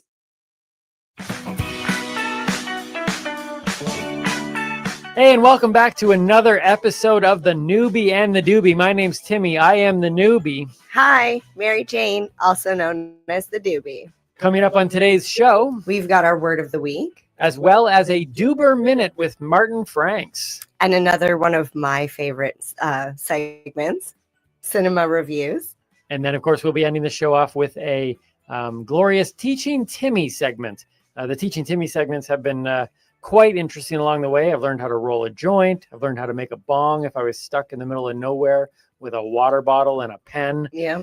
And weed math. That's correct. I've learned. And you were good at that. I was very good at that. Math was one of my favorite subjects growing up. Actually, here's an interesting fact. At least it is for me. Maybe not for you. You might have already closed off the YouTube video at this point, but hey, that's up to you. But the reality is that I was great at math. And then in grade 10, somebody said, hey, that boy's really good at math. And they put me up into the really smart kid, the Okay. advanced math or something Mhm. like that. Right. I was so out of place there. Like I liked math and I was okay at math, but like this was a whole other level of like So you it was math like you people. they said you were a smart kid, but when they put you in the smart class, you realized you weren't as smart as the smart kids? No, it had nothing to do with smartness. It had everything to do with the fact of these people look like they're going to do math for the rest of their life. And I just happen to be good at Like math. mathletes? Yes, like mathletes. Like they could probably have competed in like math. Like let's go to the math. Let's go wait for the See, weekend. I only knew weed math. So Oh, well. mathletes was like just like something I'd heard about. I was Yeah. never asked to join. There was myself and there were I think two other guys in my class got put in this thing, and we all felt completely not out of our league that we couldn't do the math, but we were with a different group of people. Like, it's kind of like I wasn't. Is it like joining the band? It is. Like, It's kind of like I wasn't. Not like the cool band. I mean, like the band at school. I wasn't a cool kid. I was an awkward kid, bowl haircut type of stuff. But something about moving. I didn't have a bowl haircut in grade 10. I think I had grown out of that. Oh, at that point, I was getting like my Bon Jovi big hair thing. Mhm. But did you have a mullet? I would suggest that most of the people in my class were on the geeky side of things. I didn't have okay, what's a mullet? Is a mullet when it's like business in the front, party at the back? No, mine was like a fully feathered, just lots of hair. So it was like a ferret. But it came down and it winged out. Like it sounds like just like the hockey look, like the hockey players' hairstyle. It was just big. It was a lot of hair. Like I'm proud of the fact that I still have hair. Like I've told people that I have no problems going gray. Mm-hmm. I just didn't want to go bald. No offense to the bald people out there. No offense to my father who's bald. But in fact, it's funny. Our producer, director, editor out there, Emilio, just looked in. I think he was going, wait a minute, does he actually have hair? And he just peeked in the window there, making sure. Now I'm wondering what's underneath Emilio's hat. Which Maybe that's why he was looking in. But but apparently hair comes from your mother's side. So my grandfather, on my mom's side, had a full head of hair till the day he died. And so, whereas my dad's side, all of them are bald. Mm-hmm. So apparently that's proven to be true. So just throwing that out here. Not exactly the way we had planned to start the show, but worthwhile anyways. Yeah. And nothing to do with what we're celebrating today at all. No, but when you think about it, today's going to be a little bit of a weird and wonderful road. It really will. But they all are. They're all weird and wonderful. Seriously, if this is your first time checking us out, go back to the beginning because we actually follow some sort of path, at least through word of the week. We're trying to build something. Yeah. Like when you build with Lego blocks, we started with one block. That's episode 1. We've now got 22 blocks? This is our 22nd block. So, I mean, the 22nd block, you're still going to be looking at something amazingly built amazingly. Unless you just took 22 blocks and lined them out like around, and then it's just kind of like, oh, that's what, like a fence? Yeah, like I haven't even built anything yet. It's still awesome because if you look at that could be the blueprint for a house. Well, everything's going to start or a garage from there. Yeah. There you go. Do you know what today is? I do know what today is. What is it? It's Ants on a Log Day. Ants on a Log Day. But, which is funny because I knew what ants on a log were. You did not. I did not know what ants on a log is. And quite frankly, you got the same look out of me that you get all the time. You're like, I've never seen that, or I've never heard that song. Rolling down the street, smoking endo, sipping on gin and juice. Do you know the next line? Baby, baby. No, laid back with my mind on my money and my money on my mind. And I was like, I said one line and he's like, what are you talking about? Oh, it was beep, beep. Who got the keys to the Jeep? Who am I? The gal's damn sugar. Yeah. And I know. that face. Yeah. One of the hardest parts of our relationship is the fact that you break into song constantly and then you look to me and throw it to me for the next verse. And I have no clue. Even No if you know clue. the song, you don't know the line. No. But those songs, you were like legitimately looking at me and had never heard beep beep. Who got the keys to the Jeep? I know meep meep from like Roadrunner. That's And it was Sim Sima. Who got the keys to the Biba? No, don't have. Wait, to the what? To the big bomb? To the Bima. Oh, to the Bima. No, I don't know. See, I just simply do not know songs. Like, It's not just songs. You do that with movies. You do that with snacks, like ants on a log. yeah, but I've never had ants on a log. That's not a. I thought everybody had ants on a log. No. Like if you went to kindergarten, that was one of the snacks they gave you very frequently at school. Yeah, well, here I will literally throw this out. If you have made it this far in this particular video, go down in the comment box right now, and like I'll take a poll. We'll take a poll on this. Like, I'll take a poll. Who has had ants on a log? And if you write what is ants on a log, that answers the question. You haven't. That's correct. Well, we're going to learn what ants on a log. Should we even talk about what it is, or should we wait? Well, I've already said it's a food. It's a snack. But It other is a than that, snack. let's just. Okay, we're gonna leave If you're it there. observant, you might be able to see. Yeah. There's clues around somewhere. So it's ants on the log day, but it did make me think of interesting snack things. Like, did you ever have one of my favorite snacks that all of my friends who came to my house, they were always like, kind of what I did with ants on a log. Okay. They would have it and they'd be like, we have never heard of that. And it's called banana soup. Ah, there's the look. The eyebrow goes up. I hope we got a good close up. Do the eyebrow just so you can get the camera. I on you. can't even. Okay. It was a bowl of milk, Mhm. as if we're like cats or something. Okay. It was a bowl of milk with chopped up bananas. Okay. And sugar sprinkled on it. Okay. And it was called banana soup. That's my sister and I had that all the time. Did you know you didn't have banana soup? We generally had berries with bananas In a bowl of but milk? It was milk or cereal, but Oh yeah, no, there was no cereal. sugar. Just sugar, bananas, and milk. You said banana soup, and I have my stomach turned. I wish you would have said something ahead of time. It was like I had this thing when I was little. My babysitter gave me bananas on toast, and it wasn't just bananas cut on toast. It was bananas spread onto toast. It was this like paste. And It was like soft banana spread across. the she toast. literally took it and put it in a bowl and mushed it up. She must have had like one banana for two kids and like One tried to banana. stretch it. Yeah, one banana, two kids, three bananas, four. No, anyways. So I ate it and I thought it was great. But that night, my stomach did not think it was so great. And I ended up like all night in the bathroom. I tell you, when you said banana soup, I'm thinking like some mushy. No, it was very delicious. I suggest everyone try it. That's just fruit in a bowl. Okay, with so milk. what was your family's like go-to like cool snack? Did you have a snack that your family was kind of like unique to that other kids were like, oh, we haven't had that at our house?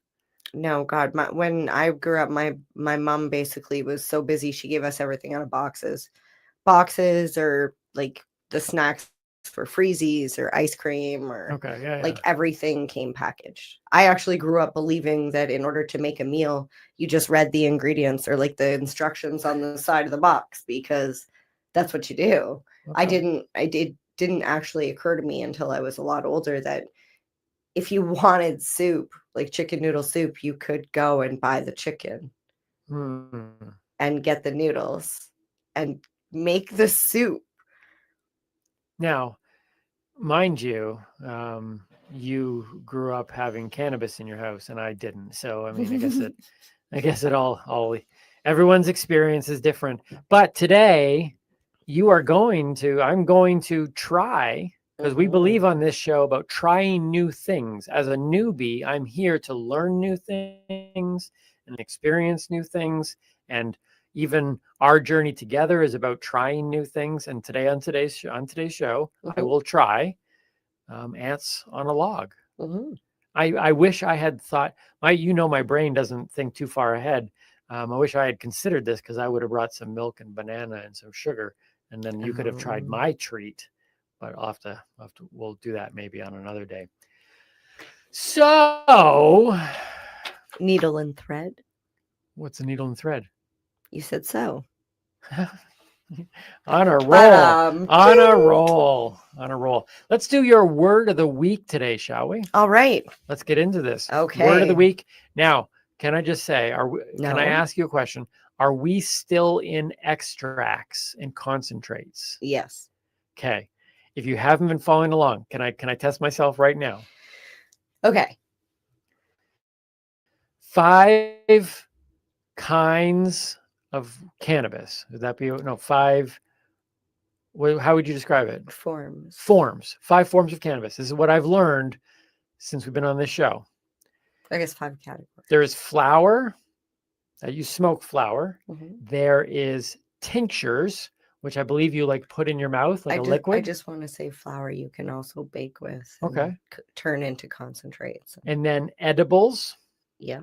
So edibles, tinctures, flour, topicals, which you rub on, Mhm. and then concentrates / extracts. Yes. So this one you're going to be really, really excited about, because this one crosses over. Into Okay. All So it can right. be classified as a concentrate. Yeah. It could be used as a topical and as a tincture, and you can turn it into an edible. But not a flower. It's not a flower. You have to use the flour to get the oil. So Okay. our word of the week is oil.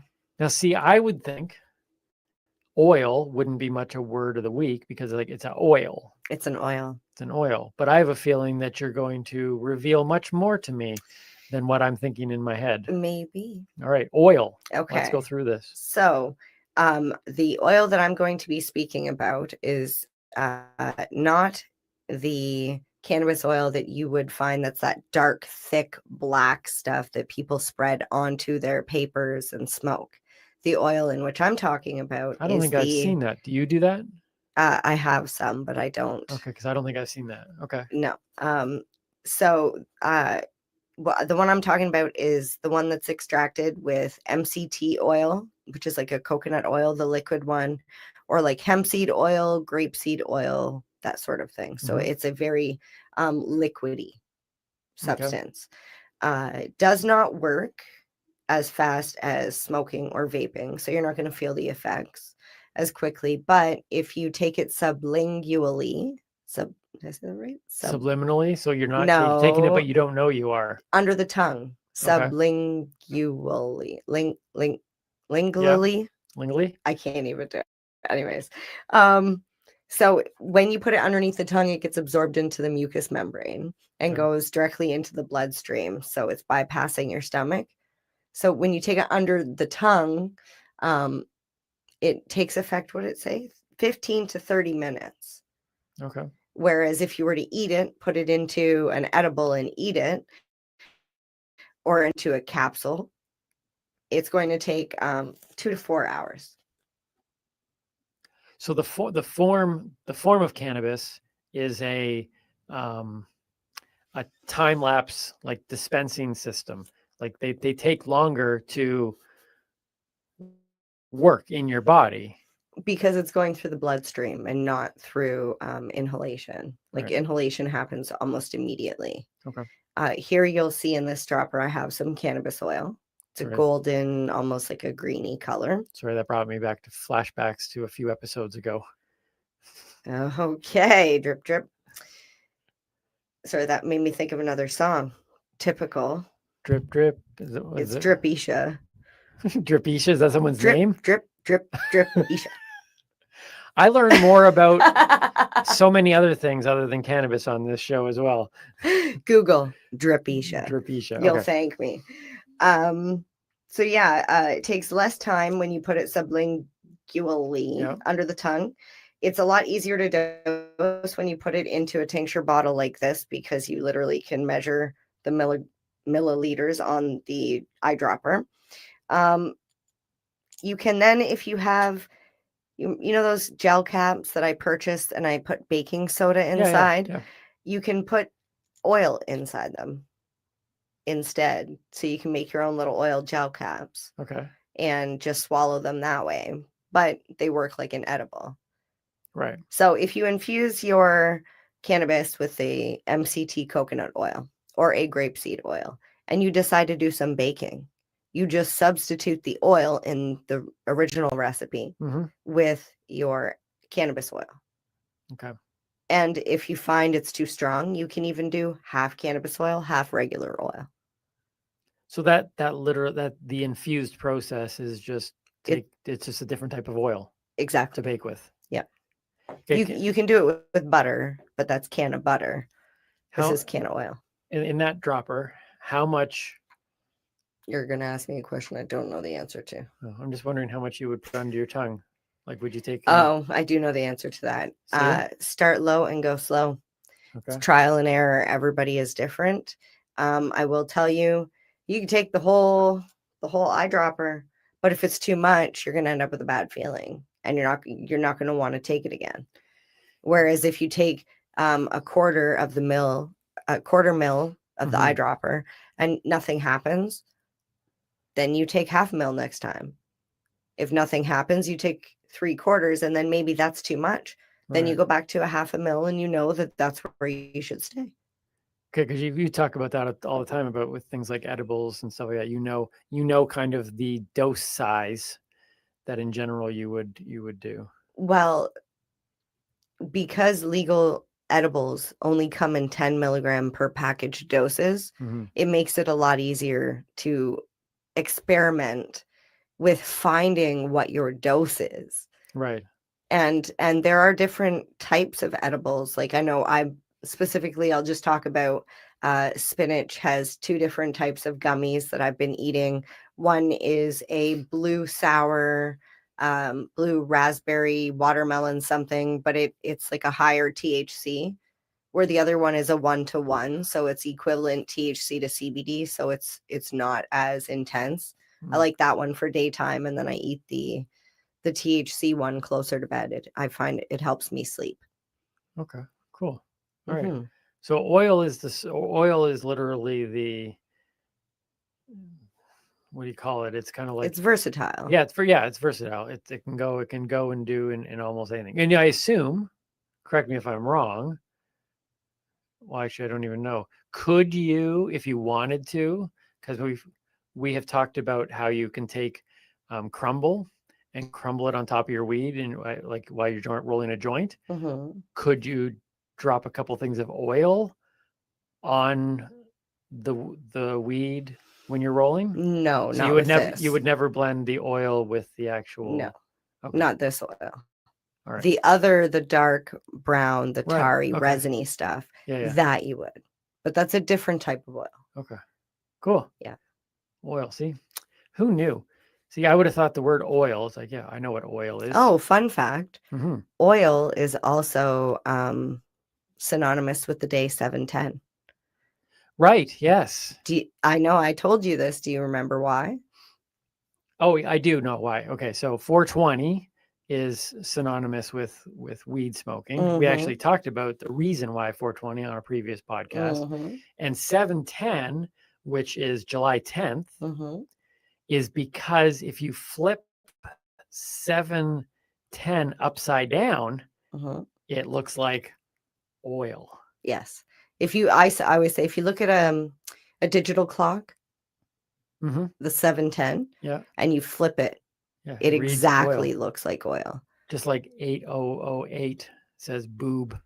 Or 80087355. Boobless? Yes. I guess it depends on your high school experience.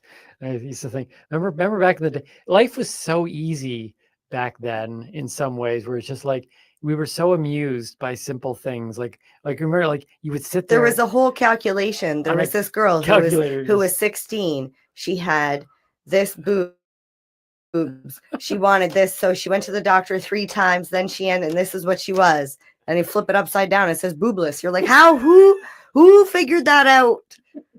Who sat there and created a story that said, if you take this number and this number and this number and do this and this and this, it comes with this. You know who figured it out? Don't even Stoners. know it. I want to know who did that. It was a stoner. You guys. I wonder how old that is. That was around But you're right though. How do you even come up with that? Like, what are you doing at home where you're just like? That's like ants on a log. Okay, honestly. Like who decided? I asked my friends, and 2 of them is so funny because there's three of them and me, 4 of us. The friend with 4 heads. The friend with 4 heads. Yes. So one of them, their internet connection cut out, and then it's just the 2 of them and me, and I'm talking about ants on a log. Ants on a log. Ants on a log. Come on, you gotta know. They're both staring at me like I'm from a complete other planet. So I explained to them what it is, and then my other friend comes on, and I said, "Ants on a log." She's like, "Oh yeah." Oh, she tells me all about it. I was like, "Oh, where were you like 5 minutes ago?" Right. She's like, "My internet cut out." So only 2 of the 4 heads are on the same page. That makes it very difficult. Wow. Let's bring in, as much as I would like to keep talking about your friends. The 4 heads. Although I would like to find out more. I bet you go online and find more of those calculator kind of things. Those are kind of funny. There was another one. There was a couple others. But that was the thing. Back then, you could just do that, and you were completely and utterly amused. But then I shouldn't say back then, because right now, when I go home, I'm going to Google it, because I'll be pretty figure out amused. how to do it. I'll You're be going to amused. don't teach my children. I won't. Let's connect with our good friend Martin Franks.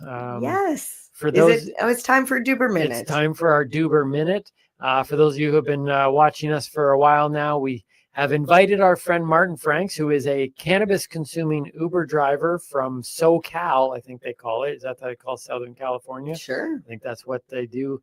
I'm trying to be on the cool side. And we had, again, just to reiterate the story, we went down there for a comedy competition, got off the plane, called an Uber. It was Martin Franks. Little did we know that he was not only going to hook up MJ with her first weed down there in the States, but he was actually competing in the same comedy challenge that I was in, because the challenge was like all ranges of, didn't matter your background in comedy, how long you've been doing it. It was just had to be clean. That's what the rules were. And Martin Martin was like your comedy had to be clean, not because there was a couple of them there that didn't really look all that clean. Well, I don't. You're like, yeah, I didn't say I'm not going there. I didn't say that. Anyways, Martin Franks made us laugh in that Uber, and so we decided that we would start this Duber Minute and invite him to come on the show and pretty much just share whatever's on his mind. So, ladies and gentlemen, Martin Franks with another episode of the Duber Minute. Hey guys, what's happening? Wanted to share something real quick. It's no secret. I'm a fan of the donut, of all donuts. In fact, I'm wearing my donut shirt, coincidentally, today. And I'm passing a couple of my favorite donut joints along this road right here. But I'm a fan, I love the donut. And I think it's kind of a universal thing. I mean, who doesn't love a donut, and why not? It's something that can bring people together, the donut. It's like, it's not for the elite, only. It's not uppity, it's not snobby. It's a donut, man. It's something everybody can enjoy. Everybody can come together and enjoy a donut, and a coffee or something. And I just think, man, it's sort of a philosophy of mine. And I don't just order a donut. I get to know the server. It's like, any of these places, like, hey, Randy, how you doing, man? Yeah, give me chocolate glaze, right? Or, Enrique, Doris, how you doing? Yeah, give me a 6. I'll share them with some of my buds, okay? Make it 12, make it a dozen, So I think that's what it's all about. Coming together over a donut. You guys should try it there, or maybe you have. If you haven't, I recommend it. Try it, share it, donut it. All right. That's it for right now. Catch you later. You, I guess you got a lot of free time driving Uber. Well, the interesting thing about the donut is it's also a circle. You know what else is a circle? Friendship. That's so true. Hey, It you is. actually had a donut. I did. That had the hole still that's in right. the donut. I did. That was only a couple days ago or whatever. It was a donut. I have a sore spot for that. That's the day I lost my ring. That's the video that I know I lost my ring in because I was like, look at this donut. It still has the hole. And it was a honey dip. It's not supposed to have the hole. No, well, no donut should. Well, yeah. Which donut should have? The strawberry cream filled. Oh, the cream filled ones. Yeah. The Boston cream. Yeah, I don't see. That's the okay. What at this Although point? they don't have the hole because they're filled. At that point, are they a donut? Like, what makes it a donut? Like, can you even call? I know people call them. Why donuts, do we call them donuts? They're not in a knot. That would be a pretzel, right? So if the hole is not there, then it's not a donut anymore. See, this is what Martin needs. We need to go for a ride with him again, right? Because we could have just this is where that conversation would have continued, right? I agree with him wholeheartedly that donuts bring people together. I agree with him wholeheartedly that it's about We're Canadian. Community. We love the donut. It's about community, right? We're about to be brought together again here over a nice, wonderful snack, right? Yay. Any Is it snack time yet? Not yet. Oh, but any snack can bring people together. It's cinema review time. It's cinema review. I Now, love it. What's cool is I think Martin should also be he should be like a Duber, the Duber driver, as well as maybe run a psychic shop on the side, because he's talking about donuts and we're talking about infusing foods. Oh. Is that what your cinema review is? My cinema review is about a movie where infusing foods maybe went wrong. Foods, yes. Oh, right. I know what movie it is now. I was sitting here going, what movie is it? What movie? Catch everybody up to speed. MJ has been sitting me down to watch what's a stoner flicks, and she's been wanting, and I've seen some before, very few I have though, and all the way along the way there's some gems, there's some horrible ones. Look back on a couple episodes ago and you'll find out about one of the ones that I couldn't do. I sat through it because I wanted to do the review. All 86 minutes. All 86 minutes of that interesting affair. What today's, though, is a diametrically opposed viewpoint. Diametatious, eh? It's a diametatious. Diatomatious. Yes, that's dirt. Poisonous dirt. By the way, a couple episodes ago, we had poisonous dirt in here. It's true. Diatomaceous. Yes. We literally almost died for this show. Anyways, so Martin talks about donuts. And I'm going to talk about a movie that highlighted brownies. And brownies that were infused and went horribly wrong. So, ladies and gentlemen, it is time for Timmy's cinema review. S-I-N.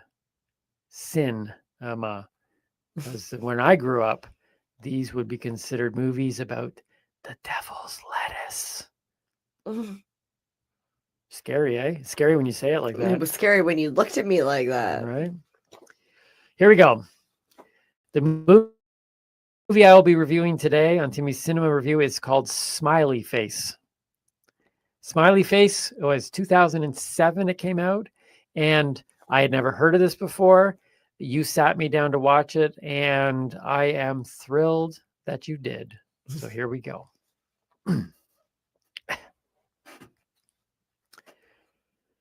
COVID-19 has revealed many truths about our world.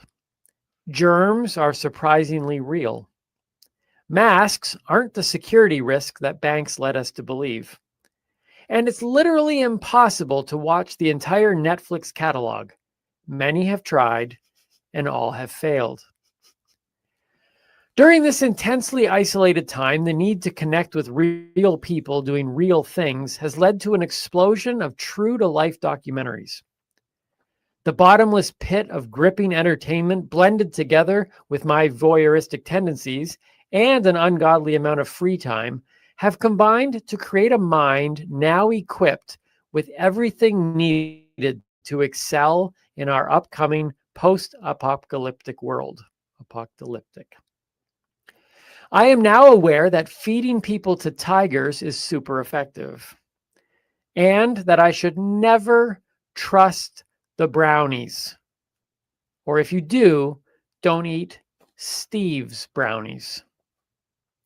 Of all the documentaries about why not to use weed, 2007's Smiley Face is probably the best of the batch. Pun absolutely intended.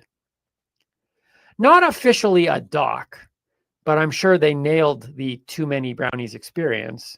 Some might ask, Timmy, as a non-consumer, how would you know?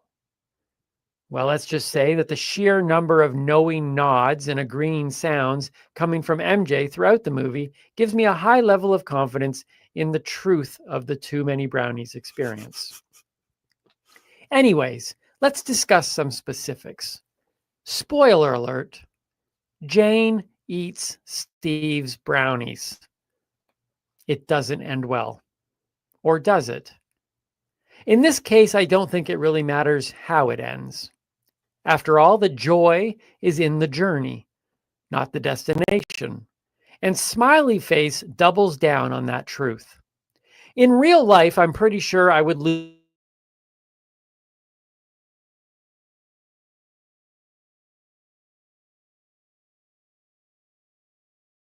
my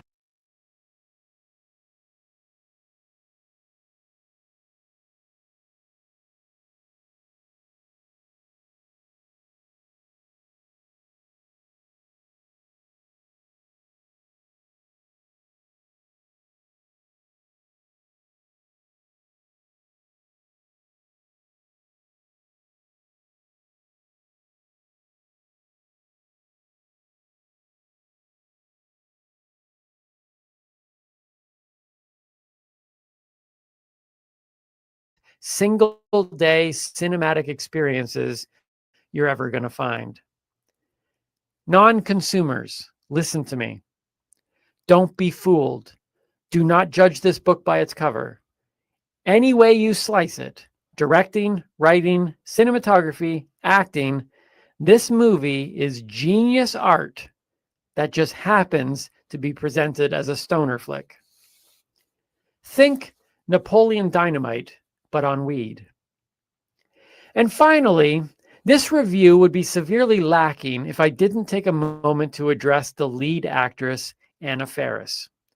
I say lead actress instead of star because, small role or not, when your cast includes the timeless and legendary Mrs. Cunningham from Happy Days, there can only be one star. But as for Anna, yes, Smiley Face might have turned me off edibles, or at least Steve's edibles, but it turned me on to Anna Faris. Her portrayal of the stereotypical stoner is both spot on, yet very unique, proving that she is indeed brilliantly funny and creative. She also revealed some strong acting chops in playing a very difficult character with such consistent believability. This leads me to conclude Anna is either highly underrated as a performer, or she was high as a kite while filming. Regardless, if you're a stoner or not a stoner, Smiley Face will put a smiley on your face. I give Smiley Face 4 out of 5 joints. So far, the highest amount of joints that I have offered any film during my cinema reviews. It is a must-watch. Very nice. It was a good movie. It was a great movie, and I wasn't sure what to expect. It's a very, very, like, I think I got the vibe right with the Napoleon Dynamite. Really, really kind of quirky and off. I still don't really understand the whole what exactly happened through it, but everything about it, I thought it was a genius movie. I Well, really enjoyed it. I'm just gonna say one part. My favorite is when she's standing, she's trying to make weed butter, and the phone's ringing, and she's got the phone, and she's like, on the phone, man, talking on the phone. No, Man. you don't understand. Meanwhile, like it's burning away in the back, and like she's like, shut up, yelling at the smoke detector, shut up. Yeah. It's funny. It's hilarious. Yeah, I recommend Smiley Face. Yeah. And right now it leads the pack in my cinema reviews. 4 out of 5 joints. I can't give a 5 out yet because I'm afraid I'm going to come across a true 5, and then I might have to take back my 5 out of 5 on Smiley Face. So I'm leaving it at a 4 right now. We'll see what happens. I think someone just got shot out there. I don't know what that I hope was. Emilio's fine. Oh, yep. Okay, we got the He's thumbs up. either waving or he was calling for help. We saw a hand go up. Okay. We don't actually know. It was his shirt always red? Yeah. Okay. How about That's this? not blood? Let's finish the podcast. Okay. Because we got to make sure we get it done, and then we'll go check on him. Okay. That seems like a reasonable All plan. right. So we should get to teaching Timmy then. Let's do teaching Timmy, and then we'll go make sure that that it wasn't our producer that got shot out. Okay. All right. All So ants on a log. Ants on a log is a snack. Right. It's celery. Celery. Okay. With peanut butter. Now, see, right away, I do not see those as compatible. Yeah, ingredients. and let's throw some raisins. Nobody with it. likes raisins. And this is what my friend said. One of them, she's like, "Who sat down and said, yeah, I'm gonna take some celery and some peanut butter and some raisins."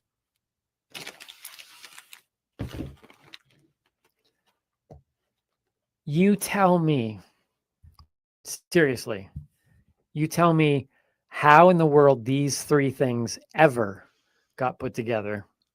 Does that not look like a completely...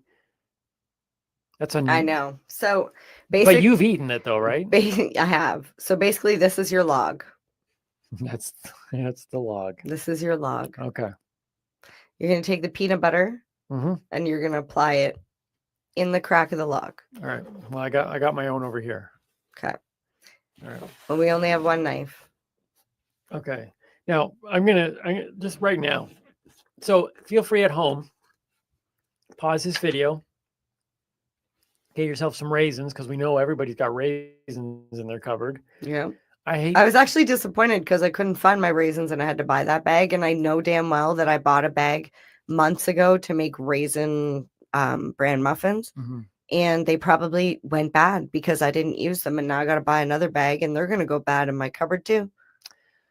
Let me give a shout out right now to Paradise Tarts because they make the most amazing tarts, like butter tarts. Oh, so you're saying I could give them my raisins?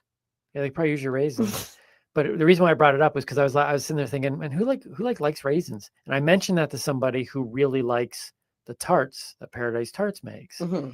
And they're like, oh, you need raisins in butter tarts. And I'm like, no, Yeah, you don't. I kind of agree with that. In a butter tart, you need raisins. Really? Yeah. Just like rice pudding, you need raisins. Oh, see, that's I've never really eaten rice pudding. I know you said that the other day, and I was like, and see, another thing you say you've never had that, But never heard that, never seen that. But I'm gonna try. I love You it. know how much stuff I've tried over the last couple of years? It's been amazing. I And I'm know. gonna try this. I can't remember the last time I ate celery. I have peanut butter all the time, and I haven't eaten raisins forever. So, okay, so if you're at home right now, and we're going to infuse one as well, right? I'm gonna show how to infuse Yeah, one. so she's going to infuse hers. But so how much do you put on? Like, does it matter? That's a personal preference. Okay, so I can't remember the last time I had celery. So take your celery stick. Some people like to do this with Cheese Whiz, not raisins and Cheese Whiz. But Really? Do you think Cheese Whiz is actual cheese? no, Is that like false advertising? no, it says cheese product. No, that's true too. Did you know that Parlor doesn't sell ice cream? What do they sell? Ice cream product? Frozen dessert. Oh, really? Yeah. Now, if anybody has Parlor at your house, go and take it out of the freezer and look at it. Okay, I'm gonna make one right now. Do you want to make one? Yeah, I'm going to show people how I would infuse this Um, because So you got to hold it up. this way. Oh, that camera will get it. Yep. I'll open the raisins while you're doing that. So I'm going to make sure that my my crack is filled. Jeez. What? Nothing. Why you gotta go all dirty? But I'm gonna leave a space in the middle. Okay. Because you know. Oh my goodness, you're like actually like you're taking your time with that. I don't think I was What? nearly as. No, which is funny because you don't like a mess. No. So it's sealed on this side. It's sealed on this side. Okay. I'm gonna use this guy. No. You gotta go the other way. Okay. So how do you know how much oil to put in there to be in like do you know how much THC is in say one drop of oil? Like how would you know how much to put in You're there? asking the person who doesn't do math. That's why I said low and slow. Okay. So Start with the smallest amount. The smallest amount. So you can measure. I've never it had out. an edible, right? I've never had anything that's been infused. So this is just under 1/4 mil. Okay. And you would just drip it right inside. Now you can use all of that. You can use as little as you want. I used it all. Alternatively, you can literally just take it, drop it in your mouth, and eat Okay, the so item you want. a question about infusing then. Yes. So let's say for example, so this is something that I have sort of learned because we've talked a lot about.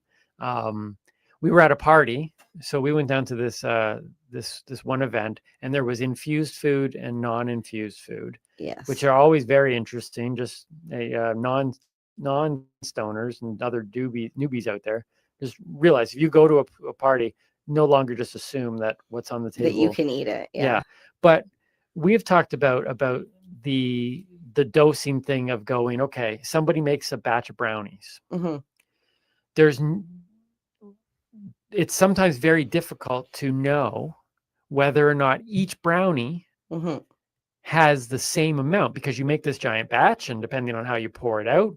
So what would you say to people when they're infusing food in terms of making sure that you maintain that balance so that it's not a crap shoot?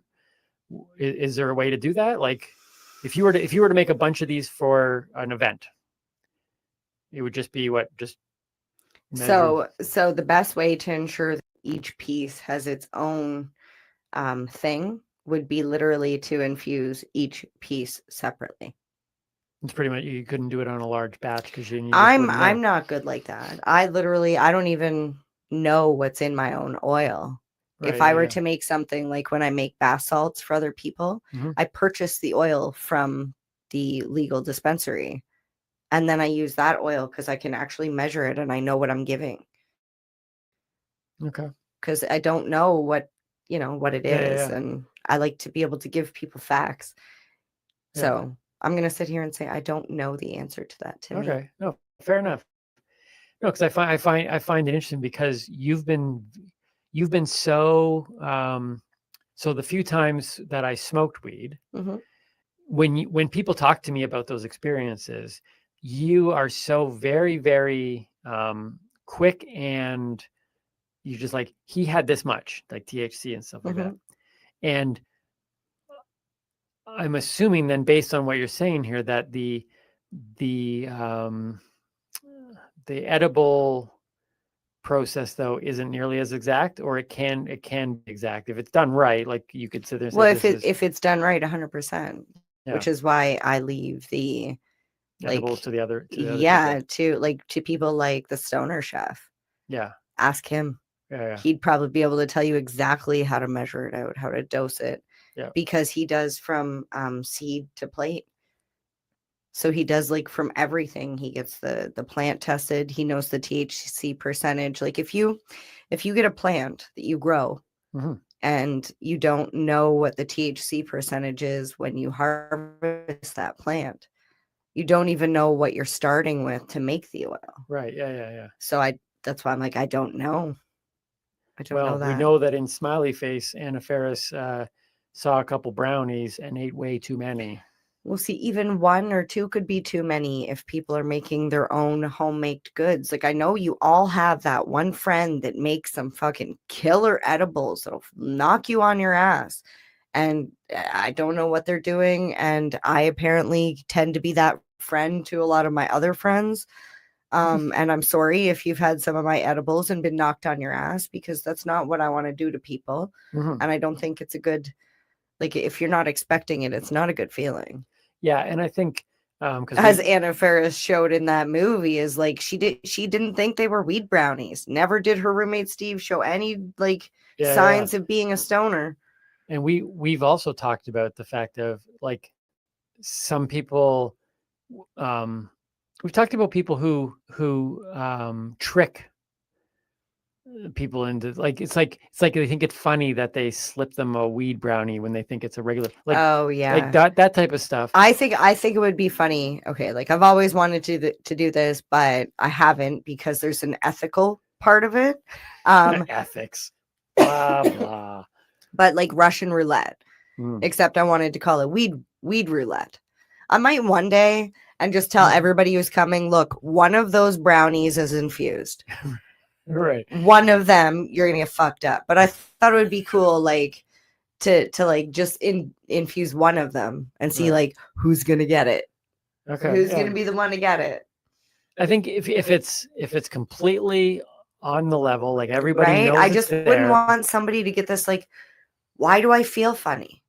Right. What's wrong with Put me? it out on the level. Everybody in there knows what's happening. And then See, I used to hang out with some not so nice people back in the day, and like we did chemicals in Okay. drugs Yeah. and like things that would make you see shit.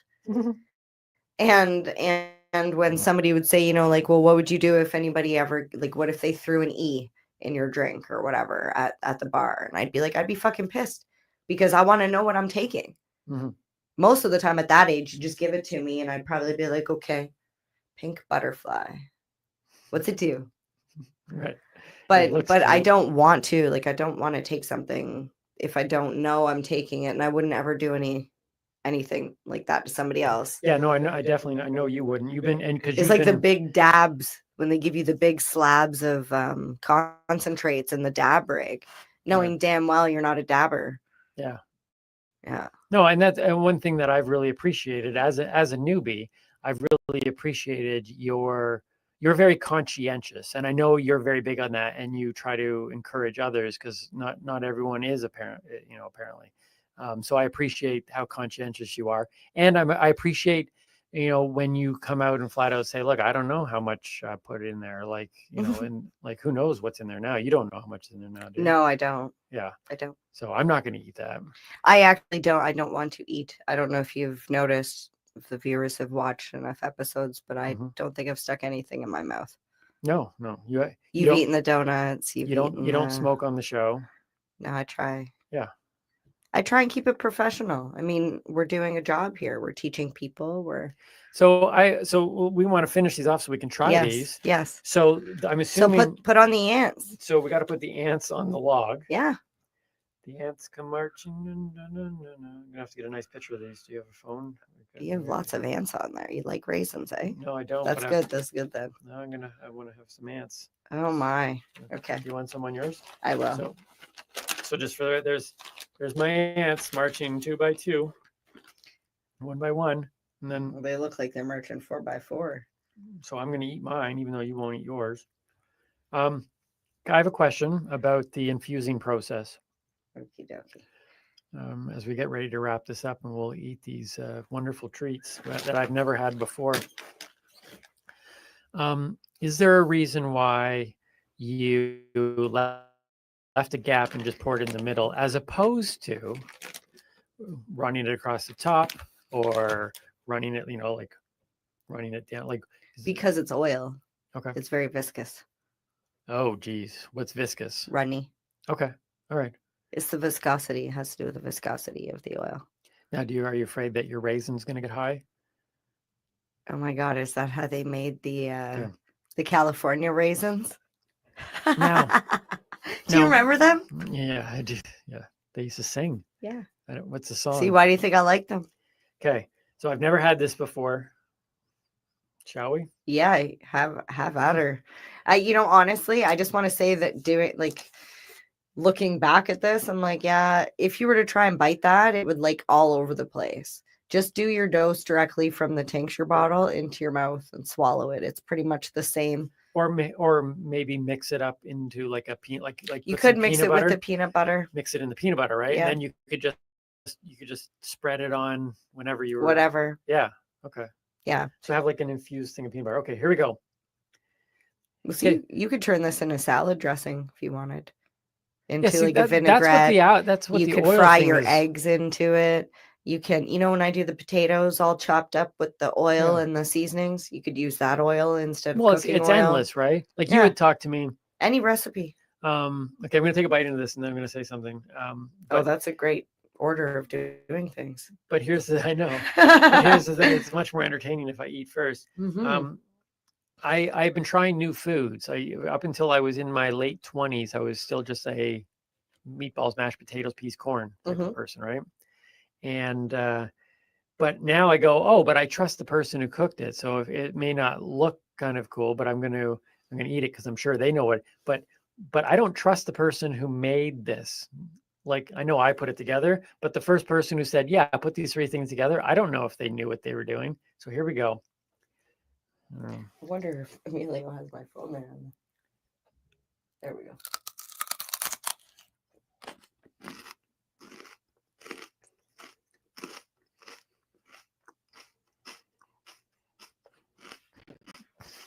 I love the face. I'm sorry. What, you don't like the crunchy and the watery texture with the chewy raisins There and is the peanut butter? Do not lie to me. There is not a child in the world that would like this snack. Yep. No. Legitimately. No. Yep. They gave us that when we were young. That's what they said our snack was. And some people love them. Pulling people's Other eardrums. people don't. That's real crunchy, isn't it? I was never really a fan of celery, just for the, you know what I'm going to say, aren't you? That's horrendous. The strings. That is so not a good snack. These things. If I was doing a cinema review, 1 out of 5 joints. See, and this is why I don't like celery. If you're going to infuse something good, this is the question I wanted to ask. Okay. By the way, let me just say this. Don't eat ants on a log. Horrible. Now I like it, so I say try it. Okay, well, you can have mine later. Once we get off the air here. But let me, I do want to ask this. And this will be the last thing that we say before we go. You asked me about which foods I would like to infuse. Because at some point you want me to try an edible. Yeah, I need recipes. Yeah.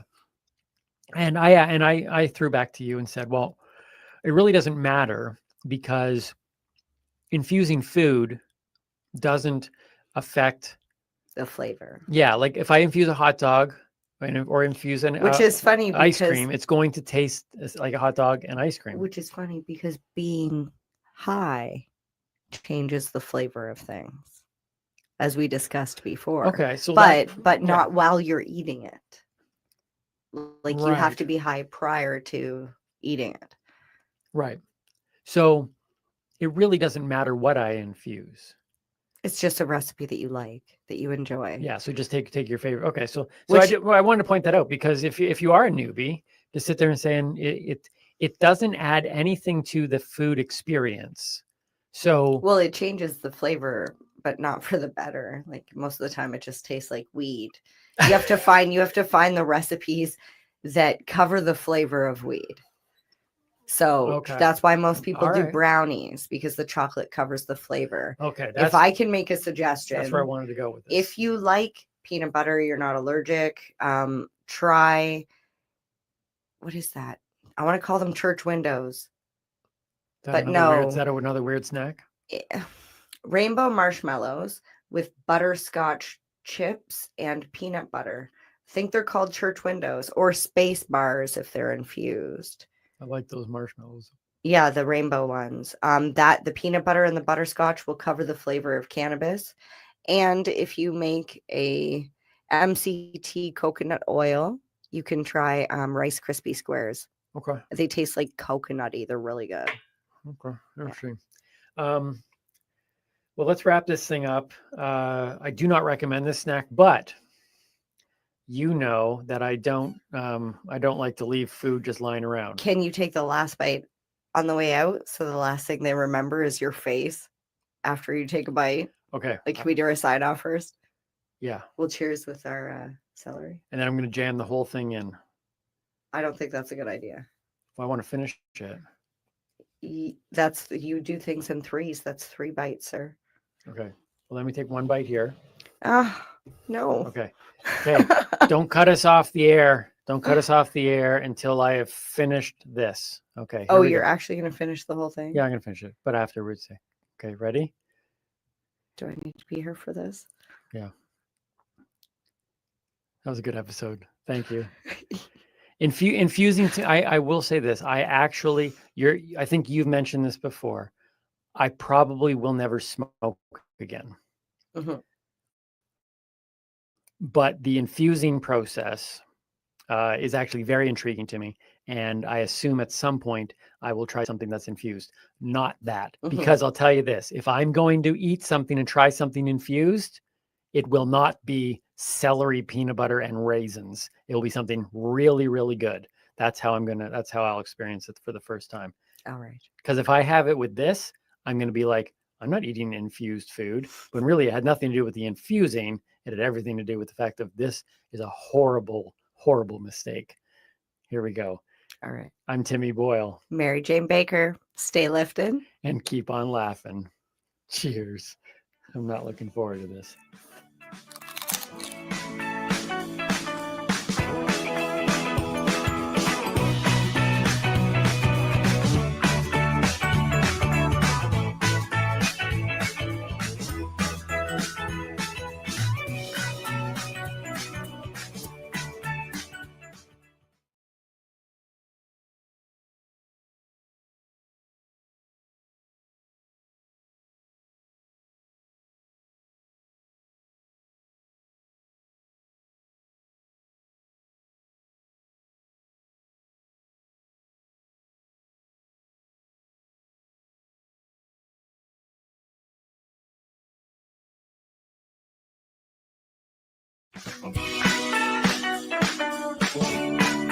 Hi, I'm Timmy. And I'm Mary Jane.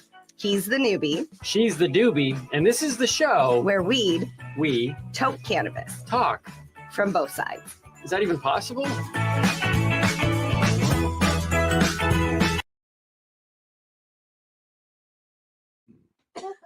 You're watching the 420 Pace Reroll Saturday.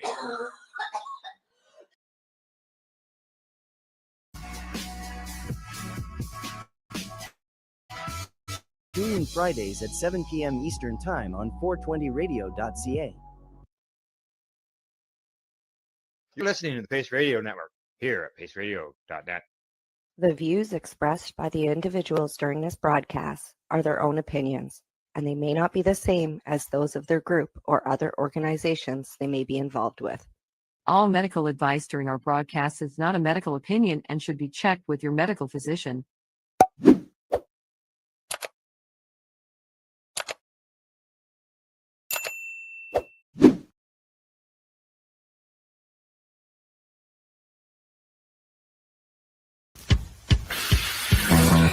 Yeah, baby, that's lovely.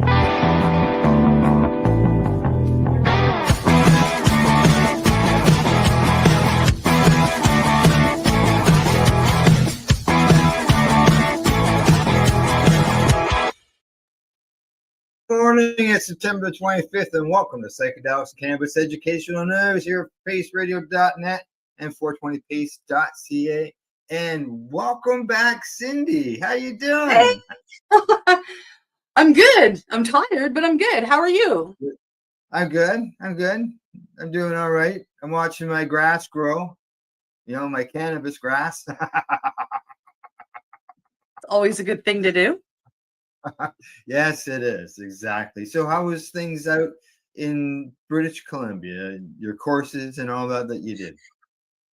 British Columbia, it's the same as the rest of Canada, very dry right now, but Yeah. beautiful. I was out in a little area called Salt Spring, a tiny little island full of earth medicine facilitators of different kinds.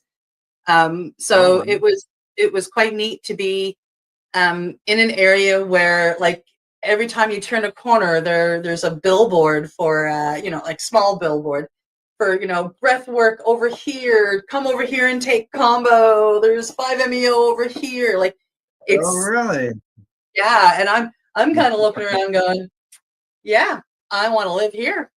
Yeah. It was absolutely fantastic. This is a community I would just love to be living in. It is. And, I've even gone as far as looking up homes. I'm going to set up a video tour of a place that I found that's actually reasonably priced. Like, it may not happen, but it was so beautiful that I felt compelled to see if it was possible to live there.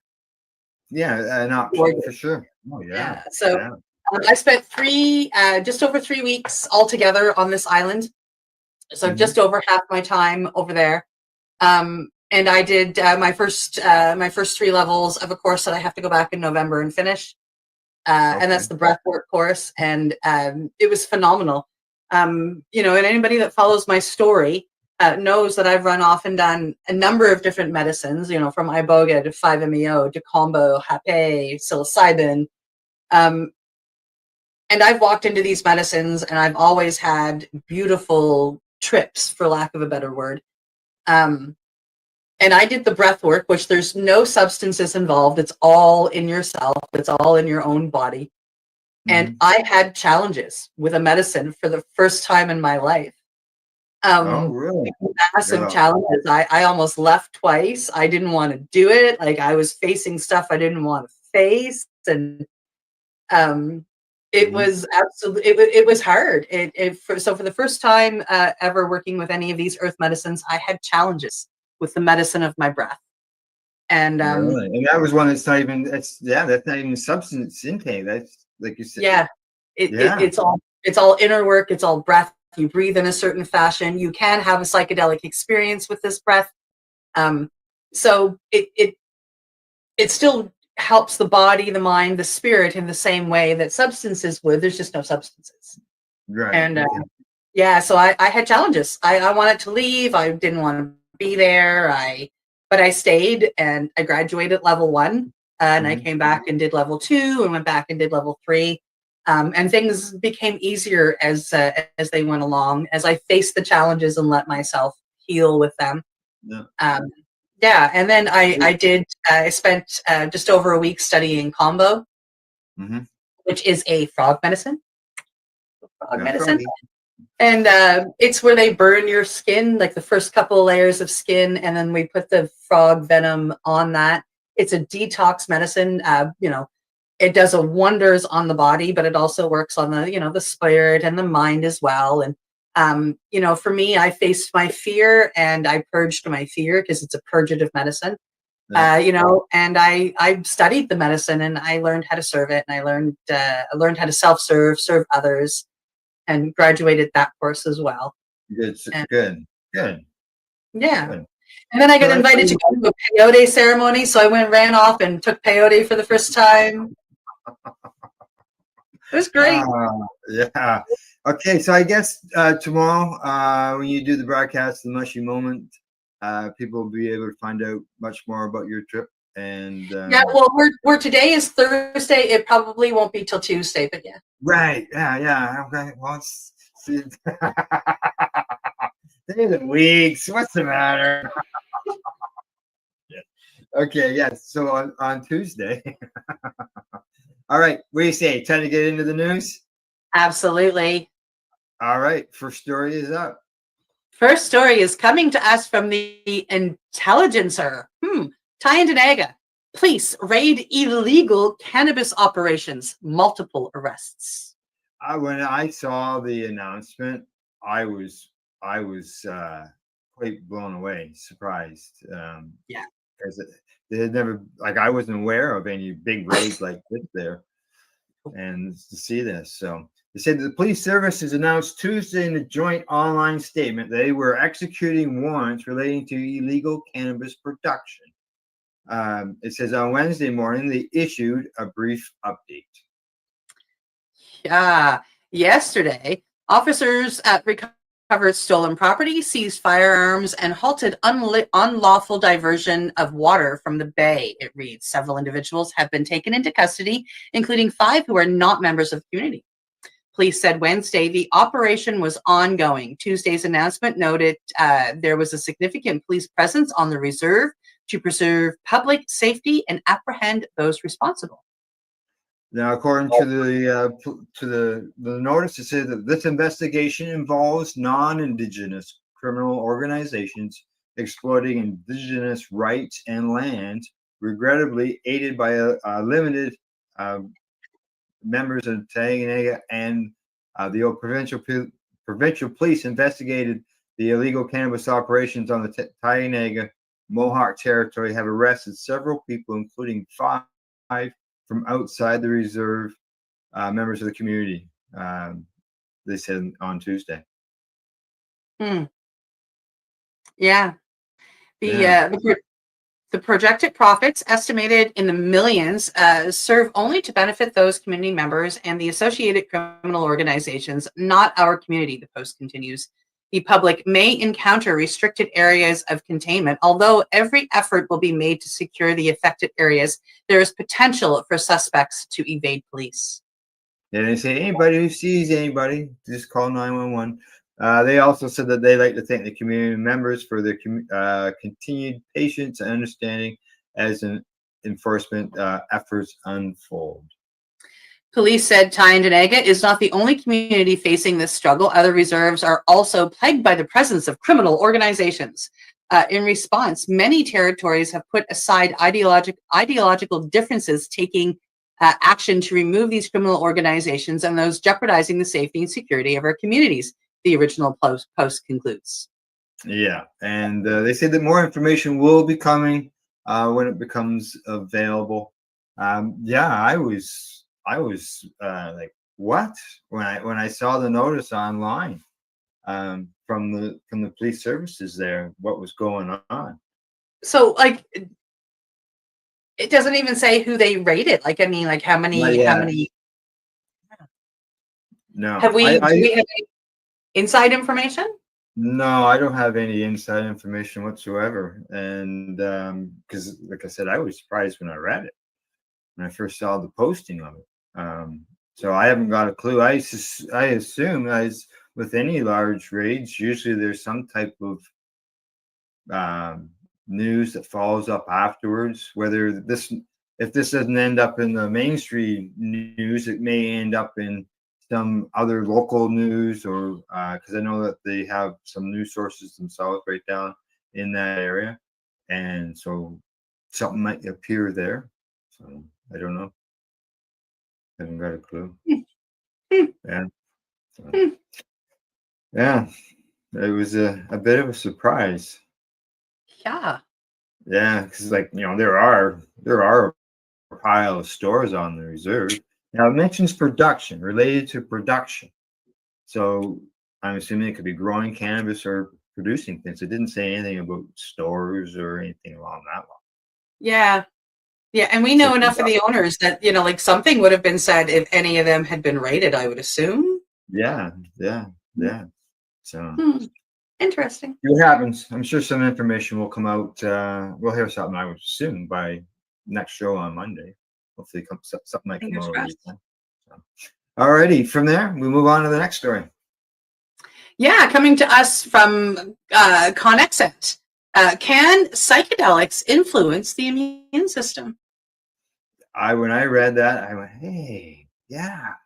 When we think of psychedelic drugs, we think of altered states of consciousness, vivid hallucinations, and their controversial role in mental health research.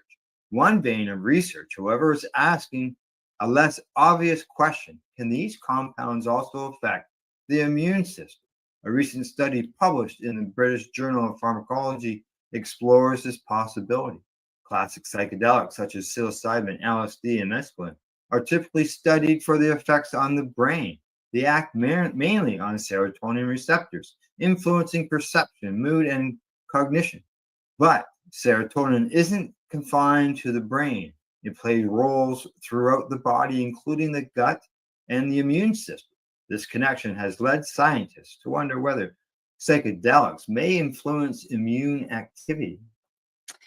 Systematic exploration of the link between psychedelics and the immune system has been sparse and often overshadowed by the focus on mental health.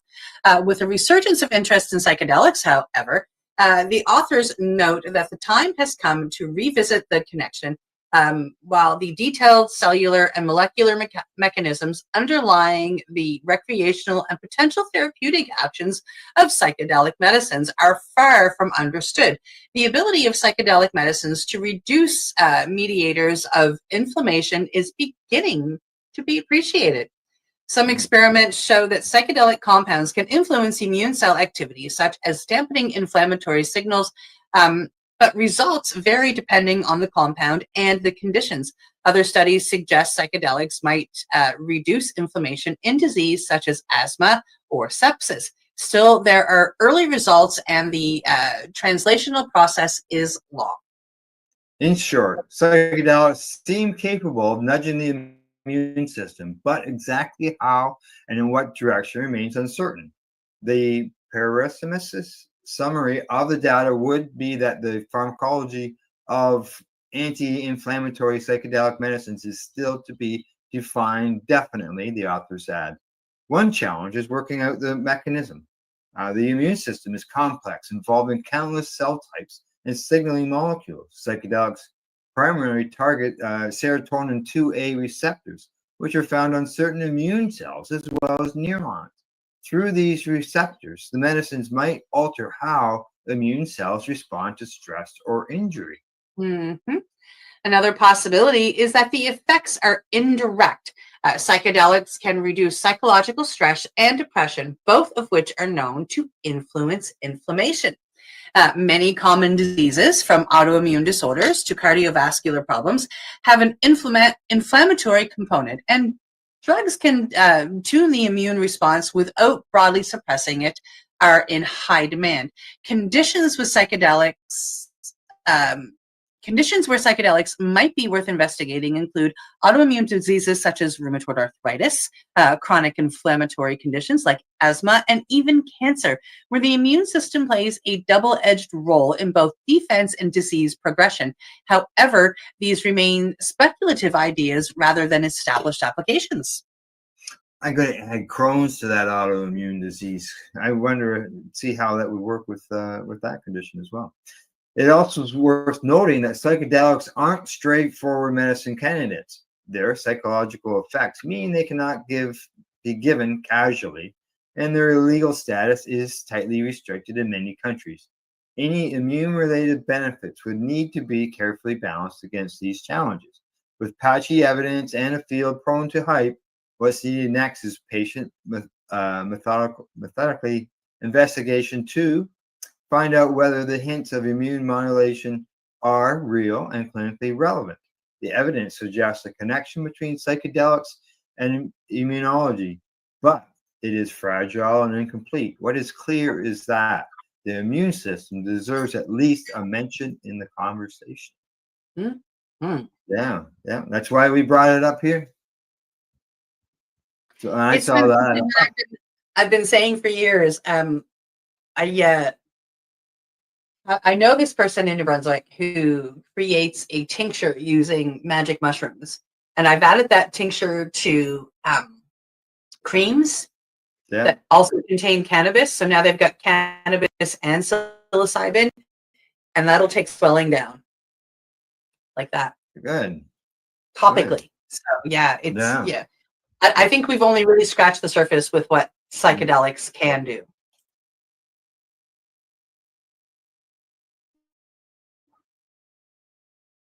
Oh, I completely agree. Completely agree. Yeah. All righty, here we go. Next story. Coming to us for Marijuana Moment. Teen cannabis use in Germany has declined following recreational legalization, government study shows. Yeah, a new study conducted by the German federal health official shows that rates of cannabis use declined among youth after the country legalized adult use cannabis last year, contradicting one or more of the more common prohibitionist arguments against the reform.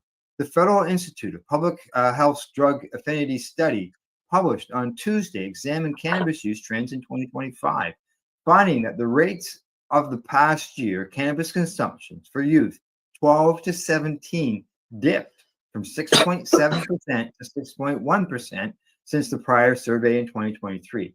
More regular consumption also decreased from 1.3% to 1.1%. Yeah, among young adults between the ages of 18 and 25, the study showed a slight uptick in cannabis usage, with past year consumption increasing from 23.3 to 25.6% between 2023 and 2025. Germany's former health minister, Karl Lauterbach, who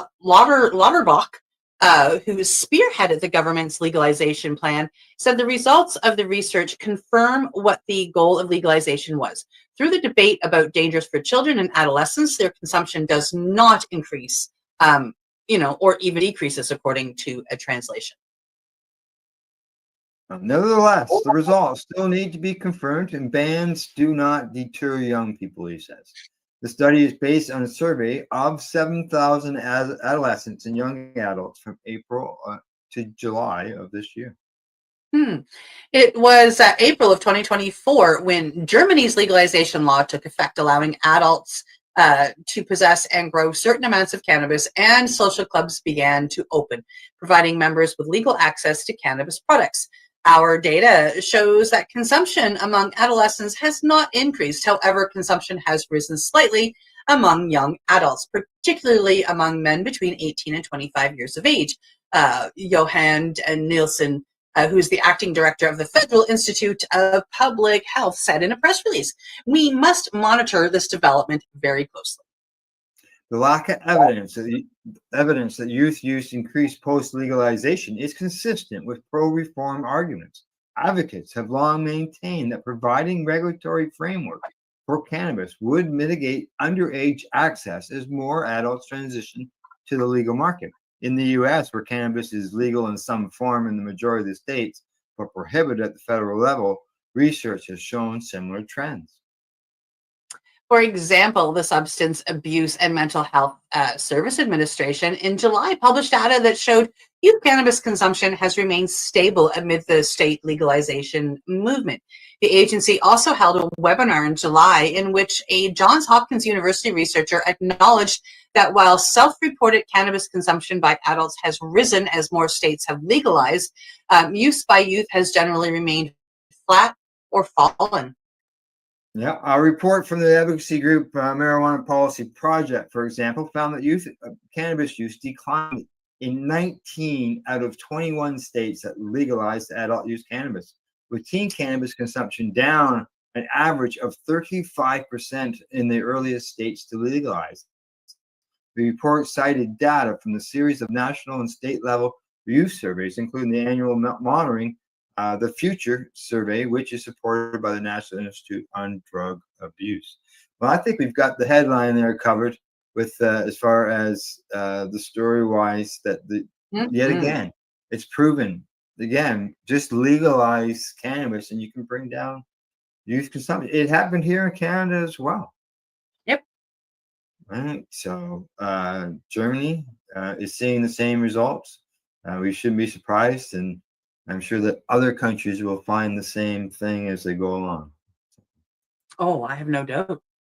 Yeah. All righty. We're going to move on to the last story before we go to break. And the headline is up. Yeah, coming to us from StratCan. Hamilton, a cannabis retailer, allowed to recall witnesses in termination grievance. An arbitrator in Ontario recently ruled that the lawyer representing a Hamilton cannabis retailer will be able to recall witnesses in a termination grievance from an employee fired in 2024. The case surrounded an employee at a Canna Cabana store who was fired for failing to report to management that a customer had provided him with psilocybin. The former employee challenged this firing with his union, the United Food and Commercial Workers Union, Local 175, arguing in a hearing on September the 3rd that the firing was inconsistent with alleged tolerance of similar behavior from an assistant store manager. Ooh. The employer, Canna Cabana, argued that 10 different statements the union made to the terminated employee, Jesse Piera, and 2 other witnesses unfairly challenged the assistant store manager's credibility without providing the ASM with proper notice of the accusations or the opportunity to respond. Piera was the union steward of the Canna Cabana on Barton Street in Hamilton. Those statements included claims that the assistant store manager herself has used psilocybin and cannabis at work and encouraged others to use cannabis at work as well.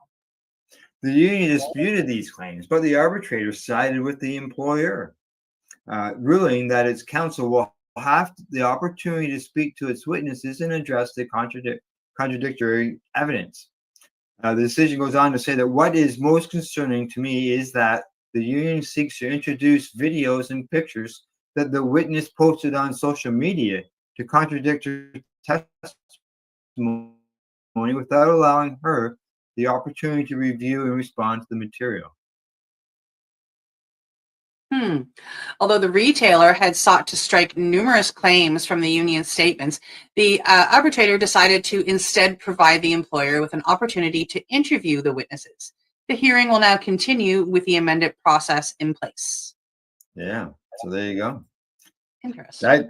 That could end. Well, they say they got videos and stuff because otherwise it could be a he said, she said thing. Yep. Yeah. Or he said, or however you want to say that saying. However it is. Yeah. So, but yeah, that could get ugly. Could get ugly. So, all right, time for us to move on to break, as we always like to do. We're right back after our joint session. You're watching Psychedelics and Cannabis Educational News here at paceradio.net and 420pace.ca. You're listening to the Pace Radio Network here at paceradio.net. Camelford Lifestyle Shop, open Monday to Friday from 10 till 7 p.m. or by chance. Check out our flags, our t-shirts, plus our hats, and look of that supply of rolling papers, plus much more. We've got bongs and your favorite herbal vaporizers. Look at all the incense we have, as well as for those who collect knives, check out these knives in our collection. And while you're here, stop in to see Shay at the piercing room, where you can get poked by Shay. Daily deals, check them out. Camelford Lifestyle Shop, 17 Bridge Street West, Camelford, Ontario. What do you find at paceradio.net? People advocating cannabis education.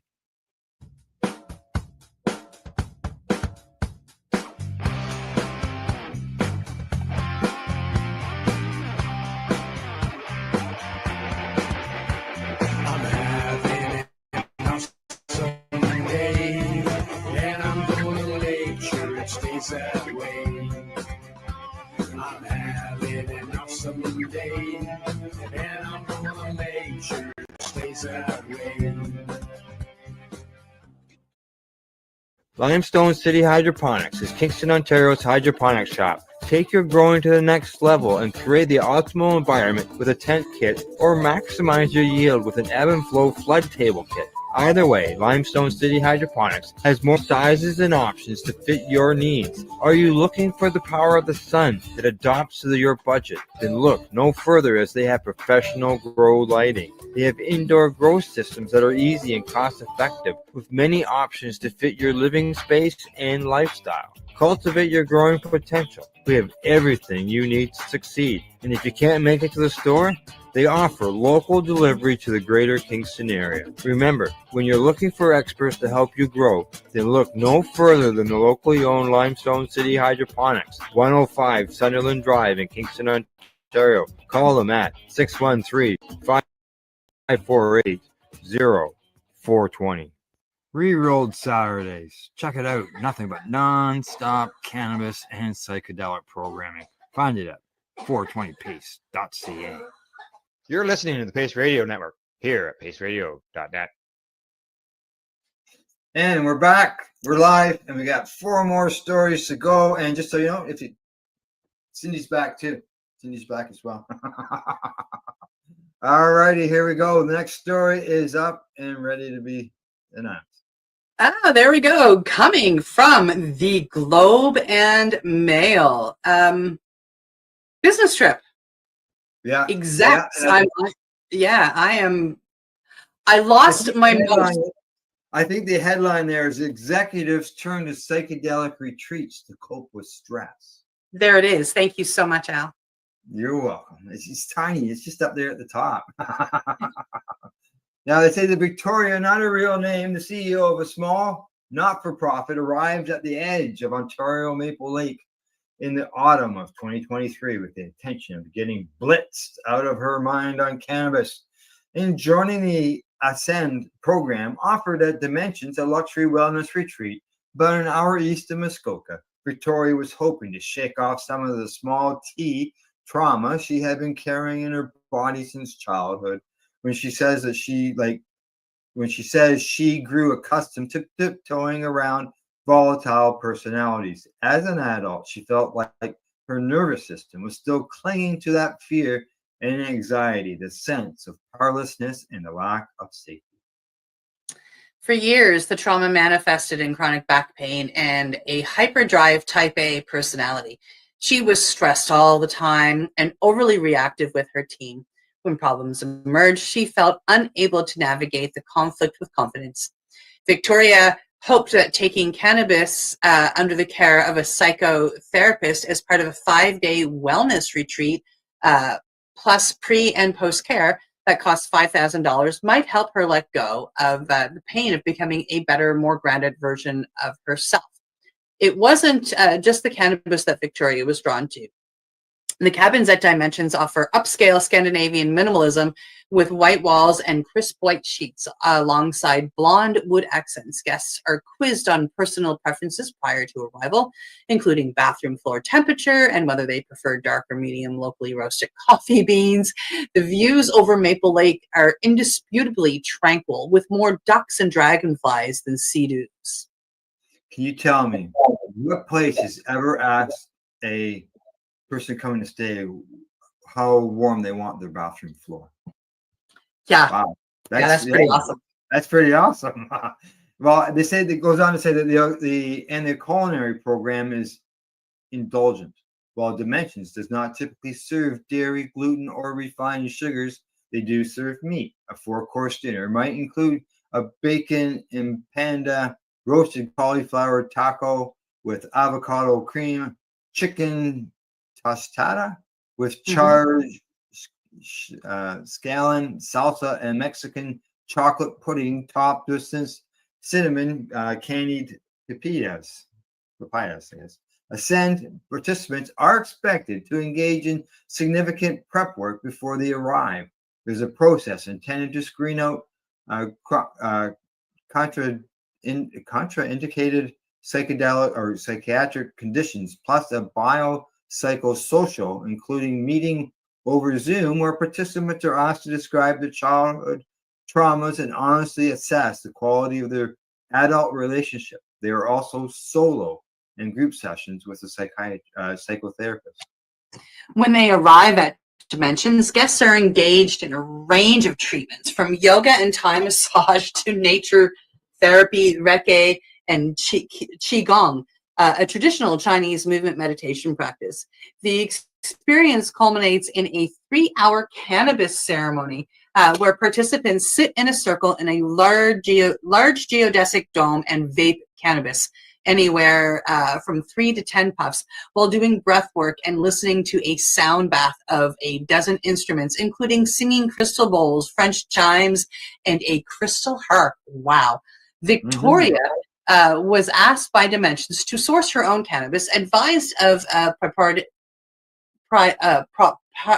therapeutic recipe that mixes various strains. Under the guidance of a local Indigenous elder, along with Dimensions clinical director, Donald Curry, Victoria took several hits from a vaporizer and then laid back on a linen-covered futon. A guided meditation encouraged her to be in her body, starting with the feet and then moving up. When they got to the chest, I felt this intense pain like a sword going through my heart, she says. I was gasping for air. Curry instantly moved to her side, encouraging her to keep breathing through the experience. It was like every heartbreak she had ever had in her life. All the agony and fear and disappointment, most of it tied to her family, was happening simultaneously. The floodgates opened, and she found herself sobbing and unable to stop. And then she was free of it. It was like years of crying happened there, and I left feeling so much lighter, she says. She emerged from the experience with a stronger sense of the boundaries she needed to set for herself and clarity surrounding her desire to let go of the past. When Victoria came home, her husband commented on how much better she seemed, how much calmer, but the benefits extended beyond her personal life. Victoria was less strung at work, able to sit with problems rather than panicking, and she found she no longer took things so personally.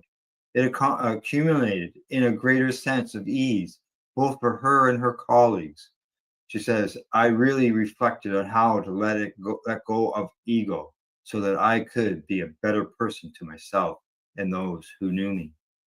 Wow. Dimensions is just one of several luxury options for stressed out executives and entrepreneurs looking to heal in a world that sometimes seems to be spinning out of control, still recovering from the fog of the pandemic and now grappling with the impact of a U.S. president hellbent on remaking the global order. The vibe is chaotic. It's the end of predictability combined with a sense of impending doom. According to a May survey by the Business Council of Canada, more than 60% of Canadian CEOs expected the economy to weaken in the near term, largely citing global uncertainty. And while present circumstances might be uniquely terrorizing, the problem isn't new. In 2019, a survey by the Canadian Mental Health Association found that 62% of entrepreneurs were depressed, at least once a week. Almost half reported that their mental health issues were interfering with work. In a more recent poll, 31% of managers who have left or are planning to leave their jobs attribute it to mental health issues. Insights gathered by Homewood Health Center in Guelph, which offers a range of treatment programs for mental health and addiction issues and has been in the operation for 140 years, indicates that high-level executives and entrepreneurs are increasingly presenting with depression, anxiety, post-traumatic stress disorder, imposter syndrome, burnout, and exhaustion from constantly delivering in high-pressure scenarios or environments. They often find themselves at their residence, Homewood's luxury 9-bedroom inpatient option. It says here there was less deep pockets, meanwhile, less deep pocket clients, meanwhile, might struggle to find a sufficient coordinated mental health supports. Exactly. Because of money, right? So healing this way is not a cheap thing to do, and that's for sure.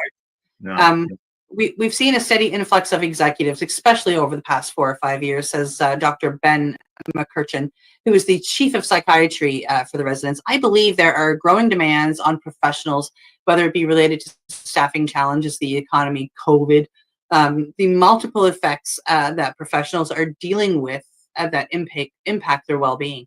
Luxury rehab isn't new or rare, or more conventional avenues might include psychiatry, psychotherapy, and addictions therapy, which can include a mix of prescription medications, individual or group therapy talk, and lifestyle directives.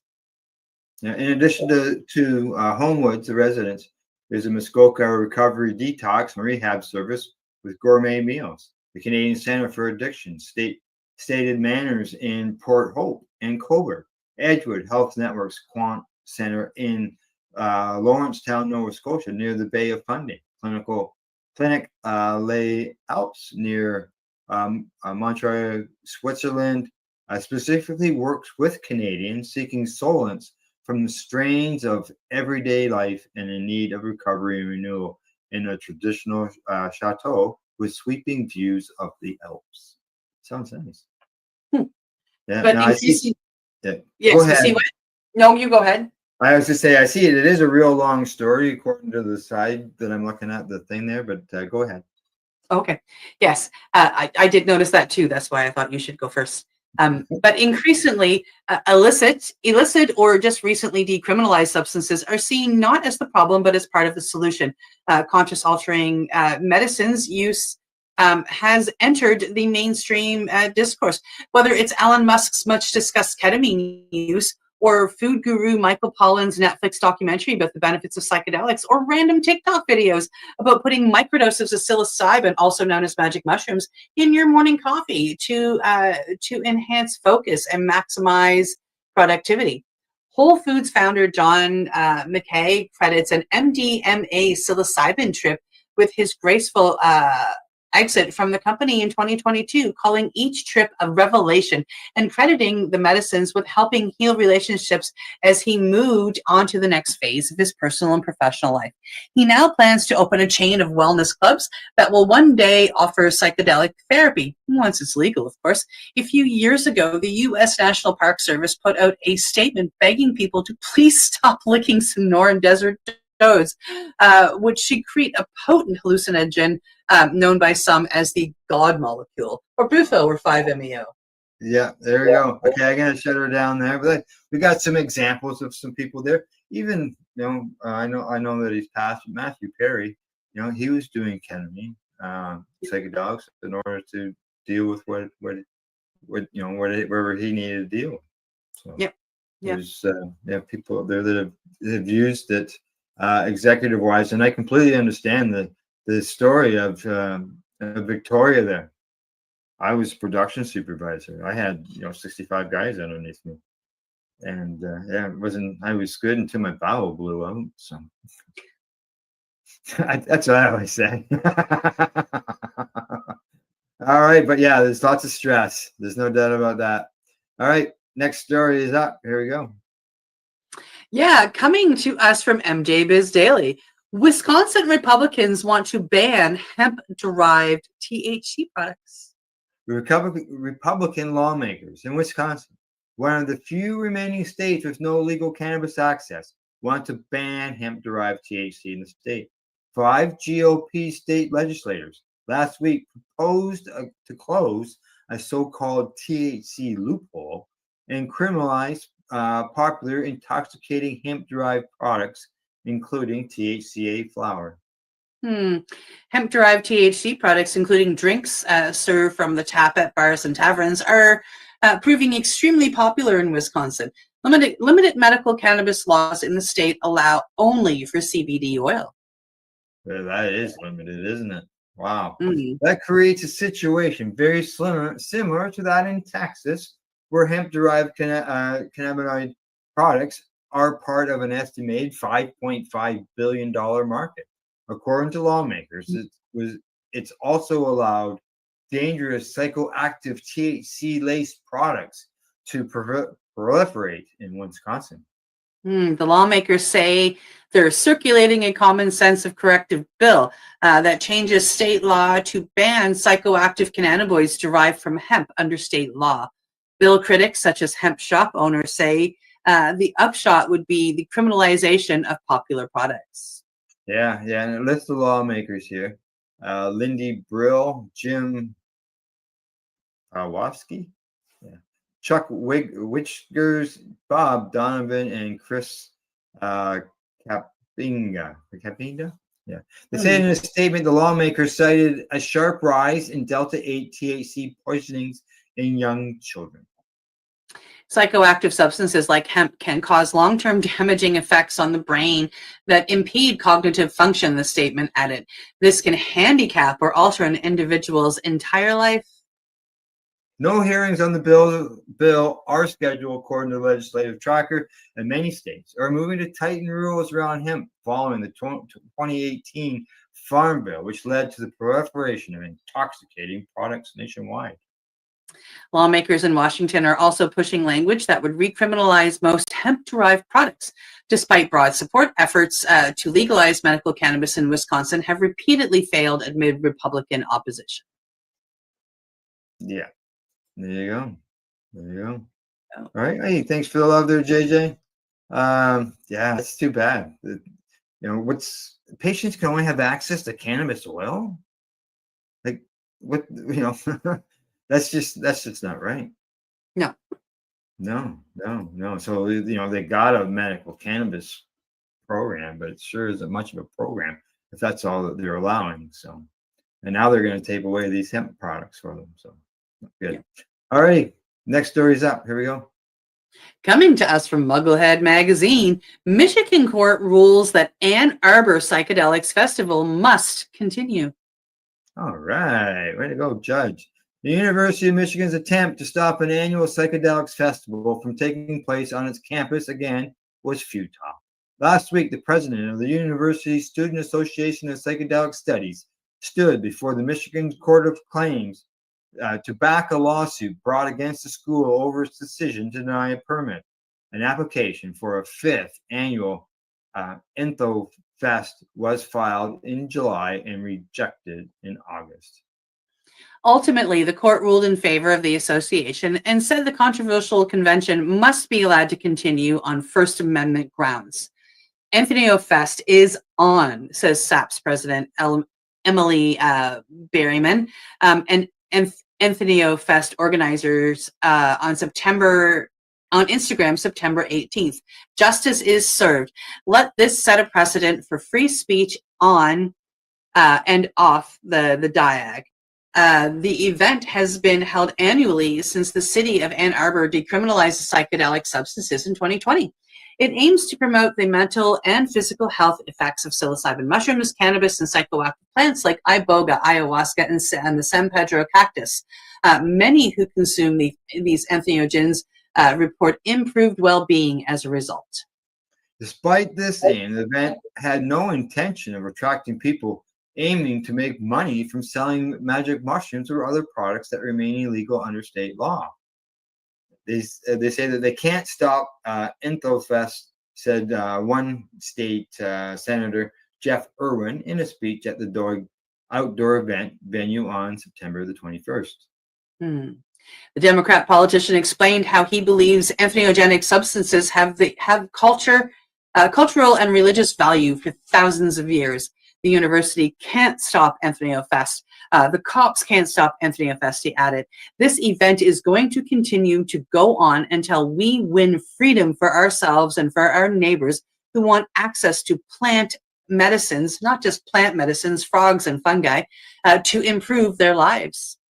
A crowd of approximately 100 people were in attendance at the University of Michigan's campus this year, despite less than optimal weather conditions and a short notice that the event had been authorized to proceed.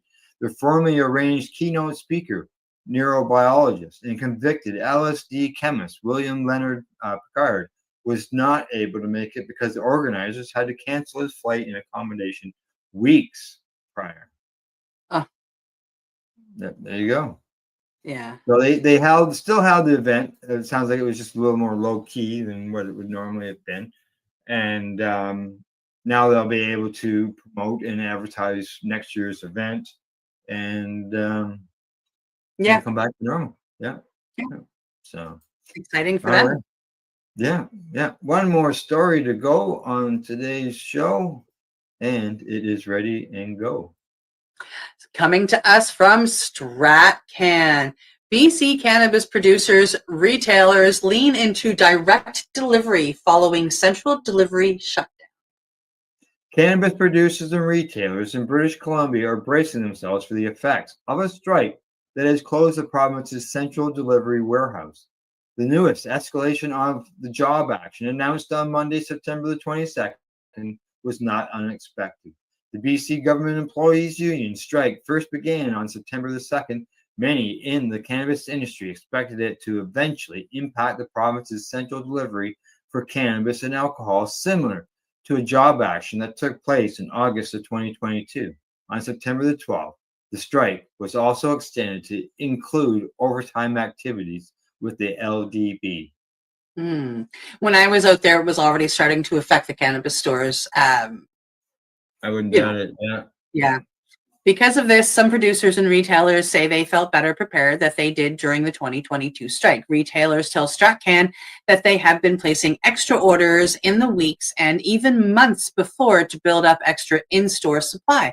Some producers say they have been taking steps to increase supply to meet those demands and fine-tuning their own direct delivery platforms, which allow retailers to order directly from some BC smaller producers, bypassing the province's distribution warehouse entirely.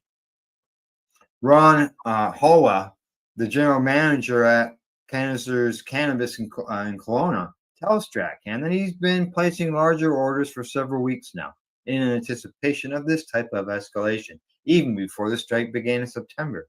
He says, I kind of welcome the strike because we're prepared. We all knew that this was going to happen, so I've been loading up since July and August. Additionally, he notes that he has spent the last 3 years refining his store's participation in the province's direct delivery program to ensure a wide array of options for his customers, even if the strike lasts several weeks. I don't think anyone can beat my direct delivery inventory, he says. If someone comes in, they aren't going to leave empty-handed, ever. BC first launched its direct delivery program in August of 2022, around the same time as the last BCGEU strike. Although the timing was not planned around the strike, direct delivery ultimately served as a lifeline for some producers and retailers, many of whom were caught unprepared. The program has evolved considerably in those 3 years with a wider array of products available, as well as producers and retailers making improvements on payment programs, ordering platforms, and delivery options. While it's still a small portion of the total cannabis sales in the province, the program's popularity has been growing this year. Unfortunately, it isn't enough to fulfill all consumer demands, explains Dennis Park of Craft Greenery Cannabis, a retailer in Vancouver.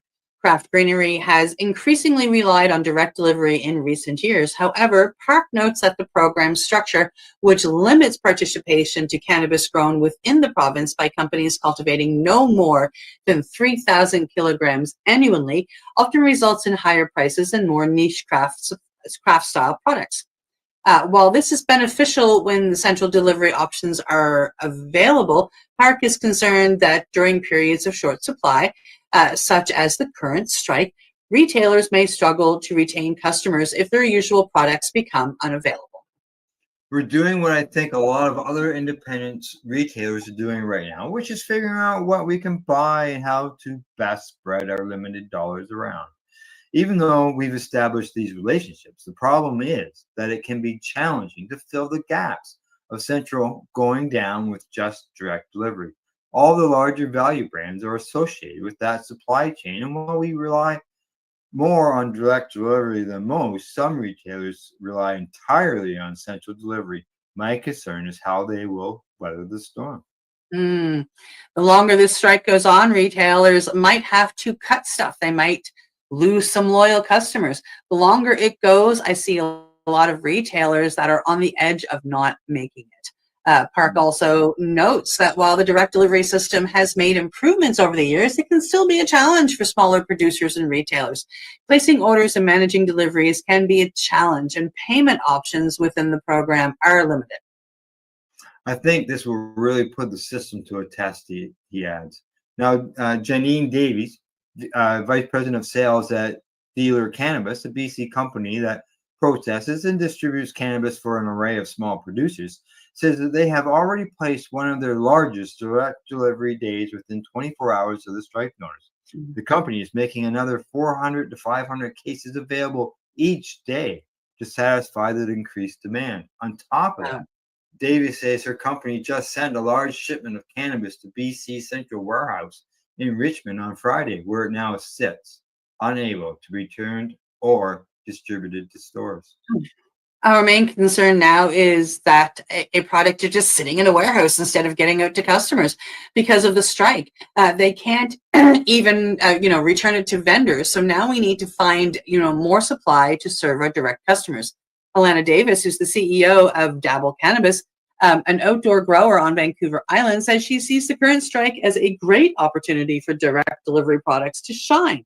Still, she also highlights the fact that the BC LDB still adds the same 15% fee on direct delivery products as it does on those it actually handles through the warehousing and delivery system.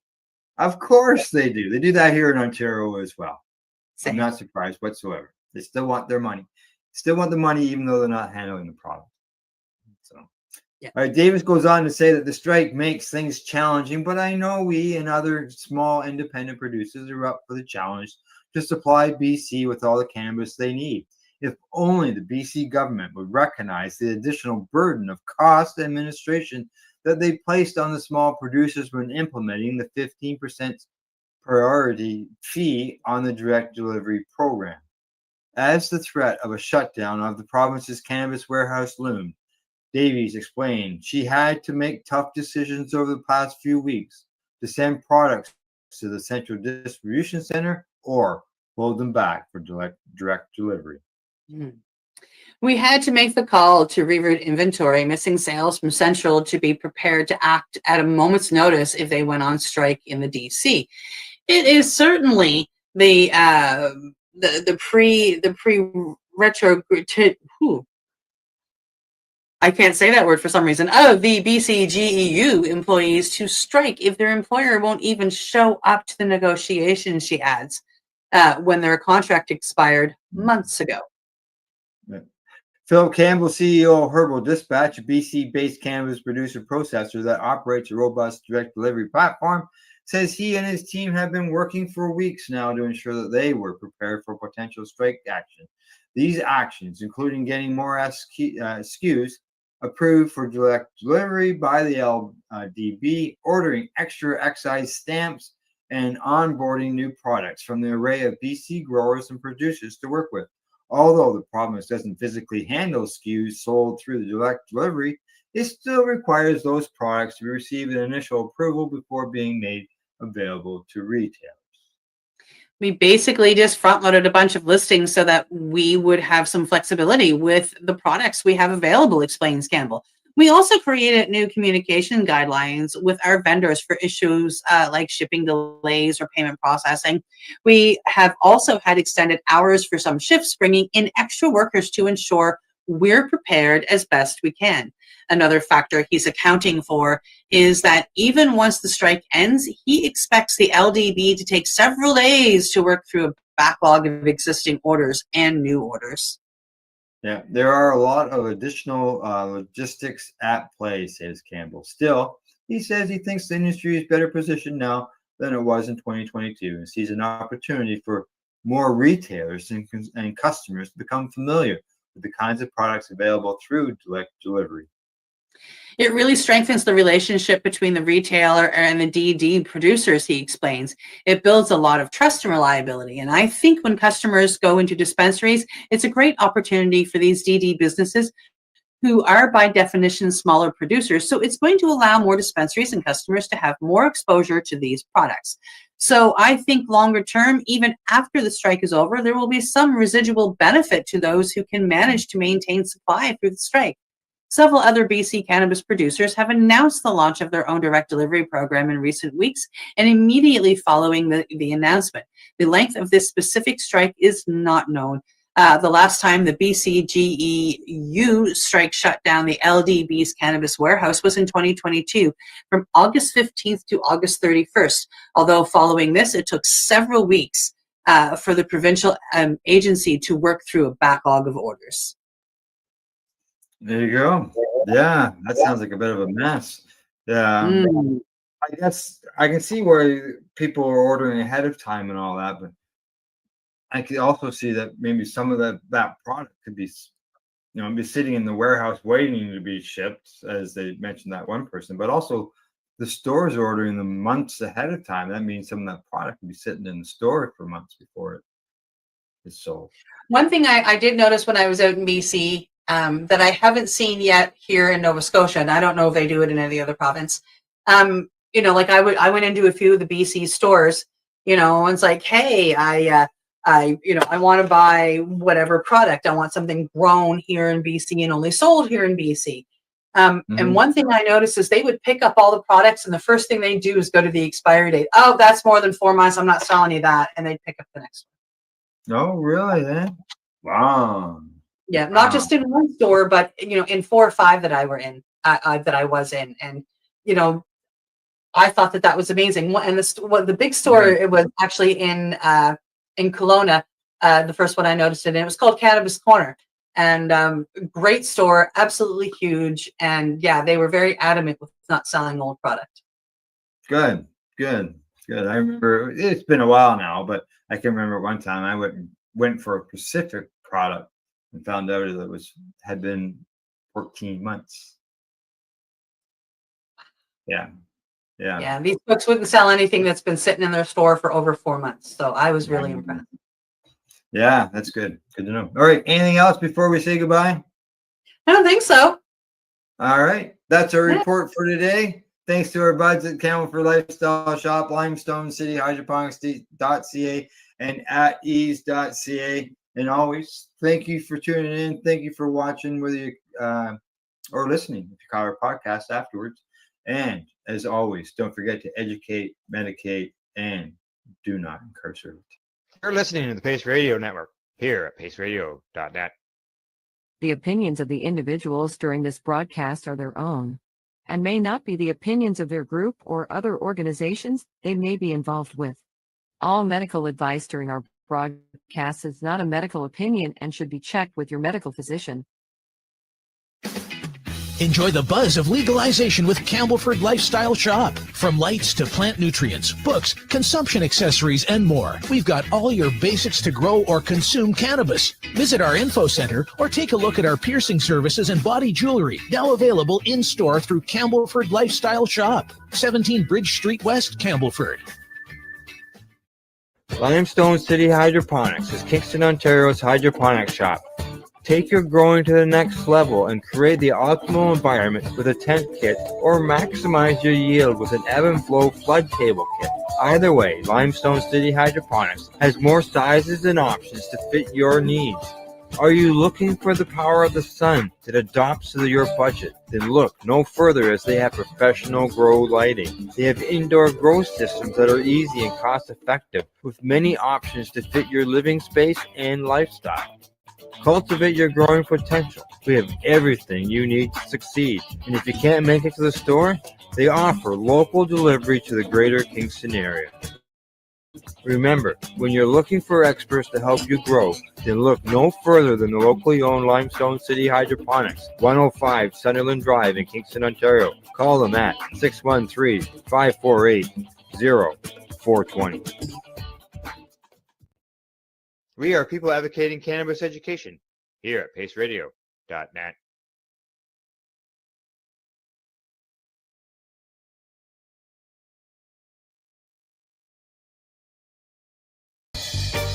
You're watching the 420 Pace, found at 420pace.ca.